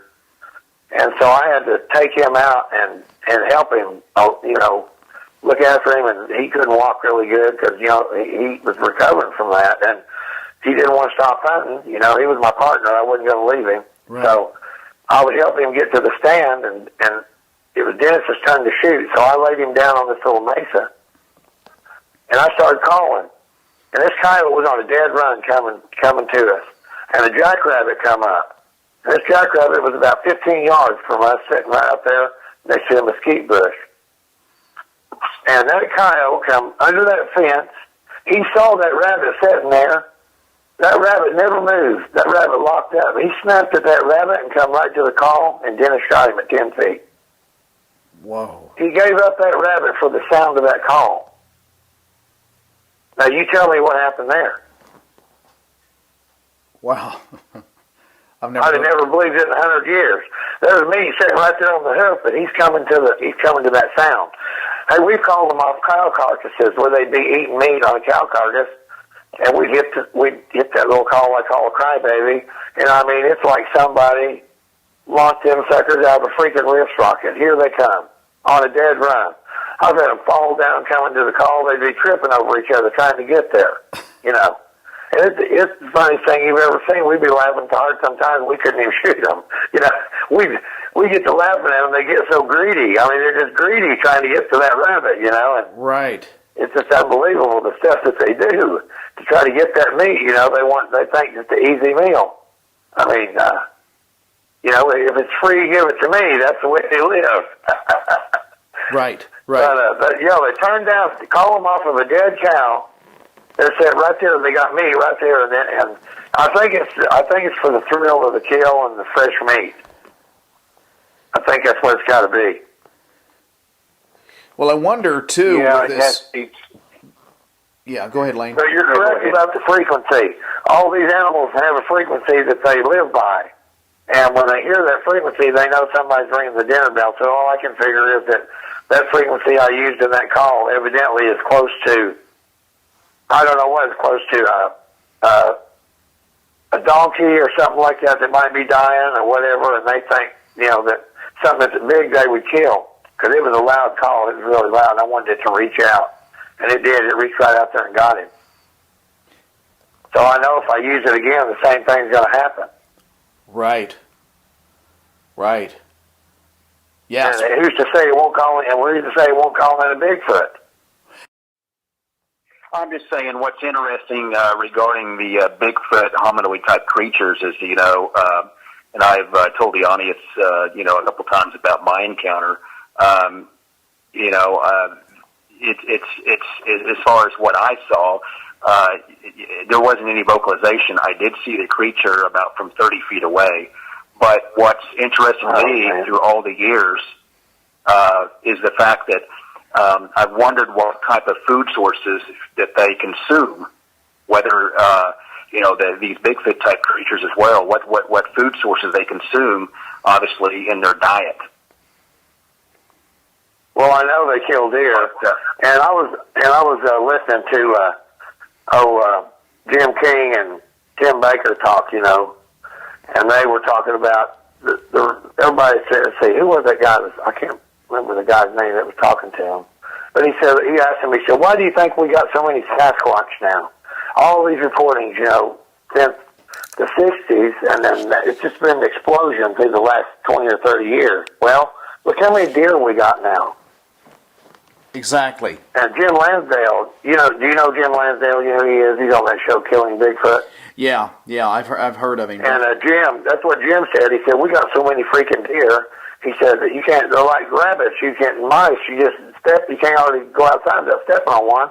And these things make their living, eating those deer and stuff. So when you got a lot of whatever food source you got a lot of them, you're going to have a lot of whatever eats that, That's true. And that's probably why they made a huge comeback that they have. And these naysayers out there that say, I've been hammered by that. I mean, you just wouldn't believe the stuff I've heard and what I got to put up with about Bigfoot and stuff, But, you need to see a psychiatrist, man. You're whacked. They need to pull your security clearance, man. You're whacked. I said, no, let me tell you what. I said, when the sun goes down, I couldn't pour none of you in that pickup. I said, you guys are great at talking while the daylight, but as soon as the lights go out, I couldn't find you. I said, yeah, exactly. You suckers all be gone. But the thing of it is, I've offered to take some people to some guys I know that can show them a Bigfoot, and they've always got some excuse. They've always got an excuse, and they're the ones that say it's not possible. It don't live. It's not out there. And I used to be the same way when I was younger. I thought, well, that's in the Pacific Northwest. But after I met some guys I met here in Oklahoma, they changed my mind on a whole lot of stuff. A great account from an expert outdoorsman, Wiley Dave. Dave's ideas and opinions surrounding these creatures are fascinating, and he's a great example of someone who was initially hesitant to report his sightings due to what people might think. But since reporting his encounter to us, as well as others, they've been able to live truthfully and even gain some recognition as an expert on the subject. Just one of the ways in which reporting your sightings can help you move on from these terrifying experiences. The next account is truly extraordinary, with witness reporting to have seen a huge dog man while caring for her father. This happened this year, and it happened about a month ago. Me and my dad, we went to the grocery store. We go over to the next county, we decide we're going to go to the Walmart, the grocery store. And I saw something weird at the grocery store, but it was like a normal size, but it was a weird color. Like and I was telling my friends, it only got stranger when I got back to my house, and I saw something 3 times as big as a house. I mean... What? Yeah. I live in town over here close to the airport. Me and my dad, I pulled in. Like I said, I live in town, and you're not supposed to see things like that in town. Well, I pulled in. I go to the back of the car. I raise the car thing because we drive a Kia. I raise the Kia. Back of the car that, when I pull in, how do I explain this? The street runs one way, and I just pulled in off the street. My driveway is just a little spot where you pull in. You know, right, the road goes down in front of my house. Okay. Okay. I pulled in. Me and him, we get out. I finished smoking my cigarette. And I said, okay, I'll go pull up the car thing and pull it up. Get the groceries out of the back of the trunk. For a Kia, you don't actually have a real trunk. You got one of those. You pull it up and you lean in. You get the groceries. I leaned in, and I turned around. My dad was beside of me. We both had our backs to this. We didn't know anything was around. You know. Right. I mean, there's apartments. This ain't just houses. This is houses and apartments all mixed together. Around you? Yes, all around me. Like I said, I'm not too far from the airport. Well, I turned around. Before I got completely turned around, I let go of the bags. I turned all the way around from my back to my butt and everything's right where the groceries is, you know. I let go of the groceries. I turned around. My dad still had his back to me. And I knew I couldn't. I didn't scream or nothing, but I did this as quiet as I could because I know my dad has this reflex thing. If you tap him on the back, he's going to draw back on you. Right. So I grabbed my dad's arm and I shook it a little bit. I mean, I was shaking all over. I said, Dad, would you let that go and turn around and tell me what that is? I extended my arm all the way out, and my finger was a point, and I said, what is that? And my dad said, and about 7 more he said, I don't know what that is. He said, let's just stand here until this goes by. I saw a tail. I mean, this thing, it must have been on all fours because all I saw was like a 5-foot giant dog tail, feet that was really weird, and it's done on all fours, you know. I didn't see its head. I didn't see its neck. I didn't see the first 2 legs, but I got a side view of everything from that part all the way back to its tail. And its daggone tail, it looks like a dog's tail. It's thick and erect, straight out. Jet black, had hair on it. Well, what I thought was hair because I got long hair. And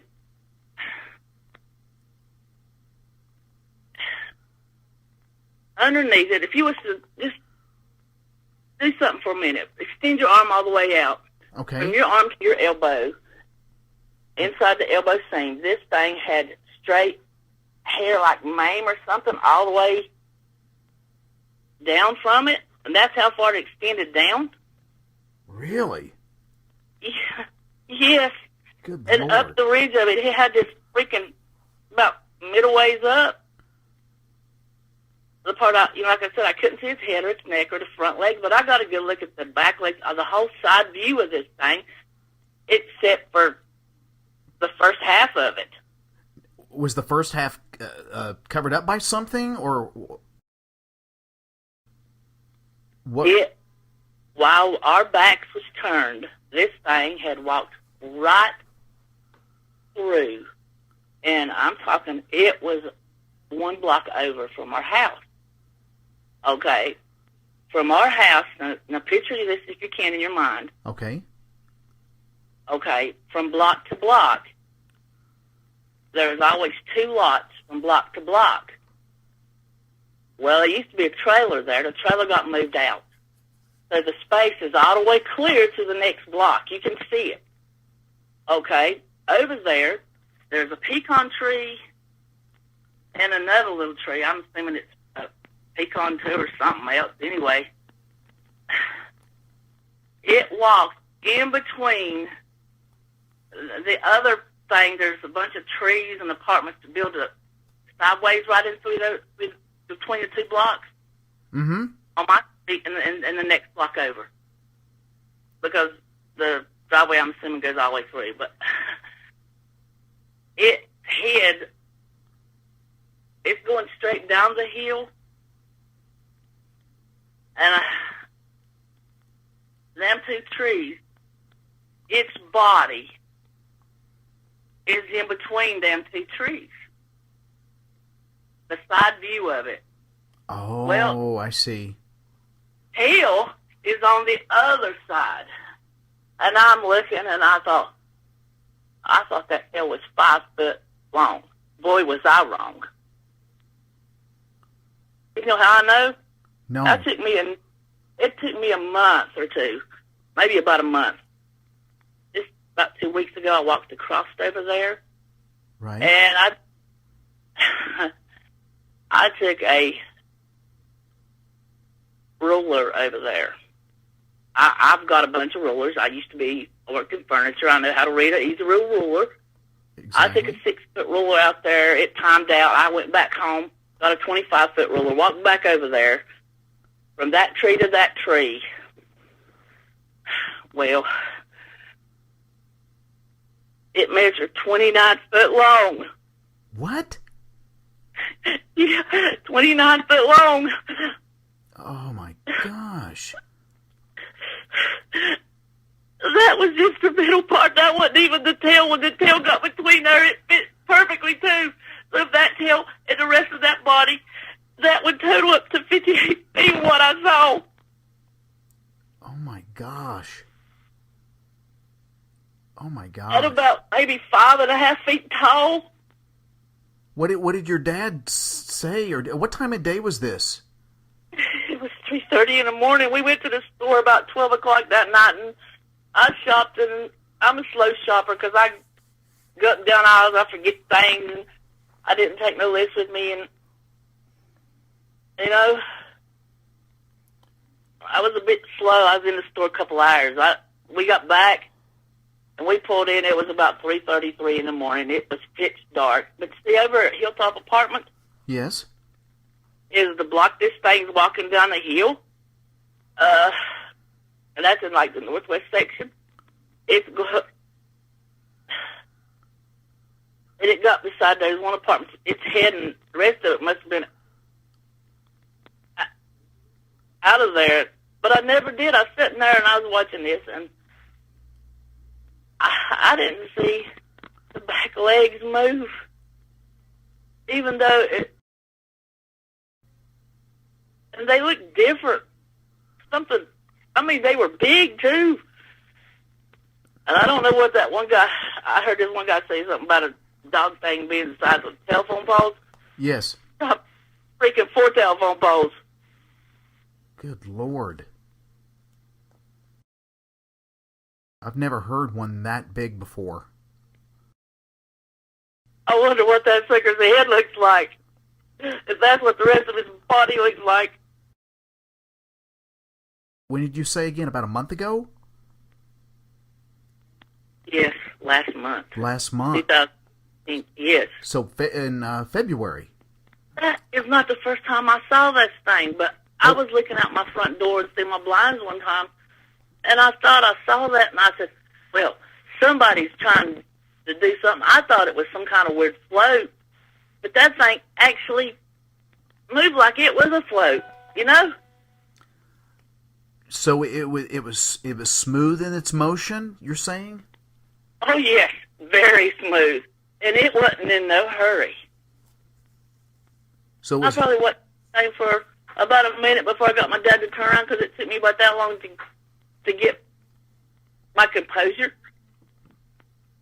And that's about the third time I saw that. But the first 2 times I thought it was somebody over Hilltop, you know. And I thought, well, that's a car. What'd they do to a car? But this time I was outside, and I turned around, and I saw that. That wasn't a car. So, see something as big as the daggone transfer truck. As long as a daggone trailer. that is mind-blowing. I have Yeah, never... you blew mine all right. I told some of my friends on CB, and first I even had to ask them if they thought I was crazy because I was beginning to wonder, you know. And they said, no, we know you too long. And one of my friends said, remember what I told you on the radio a couple months before that, where he was seeing lights and he couldn't explain what he was seeing. Another one of my friends, he come in there, I think he called that friend on the phone so he'd get on the radio and said, she's pretty tore up, you need to talk to her. Well, that friend, she behind her was Nobby. And Nobby had saw Bigfoot. And Nobby, I kind of did laugh at Nobby because he threw rocks at one time as a Bigfoot. Oh, uh-huh. And I told him, I said, I ain't laughing at you because what you saw. I'm laughing at you because you did a stupid thing. You're lucky to be alive. Yeah, you don't want to be doing that for sure. Uh-uh. But what I saw, it really... That's just weird. You said you saw it a few other times before, and you blew off. When was the first time? What time of the year? How long ago did you see it the first time? That you thought it was just like a blimp or something or whatever? In the winter, when it was real cold, of 2017. At the end, right before it turned over to 2018, you know, it was real cold. Yes. Okay. It was so cold nobody wanted to be outside, and me and my dad we've been heating with, like, electric heaters, so real cold. And at about the end of that month before it changed over to the new year, you know? Right. But I guess a little bit around December the first time, about the middle after Christmas. And this was all since, I mean, the first time you saw it to, I mean... The first time I saw it... It was all last year. For Christmas of 2017, yeah. And the second time I saw it was in January of 2018. Both of those two times it was dark. It was nighttime. And it was real cold. What's the temperature like right now where you're at? I have to look on my phone for my weather thing. So back in February, was there snow on the ground? No, it was kind of below freezing. You know, yeah, because right now it's like 31. Okay. It says it's 44. Had your dad ever seen anything remotely like this at all? What have both you and him spoke about since that? Well, considering my dad's age, he's like 85 years old. And every time he sees me going to the front door to look out the blinds late at night, and he said, looking for that monster? But one day he told me he didn't see that. And I was standing right beside him. I know he saw that. He wouldn't have went, you know, that many times and said, I don't know what that was. He said, wait till it goes by, and then hurry up and get these groceries in the house. He said, don't bother putting any groceries up, get them in, and keep coming out and get until we get them all in, then we're going to lock the front door. Good night.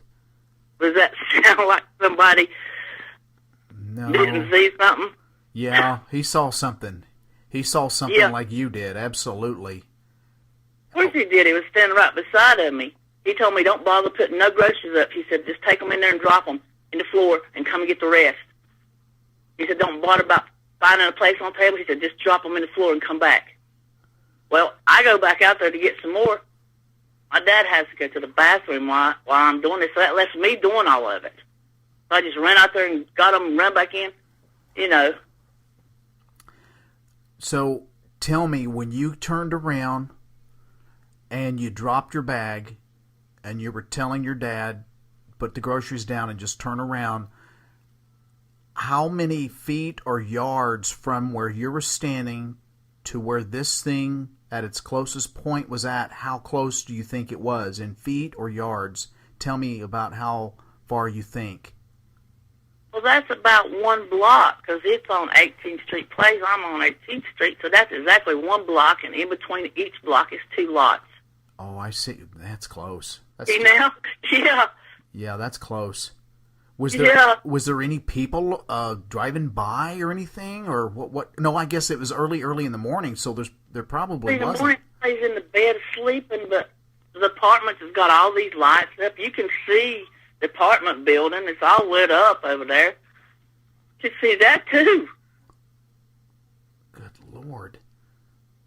So there was enough light, even though it was dark, there was enough light. Obviously, you could see the silhouette, you could see the shapes, you could see the length of this thing. Oh, yeah. I got a good side view because it was going down the street, down the bottom of the hill. And everything I saw was a side view of it. And the pads on the bottom of this thing's feet, its 2 back feet, was humongous. But I didn't see no, like, claws or anything, just big, humongous feet with these big pads on it. And if you was to take your finger straight out, now close your fingers or that your fingertips are on the back of your palm. Okay. And look at your now. Like this, walking that big, but I didn't see no claws. But man, it was massive, a massive paws.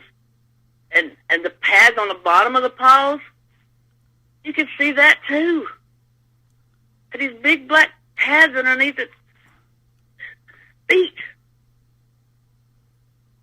It had these weird kind of design things up on his legs. I couldn't understand that. It seemed like I'd saw that before on something. Say that again?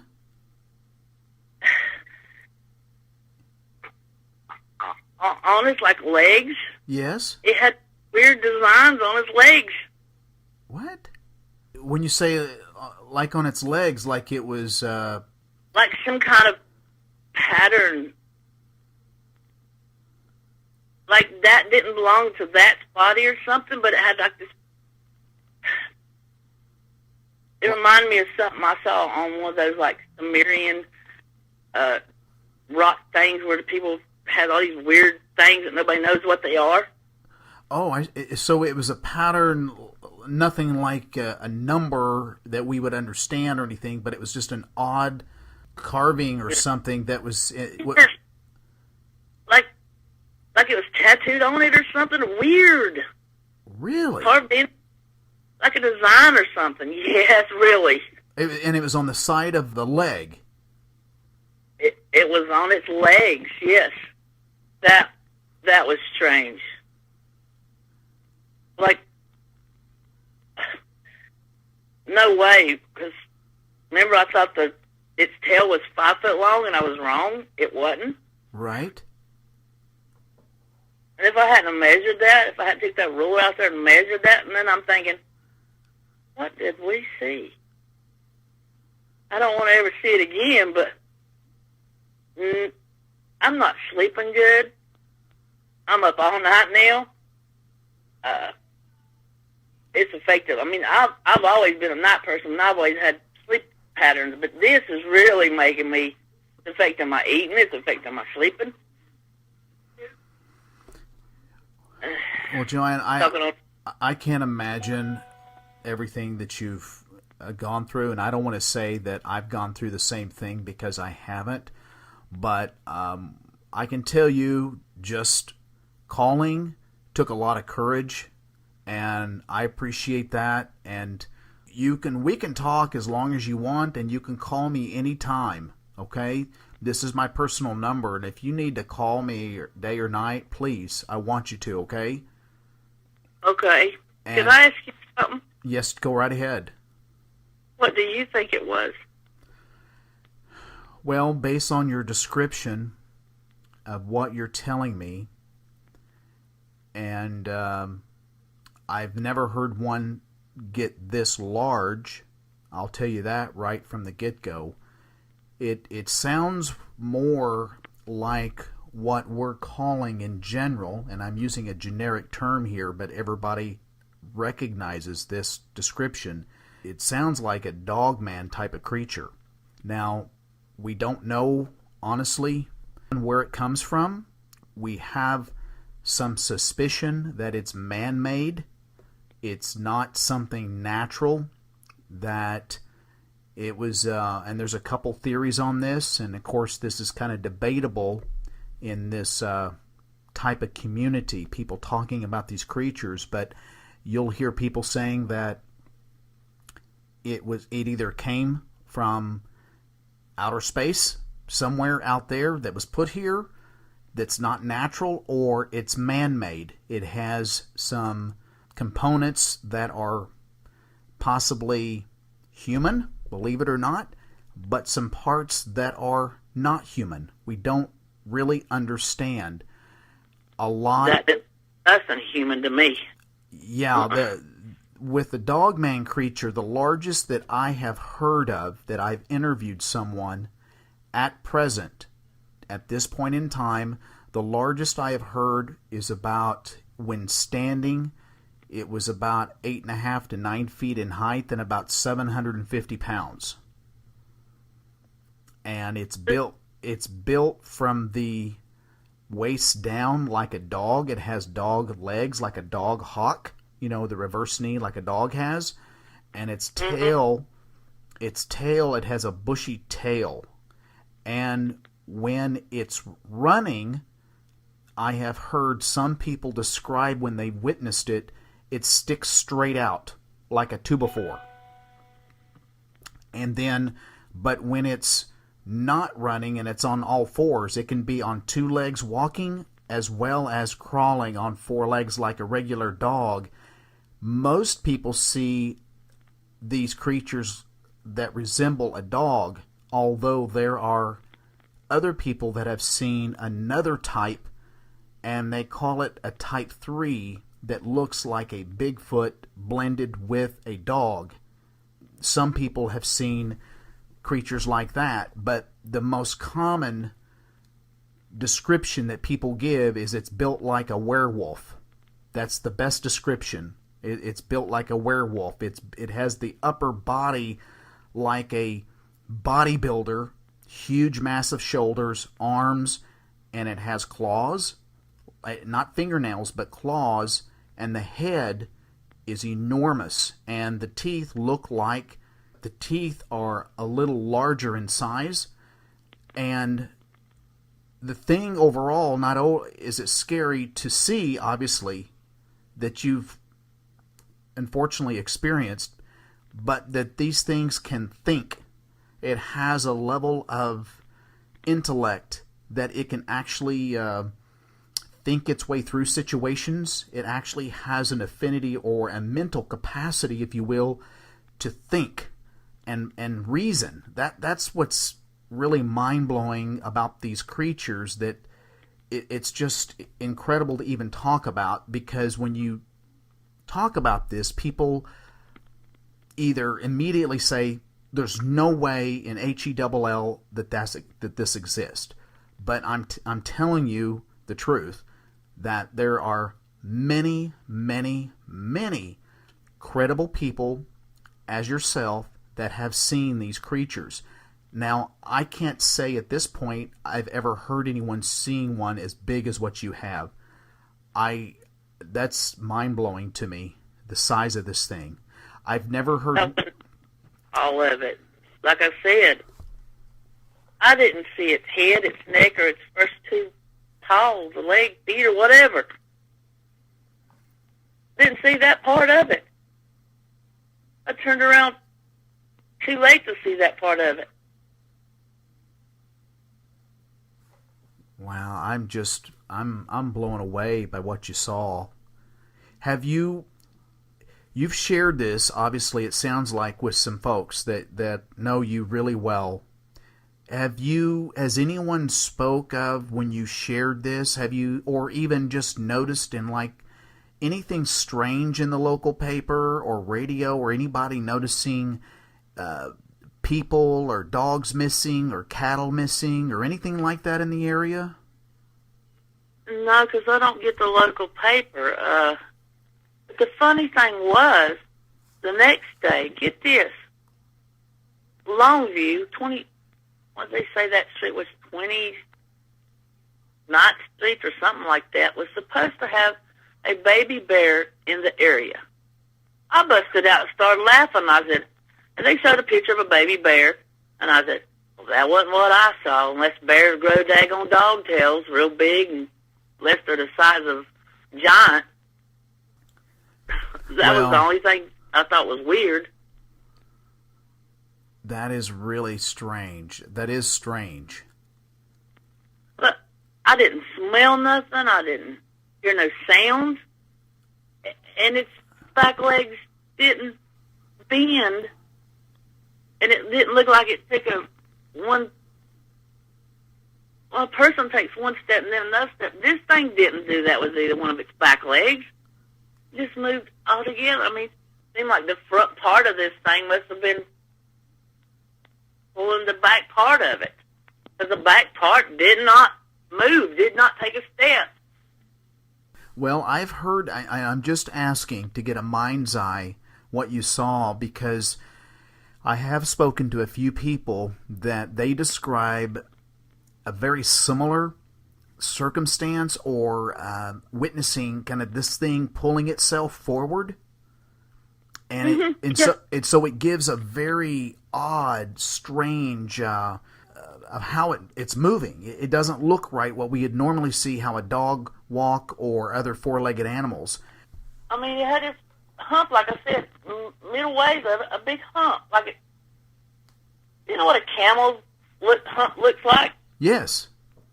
Okay, middle ways up on the top of this thing, it had a hump. Really? Was it? Could you tell if it was really shaggy with hair, or it was just a hump right in the middle? No, it wasn't shaggy with hair. It just had a hump right in the middle. And this tail, you said, stuck straight out. Yes, straight out. It was erect, straight out. Like if you was to hold your arm straight out. And it went all the way through like that, too. Where it left to, where it went, what was it woods going into a wooded area? Was it more apartment area? Was there more people in that area where you saw it leaving to? Okay. It's going down to the bottom of the hill. I mean, you can Google it. If I live in North Carolina, you can Google it. If that was over there on 18th Street Place, it's going down to the bottom of the hill. Well, the top of the hill is where 2nd Avenue runs in to all these streets on this block. The bottom of the hill is a 4-lane. And there's apartments and houses all the way through, all the way. That's what they used to call the old airport road. It goes all the way around to the airport. I will take a look for sure. That's incredible. That's just incredible. But see, ever since, you remember that tornado that hit North Carolina? Yeah. It thinned out a lot of trees and stuff. I mean, I had a tree that got 2 trees actually, and did damage to my house and everything. Just about everybody all over into here. I always see the airport. The airport got hit hard, and it thinned out so many trees. You know? Right. And I couldn't figure, where's that thing hot? It's got to be going summers during the day. Yeah. The only thing I thought was the big giant hole that's over here back behind my house, and the woman that lives beside of me down below her house, but she lives closer to the 4-lane. And there's this big giant massive hole. Is it a cave, or is it just straight down in the ground?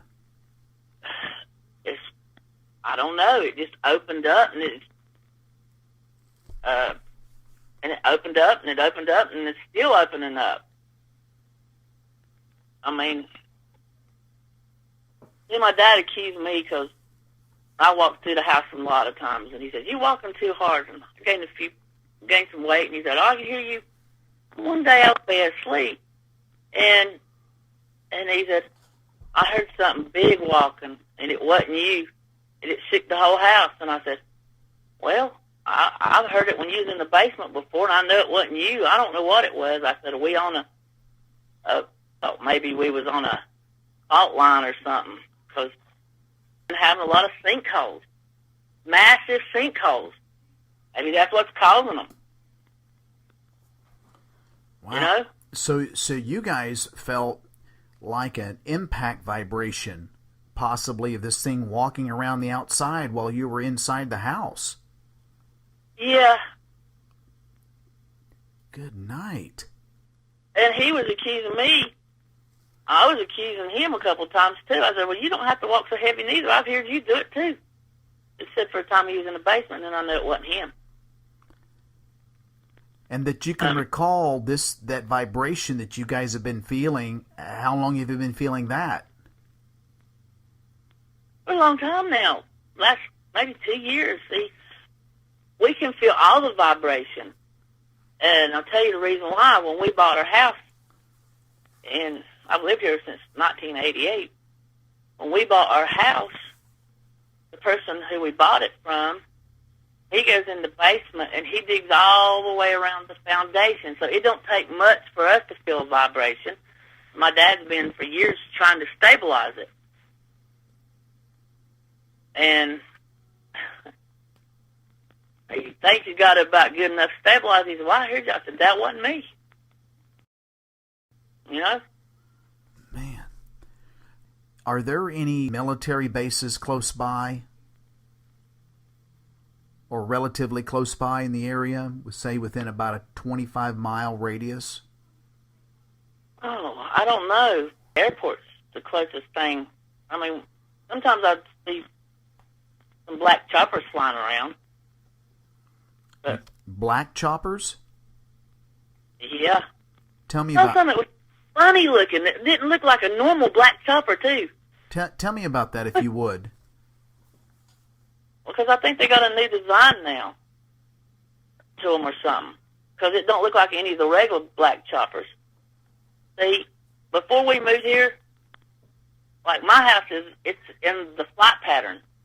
Over there as well, you could open, from where I used to live, you could open the front door and go to the mailbox, and you just about have to dive down, and you'd see Army military planes, because there's a mountain up there. It's got a airport on top of some mountain over in there, where they do it to that, and you just about have to dive down. Sometimes they fly a bit low. But wow. Like I said, I live over here close to the airport. I can see when they have their airplane shows, they have the air show. They fly right over. You can see the air show and everything. But, yeah, I have seen a couple of those black helicopters. But I just assume that they're looking for people who smoke or grow pot or something, you know? Right. That's what I thought it was. Do they have, on the underside of the helicopter, is there like any bulbs or domes on the bottom side? Domes? Yeah, no. Like on the belly of the helicopter, is there like a, kind of like a big bowl underneath, or a ball? Do you notice anything like that? No. Like I said, I saw two choppers, and one of them looked like it was some kind of new design. Brand new chopper, too. Had a funny, it didn't have a regular chopper design to it. You know how you'd see just a plain chopper? Right. New design to it. Was this... So I just assumed it was their new design to their choppers. Right. Very, very interesting. I just asked because sometimes with sightings like yours and other people, it doesn't have to be, but sometimes people will see black choppers in the same area that they saw these creatures. And our premise is that the military knows about these creatures, but nothing will ever get into a newspaper at a local level, and so they're trying to locate the whereabouts of these creatures to either subdue them, capture them. We don't know. But they'll usually use, more than not, these black scout helicopters is what we think, and they typically have some type of a thermal imaging device mounted on the underside. But if this is a new helicopter, if they're using a new design helicopter, it may be already built internally in the helicopter and not on the external belly underside of the helicopter. I mean, I don't know. I'm just kind of putting the pieces here. If they were truly out there looking for something like what you saw. Well, that's a bit weird. Yeah, it really is. How did you find us? Did someone give you our number, or did you get on and see us, or find the number? How did you find out about us? Well, I watch a lot of YouTube videos. I was looking at some Christian ones, and I flipped through. And I listened to a lot of that stuff before I decided. Some of them they sound a bit weird and off the wall. Yeah. And they did. Not like they were making fun of somebody, but not really asking questions and trying to figure it out. And I'd already been laughed at on the radio by a few friends, not all of them. Mm-hmm. But like I said, me and two other people, we saw some things we can't explain. We don't know what it was. And I mean, I'm not going to laugh at anybody if they saw something. But if you throw a rock at anything and it's that big, I might laugh or say you're crazy for doing that. But, you know. I believe you 100%. I really do. I can tell in your voice, and I can tell that you saw something that truly frightened you. And most people that, that listen to these shows and everything, they'll say, well, how do you know that the person was telling the truth? And it's because a couple things. You can hear it in their voice, and most people don't give you a reasoning of why something did something. They just say, I saw this is how big it was, and you can hear the true fright in their voice, that they are extremely shook up. And I can tell that in your voice, especially when you left your message to me. And I'm going to say at this point, it sounds more like a Dogman type of creature that people have been seeing numerous places all over the United States and actually in other countries. But this is the first time I've heard one this size. This is incredible for something that large, over the top, terrifying. And I don't understand why nobody else besides me and him, because we were outside. I mean, some of those people over there is elderly. Some of them, this one guy that lives on that street, him and his wife, now he stays up and he watches late movies. But he has a chain, fence around his all the way around his house. Because I have to take them their mail. Sometimes the mailmen get mixed up, and I have to play mailman. We play mailman back and forth because our mailmen don't want to read our names or nothing. And I don't understand why. Maybe they hadn't saw that or something. Well, I mean, you bring but up... I didn't act either. I didn't want to think I was crazy. Well, right. Absolutely. I mean, that's understandably so. I mean, you bring up a very good point. I mean, at this point in time, though, in many ways, we don't know. Someone may have seen it, and they're just keeping quiet about it because, like you, they don't want to be viewed as, embarrassed or ridiculed or a nut. And so they don't say anything. It's just kind of a private matter. If they saw something, it's just so terrifying to talk about it. It would shake them up too much. And so, the only way you would know is if someone in certain circles, in certain small groups, brought something up. And that would be the only way you would know. And it's interesting that it's at nighttime when you see this. When you notice those impact, when you guys went to the store and you saw this, was there any storms in the area? Had it just got through raining, or was a front coming through, or was it just a clear night? it was a clear night. The weather's been like really weird. The clouds have been weird. The weather's been weird.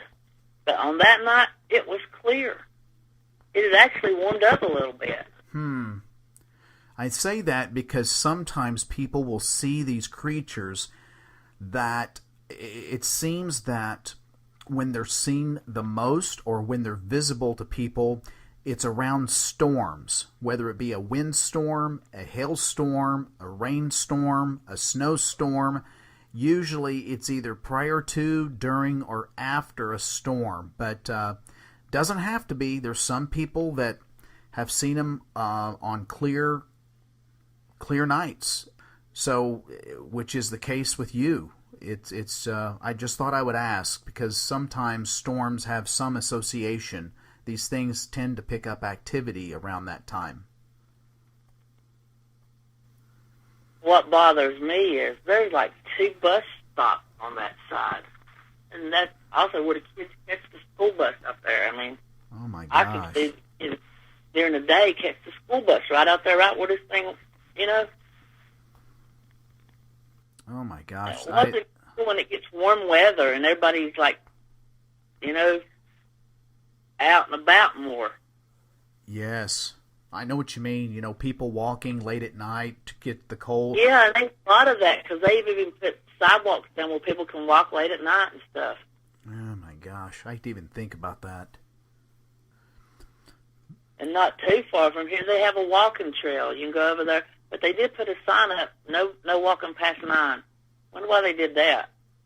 Used to go over and walk late at night all the time. Right. How long ago was that sign put up? Well, seems like they tore down the swimming pool, and they refitted it out there with these nice little sheds and everything. Then they put a sign up: no walking past 9 o'clock. There wasn't but a sign up there that said no biking up on the trails and no skateboarding up there. Now there's a sign that says they don't want you to walk past 9 o'clock. Because I said, well, gee, how can I walk? Because I used to be on medication that I couldn't get out too much during the daytime. The sun make me sick. But since I can't afford my medicine anymore, I ain't got to worry about that. So I would go at night, and I do things for my dad. My dad's retired, and I don't have a job, so I run and pay the bills and the errands and do all that for my dad. But sometimes I used to like to go over in the summertime when it was real hot. You don't want to walk around 90, 100 degrees in the daytime. It's too hot. Exactly. And I would 8 or 9 o'clock. Well, sometimes a little bit later, because I had so much going on. That was the only time I could get any free time to myself. And then I went over and I said, well, so much for that idea about me losing some weight. They done put up a sign. They're doing it past 9 o'clock. Right after they built all those new buildings and stuff right there. That is very strange, though. I agree with you. I feel sometimes that certain people, certain groups, certain agencies know things, and they really don't tell us the full story. So I don't want to put anything into it that's not there, but part of me, with what you saw and everything that's been going on, part of me wants to say there could be some association to that sign and what you're seeing. You know, I know you've asked me what I thought it was, and what's really strange is this weird markings. This marking, do you remember what it looked like in your head? I remember one time I was looking up this word, and it took me into something Sumerian, and it had all these like little pictures online. You know, I was looking it up, and I was curious. I forget what it was at the time, and it had all these like what they call the Sumerian tablets or stuff that had all these like they wasn't weird writing on the tablet, but the drawings on the tablet. That thing's feet in that tablet looked exactly like that thing's feet. The back ones anyway. That was only two. That one, the side view. I got a real good look at that one side view of that one. I mean. And again, the marking was on the thigh area or the leg area. Yes, its legs. Yes. That one leg I could see anyway, but it was on its leg. And to me, that looked like some kind of pattern. It probably meant something, but it didn't mean nothing to me. Would you do me a favor? And it doesn't have to be immediate, only if you want to. Would you mind and when you get time, get online and look at Sumerian symbols and stuff and see if you can find what it closely looked like. And you've got my number. It should ring up. That's my personal cell that you called me on. And if you can text as close as possible what that looked like, even if you draw it out on paper, I'd like to see. If you wouldn't mind doing that at some time, I'd appreciate it. Well, I mean, that is up online, and it's got a picture. Something kind of weird, ain't it? Because that's biblical, ain't it? Oh, I get a bad feeling about this. I mean, it is. It ain't that whole thing, but the legs to it look like what that was. That is incredible. Well, I'm sorry. It sounds like you suffered a little bit of trauma from it. I'm sorry that you're not sleeping well. A couple things that I want you to do, if you don't mind, and this will help, is that I'm also in healthcare, and so I don't claim to be a psychiatrist or a psychologist by no means. I'm not. But I know enough about healthcare and people that go through stresses and traumas that one thing that can help you sleep a little bit better, and by no means when I say this, I mean it's not going to make you forget. You won't forget something that deep-seated that frightened you. You just won't. But a couple things that you can do is... do you take any supplementation? Any vitamins or anything? No.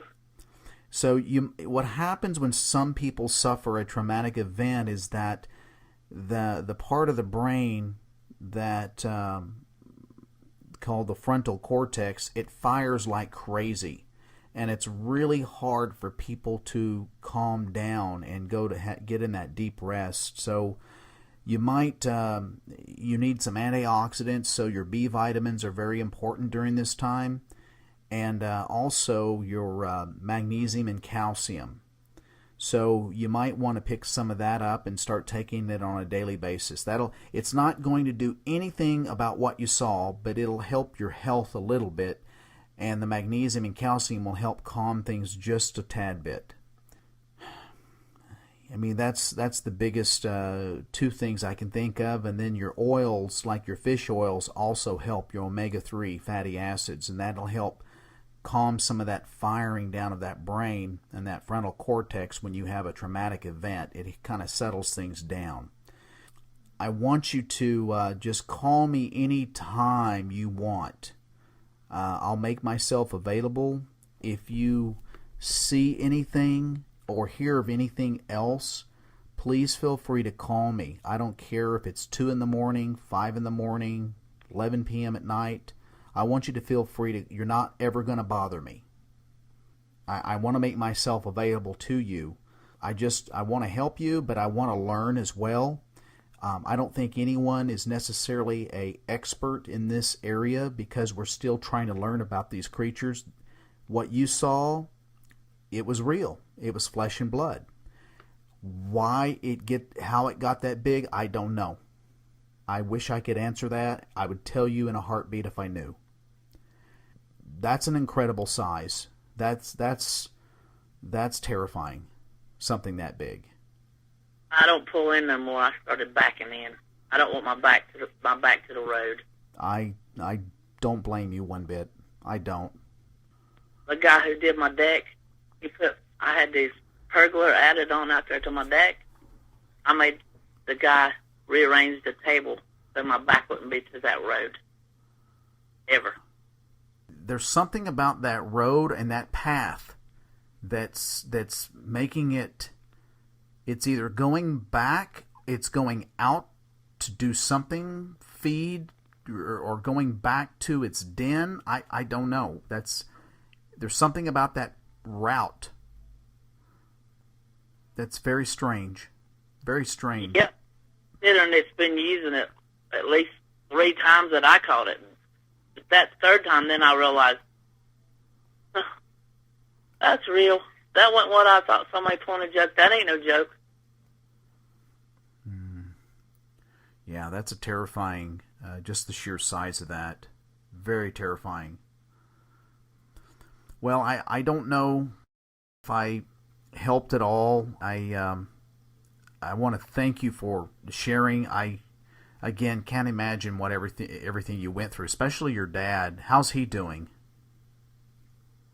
Well, he's doing good. He's real active. But he knows when I'm walking back and forth, he says, looking for that monster, ain't you? And I said, well, I'm keeping my eye out for that. I don't want to be with my back and what is the old expression, you don't want to have your pants down. Yes. I think people have been killed by those things. Well, that's definitely a plausible thought. I mean, I hate to even think of it, but there is, especially when it's roaming around a neighborhood early in the morning. I mean, again, I'd hate to be jogging at night or anything like that, or have a car broke down changing a tire in its path. Mm-mm. I mean, this is in town. You ain't supposed to see stuff like that. You're supposed to see stuff like that like in the boonies. Exactly. Although I have heard there's been some few episodes where people have seen them in their communities. Now, these are smaller communities, and there's typically river or water sources close by, which I was going to ask you, is there a river or water source close by, not too far? Yeah, the river's just down the road. And you can look it up on the map. I'll take a look. I sure will. I'm curious in it sounds like the topography in the area is woods, hills, lots of trees. But like you said, there was a tornado that took out a lot of trees in that area, so there's some wide open areas. So that's why you're kind of puzzled. Where in the heck is this thing going? Yeah. Maybe its route got all cleared out or something. But well, it's some. If you ever come across that symbol that you saw on that leg, if you could remember it in your mind's eye and just draw it on a paper and send it to me, I would really like to see what it was you saw. Well, that's what it looked like. See, I saw this artwork, and it looked like this weird looking. It didn't look that person on that tablet. It was a drawing. It looked like a person, but it ain't a person. And it looked like it was holding this giant cat or something. But the legs on the cat, it had like this. It didn't look like lion legs, even though the head did, but the body kind of did, but the legs didn't. You know? Yeah. That is strange. That is very strange. That's what it reminded me of, though. Wow. I was sitting over here, and I was thinking, I said, God, I've seen that somewhere. Where did I see that? And then it just hit me. That's where I saw that. It's some kind of drawing of something holding another kind of like a line or something, but its body parts didn't match neither. I'll take a look. I'll definitely take a look. Is your number that you called me on? Can you receive text and pictures on your phone? If I find something and I send it to you, can you take a look? No, this is my house phone number. It don't. Okay. Text. Well, I tell you what. See, I have a cell phone, but I don't know how to text. Okay, that's fine. If What I'll do is I've got your number, and then I'll if I come across something like that, what I'll do is I'll call you back and I'll mail it to you. Would that be okay? And then when you get it, we can talk and you can tell me if it was close. So I'll do some investigation first on it. Okay. I tell you what, I wish I could give you a lot of answers and on this subject, but I know more than the average person out there, I guess you could say. But I'll say this, that I want you to try and just over time start getting better rest if you can. I know it's going to be a process. Time is going to help a little bit here. And you can call me anytime you want. If you learn of anything else strange in the area or you see anything at that moment, please call me. And if I don't answer immediately, just leave a message saying, hey, I need to talk to you. And I'll call shortly after, I promise. Okay, thank you. And so feel free to call me anytime. Help any way I can. It's kind of hard through the phone, but I'll do my best in chatting with you and just talking things through with you. I want to thank you for being courageous and calling me. And, these shows help other people that's seen things. Because a lot of people never say anything because they think people are going to judge them and think they're crazy. And they're not. They really saw something. I want you to take care of your dad. I know you are. It sounds like you guys are close. Again, call me anytime. I really appreciate you. Okay, thank you. Bye. Okay, blessings, and we'll talk soon again. I like to just follow up with people. All right, that'll be fine. There ended up being quite a few comments on the original video of that last story that doubted the credibility of the sighting and some of the details provided by the eyewitness. However, I'd just like to remind all our listeners that it is not my place to judge you or criticize you when you call in and tell us your story. We are just here to listen and help you understand what you've experienced, however strange it may be. And finally, for our last episode of this Dogman Compilation Special Edition, we speak to a gentleman from California who hit something strange with his car in the early hours of the morning.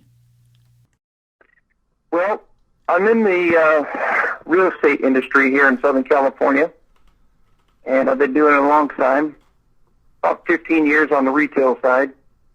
I have partners that also we buy and sell and rehabilitate projects here throughout Southern California, mostly, and put them back on the market and then sell them. So I guess you could call that we're in the flipping business as well. But this first incident actually occurred in 1996, and it was in the Kern County area. I'm not from there. I'm from the Southern California area, but they consider that to be more like the Central California area up there. And we had a new house built, and we moved in, and my wife and I, my father-in-law, we moved Dad in with us at age 83. And, I was raised old-fashioned. I'm the oldest of four kids. My dad was military. I was number one son. And not as bad as the Great Santini movie with Robert Duvall, but I was his eldest, and I pretty much took the brunt of it. And we bounced around quite a bit.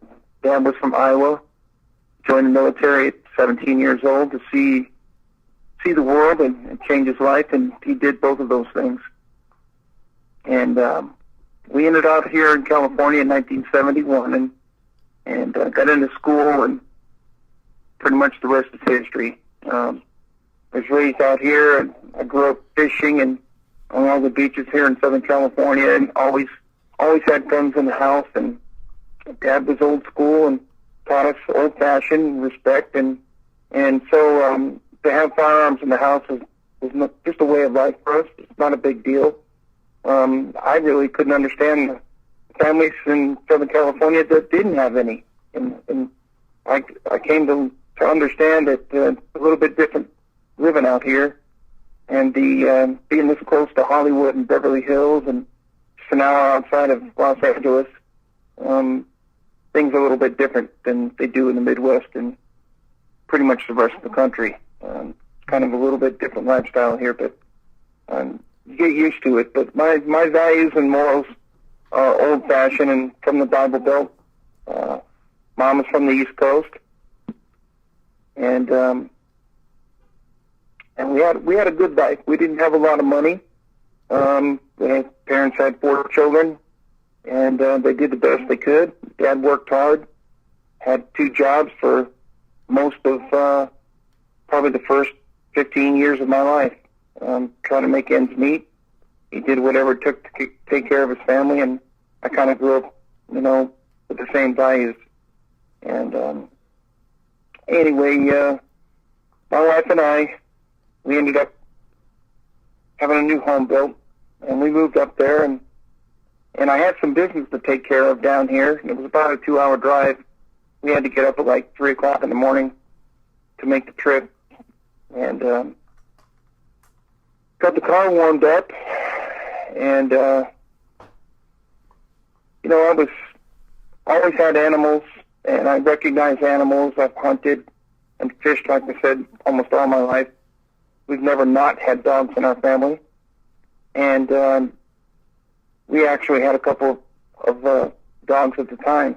One was a Chow Chow, and so we were very familiar with especially canines. I did some work with the canine department here in the local police department. I had friends that were police officers, and they needed some extra help, and I volunteered, and I ended up getting into that quite extensively in the Schützen program for the police dog training.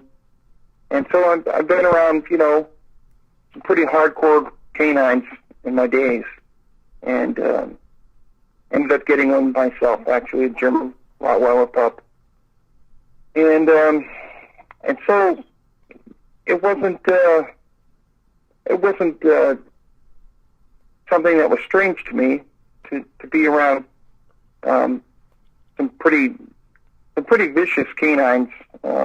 Thank goodness they were on our side, but I was quite used to it, and not a problem. A lot of times I was actually the guy out there in the suit that was used as the dummy for the dogs to attack.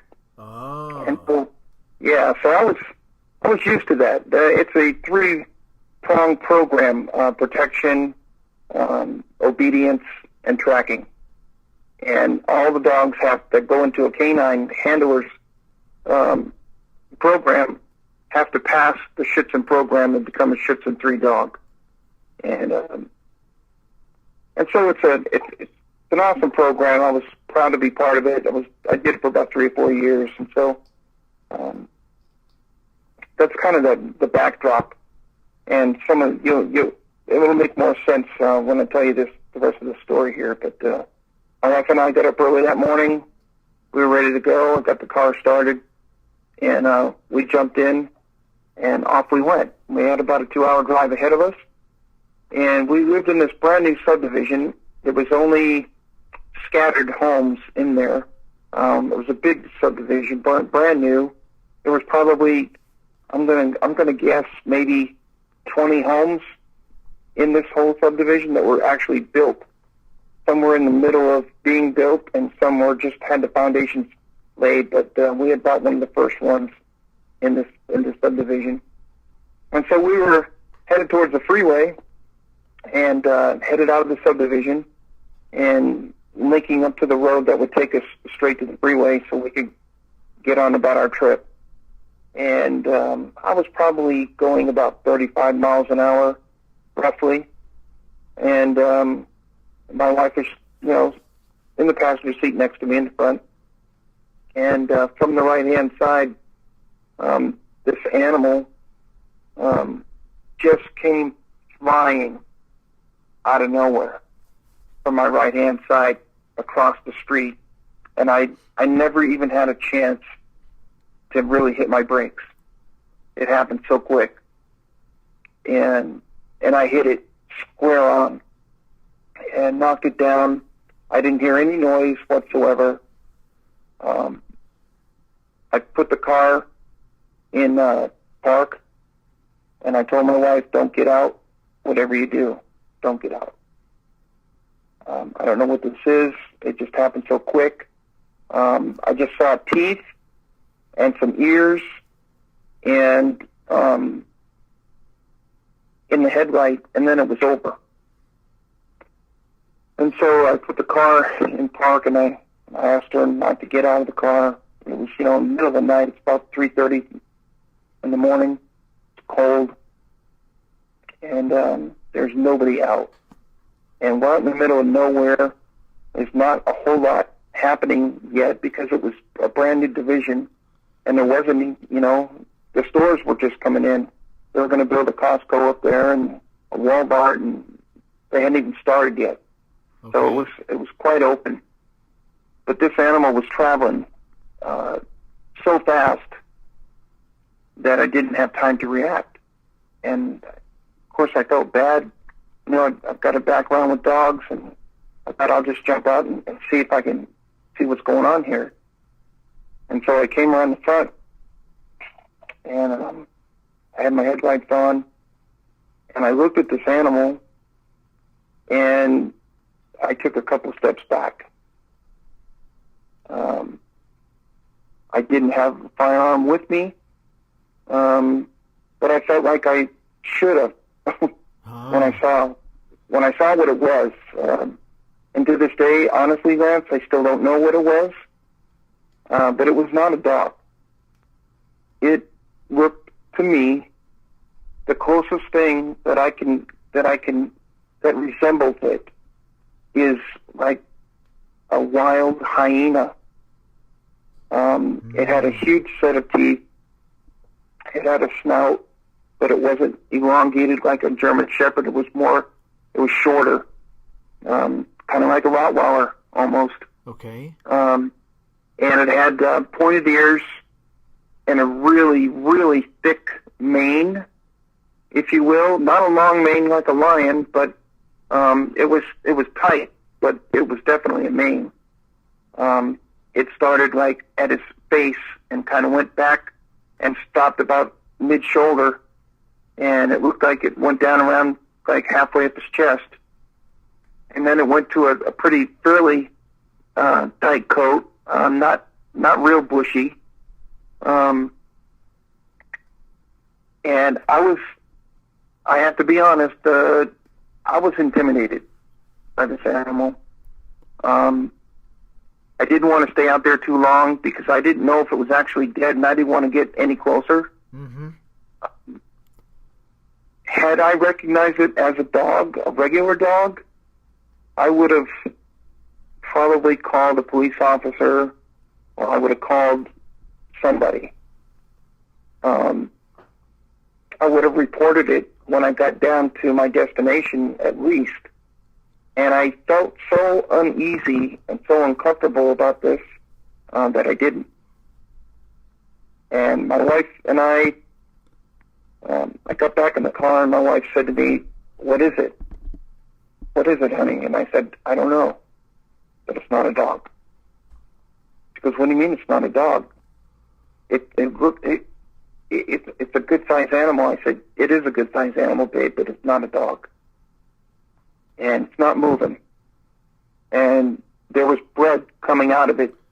I was not going to get any closer to check it, to see if it was still alive. And it was heavily muscled. It was lightning fast, and it looked to me that it was basically designed to do one thing, and that's kill.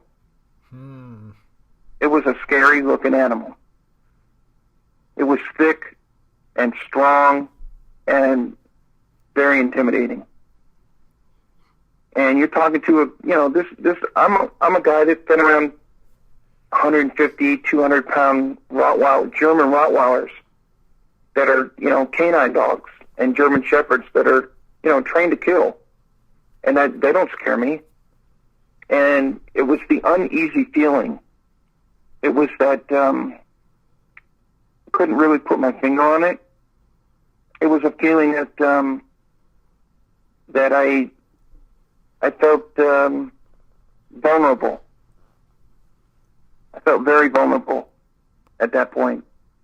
And like the best thing I could do is get back in the car and get away from this animal in case it wasn't dead. So that's exactly what I did. I got back in the car, I backed up, I drove around it, and went on about my way. And I was shook up. I'm 6'1", I weigh 230 pounds. I'm a tall, strapping Norwegian, and I'm not afraid of much. And this animal, I think probably because I couldn't put my finger on what it was, and it looked so vicious. It had like a yellow, amber, greenish eyes that like glowed because my headlights were, you know, they were right up in this thing's face, and it was moving when I left. And you know, my wife and I, we were both shook up to the point where it was a long, quiet drive. We didn't talk about it. We didn't talk at all. We just went on about our drive, and I stopped and got a cup of coffee, and then got back on the road and went on about my day. Got down there, took care of business, and when we came home that same day, later that day, we drove, of course, you know, on the same road to get back, and we were both kind of anxious to take a look at this thing in the daylight. And it wasn't there. The pool of blood was there, but the animal was not there. There was no sign of it. There was no hair left. And you know, the coat on this thing, Lance, the other thing that was kind of strange to me was it had like a multicolored coat. It wasn't like a solid color of anything. Huh. It had some grayish, some brown, and some black, like all kind of mixed in. Would you call it a calico color? I would. That would be a very good description. If you compare that to, say, a coyote's color, what would it be similar? Kind of. Only it was way. I know what a coyote is. Right. I've seen them for many, many years. This thing was probably, I'm going to say, 3 or 4 coyotes or more. No problem. In size? In size. Whoa. That's big. Oh, yeah. That's big. Yeah. It cracked the fender. I didn't have I have a fiberglass fender like most cars these days, but it's a mid-size sedan, and it cracked the fender and the grill of my car. But like I said, I was only doing about 35 when I hit it, but I hit it pretty square, and I would have thought it did more damage to the car, but I was fortunate that it didn't. But the strangest thing of it all was, you know, when we drove up, we stopped right at that spot, coming home on the opposite side of the street this time, and looked at this pool of blood, dry pool of blood there. It was probably, I don't know, a foot, maybe 18 inches across, something like that. And so I wasn't dreaming. Exactly. I wasn't dreaming. To be honest, it happened so fast, and it was so strange and so odd that it almost felt like it didn't. Like, if my wife wouldn't have been there, I would have been tripping that maybe it didn't happen. Except that it did. Because on the way home, we stopped at the exact spot, and there was a big pool of dry blood there. And my wife looked at me, and I looked at her, and she goes, "Babe, what was that?" I said, "Babe, I have no idea, but it was not a dog." Tell me a little bit about the description of the... Well, I guess one thing, I mean, and we had discussed this prior to this interview, is that maybe it was just stunned. I mean, maybe you just knocked it out and it came to. Who knows? I believe it had the power or the strength based on what I saw body-wise and the muscle, and the look on this thing's face. It didn't really look dead to me, but it wasn't moving. It gave me a really, really eerie feeling. I mean, I don't know if you've ever hit a regular dog before. And usually they let out a yelp and you get out. I've seen one of my neighbors hit one of our neighbor's dogs. It was a German Shepherd. And he didn't hit him going very fast. He was leaving the neighborhood and he clipped him because the dog was chasing his front tire as he rode by his house. And the dog got out a little bit in front of him and he smacked him, probably doing about 25. And this dog, did a couple of 360s and ended up laying out in the street and struggled to get up, but he was yelping and screaming the whole time. And that's normal. You expect that. This animal never made a sound. Nothing. That's bizarre. Nothing. That is so bizarre. It's really bizarre. It's really bizarre. And I felt like, honestly, when I was standing, I didn't approach it and stand over it. I stood from a distance because it spooked me. Once I got a look at it and I saw the teeth on this thing, I said, man, this animal was only designed to do one thing. I go, good Lord, I mean, this thing would kill anything in its path if it wanted to. I don't know. A Rottweiler couldn't stop this thing. Describe the teeth to me, if you would. They looked a little bit, in the light, in the dark, they looked thick and very strong. They looked thicker than my dog's teeth. I know what a regular, I have a Chow Chow. I had a male and a female.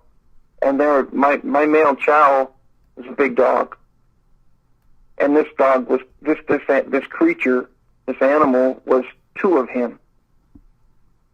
Wow. And, yeah, and that's why I didn't want to stick around.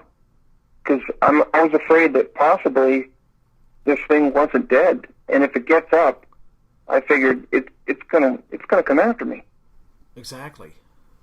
And I had no way to protect myself. I felt very vulnerable, and I didn't even want to admit it to my wife that I got scared. I was like, my wife knows I don't scare easy. I'm raised old school, old fashioned. I got a Smith & Wesson 357 mag in my nightstand. I got a 12 gauge. I got plenty. And, nobody's fool enough to come up in my house anyway. Even my own boys, raising my two sons and my daughter too. But our sons, they're young bucks and they're going out with their girlfriends in high school and stuff. And they knew, don't come in the front door at 2:00 in the morning without waking me up first. They would come around. Their instructions were to come around the back, knock on my master bedroom window and say, Dad, it's me. Don't shoot. So I'm a father of 3. I'm 59 years old now. And we've got, 12 grandchildren. I'm a godfather. We're godparents of 5. So the Lord has blessed our family. And we didn't get those children by marriage, by marrying into it. We actually had our children young and raised them up, and the boys saw fit to follow in the family's footsteps, kind of, and get married young and married their high school sweethearts and got busy like we did, like my dad did, and like my grandpa did. So that's kind of the way we roll in our family, and we're old school and we're old fashioned. We tell the truth, and we have good morals and values. And this didn't this animal didn't fit into anything I knew. And so it made me feel very uneasy because I didn't have any answers. And so it made me question. I'm starting to think about all the dogs that I've seen, all the places I've gone for the police training. What's the biggest, baddest dog I've ever seen? It wouldn't compare to this thing. And I'm like, this is not a domestic animal. This is a wild creature. The fangs on it were, I noticed at the front, I can see it, this happened in 96, Lance. So we're talking, about 21 years ago. Uh-huh. And I've got a picture in my head of this thing still, like I saw it yesterday. Because when something makes an imprint on you to that degree, you typically, you don't forget it. I'm sure you don't. I'm sure you don't. And I never shared this story, like I told you the first time. I've never shared this story with anybody except you and my wife, because she was there. And I thought about that after you and I talked, and I did feel better about finally sharing it because, quite frankly, I was quite humbled by it, and didn't have a way to explain myself why I felt so uneasy or so intimidated by this animal. And if somebody would have told me, if a police officer would have rolled up and said, "Sir, you just hit a crazed hyena that just escaped from a traveling zoo here," I would have believed him. Wow. I would have believed him. Because this thing did not fit into creatures that I know.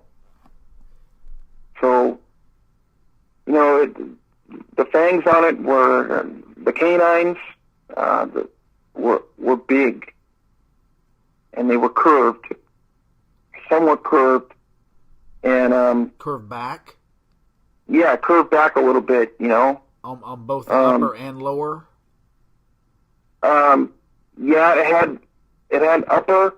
I really, really remember the upper. The mouth was kind of ajar when it was laying on the ground there in front of me.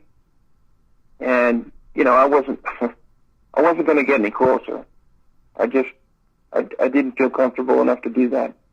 I really wanted to, but my common sense and my intuition told me, don't do it. Don't go any closer. Don't mess with this thing. This is way out of my realm of knowledge and comfort zone. It was put me out of my comfort zone. And my family all knows me well, and they know I'm not afraid of really anything. If it's something that I know when I'm facing. Exactly. If it made 2 of your chow, are you saying, and I'm only estimating, you tell me, do you think it was in the neighborhood of about 350 pounds? I figured it was probably 250, all of 250, and it could have gone higher. Okay. 250, maybe 300, maybe it wasn't full grown.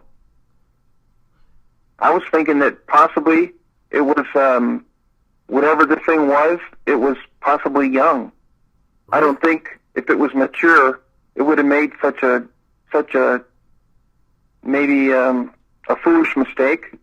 Ah, interesting. Okay. Because this thing could have seen me a long ways away.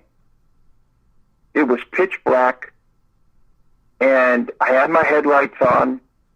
I was the only one out there. Why did this thing run in front of me? Why didn't it just sit there and wait for me to go by? Good question. Good question. I used to wrestle with that. Like, Lord, why did I have to hit this animal? I mean, I don't understand, and I felt bad for driving away, honestly, because I love dogs, but this is nothing like the dogs I know, and I wasn't comfortable, and I sure as heck didn't want to put my wife in any kind of harm's way. Oh, absolutely. I wouldn't either. And I already felt, Lance, that I had compromised our safety already just getting out of the car to go look at it. I didn't need to do that. I could have stayed in my car and drove around it and forgot about it. But because of the person that I am, and I'm a dog lover, I felt, it was the responsible thing to do, to get out and at least see if I could offer some kind of help. Exactly. But once I got out around my car door and made the pass around the front left side of the car, the driver's side, and I got to the front, and I saw it, that's when I took a couple steps back and said, oh, no, I'm not getting any closer to this thing. I don't even know what this is. Wow. And I still, to this day, I don't know what I hit. I don't know what I hit. What do you think, as far as the height at the shoulders, at the wither, what do you think the height would be? I know it was fast when it went across, but if it was on all fours, just pure guesstimation here, but do you think it would have gone 4 feet at the shoulder? I would feel comfortable probably saying 3 feet. 3 feet, okay. Yeah, like I said, I kind of, my gut feeling was that this thing was a juvenile. It was fairly young. Oh, wow. I think this thing could have been much bigger. That's what I felt. Uh-huh. And, for an animal that had these kinds of weapons and this kind of body, I also would have assumed or expected that it would also have the brains to match. And my thought process was, maybe he was chasing something, maybe he saw something. There was a lot of rabbits out there. There were kit foxes. Because they were building, it was kicking up a lot of animals' dens. And so maybe this thing came in to feed in the area at night because there was a lot of construction going on, and it was disrupting the environment. There's no doubt about that. And I was thinking that maybe he was in hot pursuit of something, and he was so locked on his target that it didn't matter to him, that he thought he was fast enough possibly to get past me. And, of course, that didn't happen, but a lot of things have gone through my mind over the years, Lance, to try to make sense of it. There was no reason for that animal to run in front of me. It was a wide open space. I like your idea, though. I mean, I really do, because of the lack of experience or being potentially a juvenile, that it was just a bad decision on its part. In my mind, it's kind of correlating deer. You get a deer that's been eyes over the years, and they'll time out traffic. And not always does it work, but it's your young deer that get hit a lot. When it was lying there, could you take a look? I know you saw the head and the eyes. What about the paw or any of the upper arm or lower extremity features? Did you see anything, claws or the feet? I didn't see any protruding claws. I took a gaze at that just to see, and I didn't see anything external, like visible, which was, I felt that was kind of odd. To me, I think it must have had claws because it only made sense that this thing would have a gnarly set of claws to match the rest of it. It only made sense to me that, you know, if I could got a little closer and I felt more at ease and I knew it was actually really dead, I might have gone and maybe turned it over.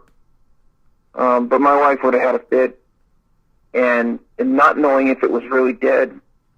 And then when we came home and found it had vanished, then I had that sick feeling in my stomach, like, wow, what if I would have done what I naturally would have gone to inspect this animal and to see if it was okay, if I could help it at all, and it would have got up and jumped on me.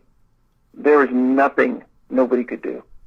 No. And my wife would have had to sit in the car and watch. Oh, gosh. I don't even want to think about that. Yeah, so, I mean, trust me, I've thought about all that. And, you know, you got to think on your feet sometimes and make, you know, good decisions under pressure. And I've always been able to do those kinds of things. And sometimes when things are actually more serious, you find that calm center, you know, because we've had plenty of experiences in life at our age to know how to handle those kind of situations as calmly as possible. But I didn't want my wife to really see how much I was shook up, to be honest with you, man to man. I was shook up.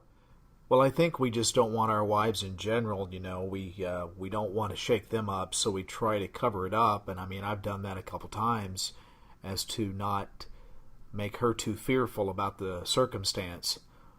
So when you got out, how much of it could she see? When you backed up and you finally got in the car and you backed up, did you go around the passenger side to get around this creature? Or did you go around your side, the driver's side, to go around it? And did she see it? I guess. I believe I went to the right side of it, which would have been the passenger side as we passed it.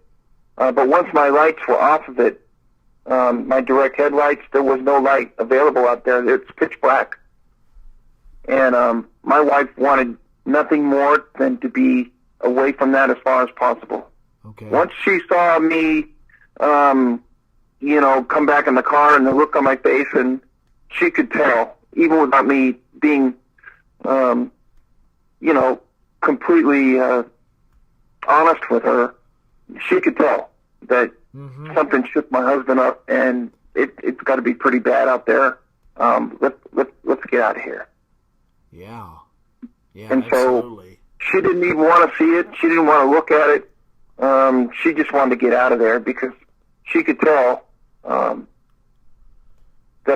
I was out of my comfort zone, and I didn't talk about it. I didn't want to talk about it.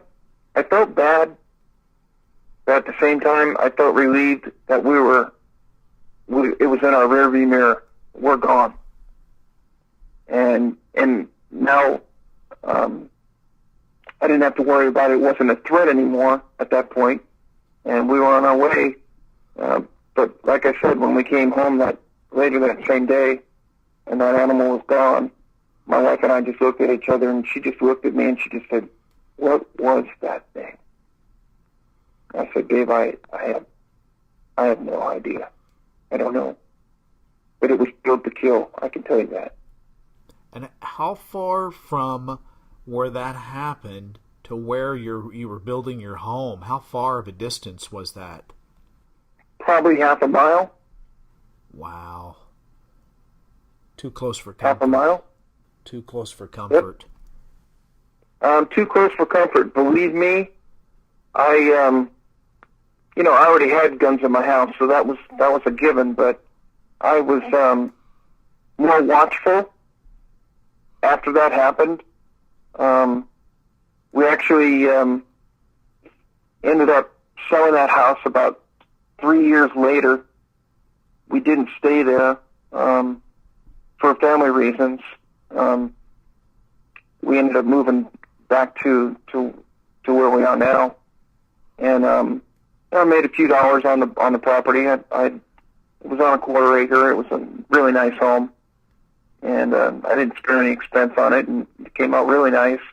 And so once I put it back on the market, it sold actually rather quickly, and we just moved back down here and bought another house as close as we could afford, within striking distance of the ocean, and we've been there ever since.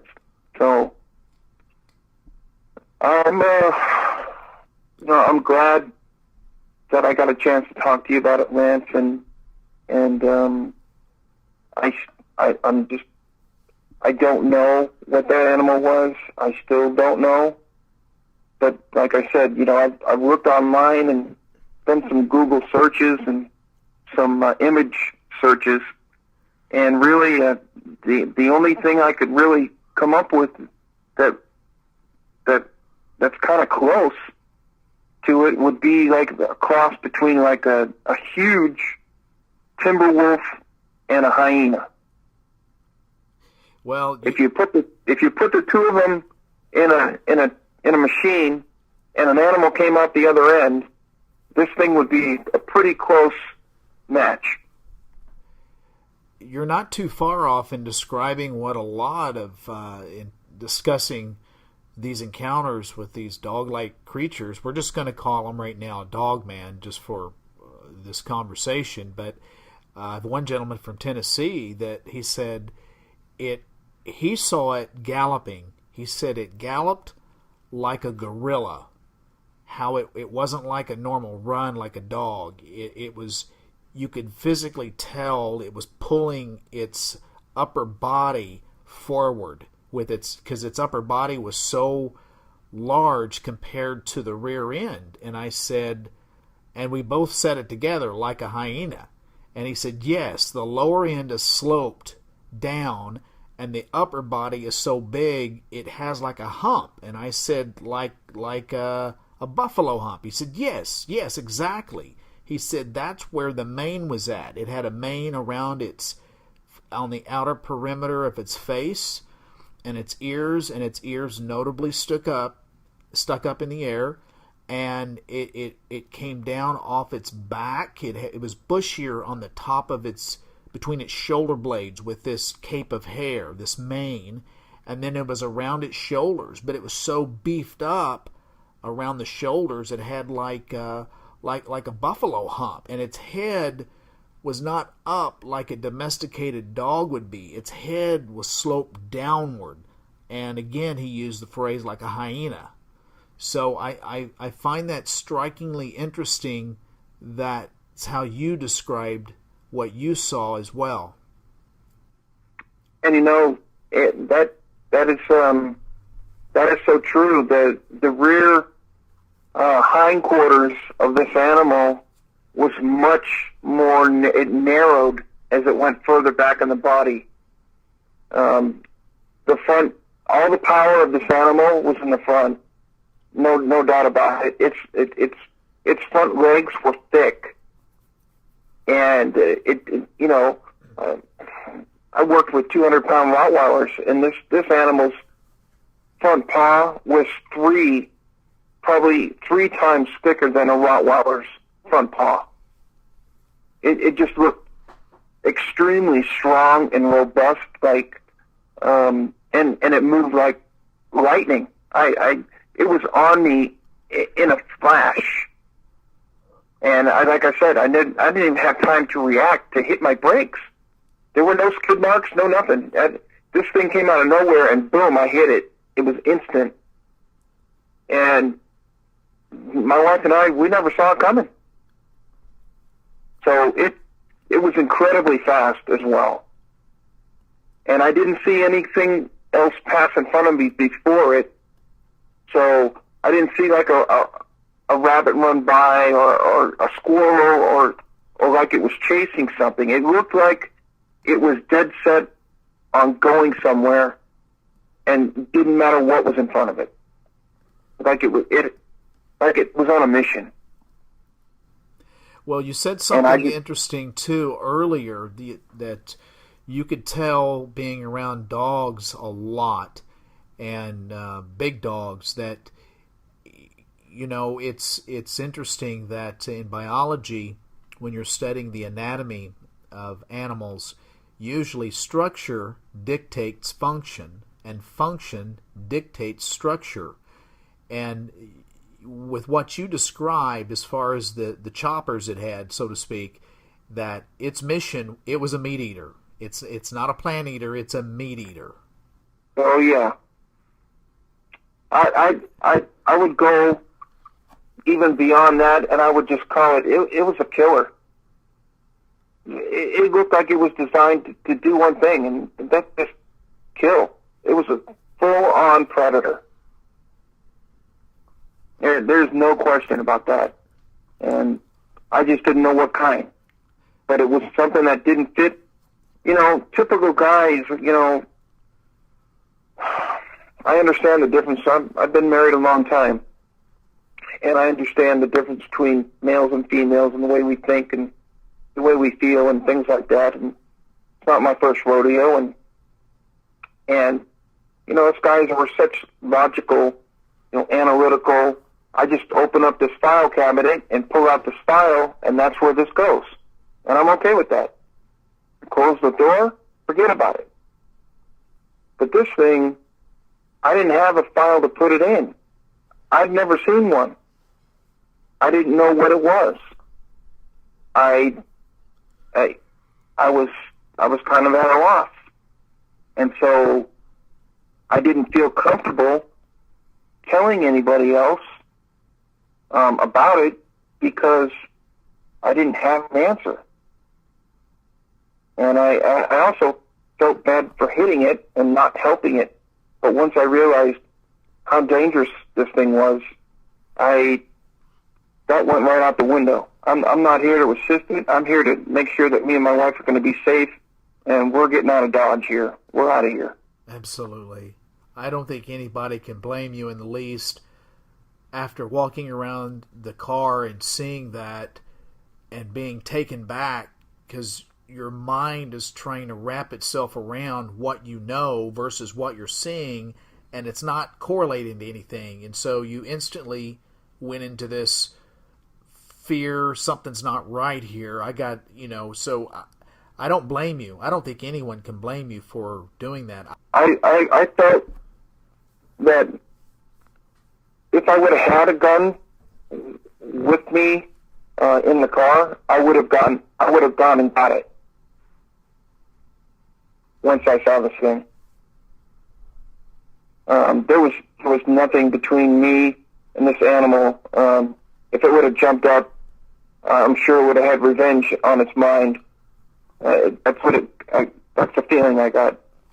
And so for that reason alone, I was like, I have no way to protect myself. I'm very vulnerable. And I think it kind of changed. I'm 59 now. This was 21 years ago. It's definitely changed the way I behave about security. My wife actually thinks I'm kind of anal about it, but I don't think I am. It's so rare that we hear from someone who's had the chance to have a good look up close and personal with one of these creatures. We're truly fortunate to have guests that feel confident and comfortable enough to call in and share these experiences with me, and by extension to all of our listeners.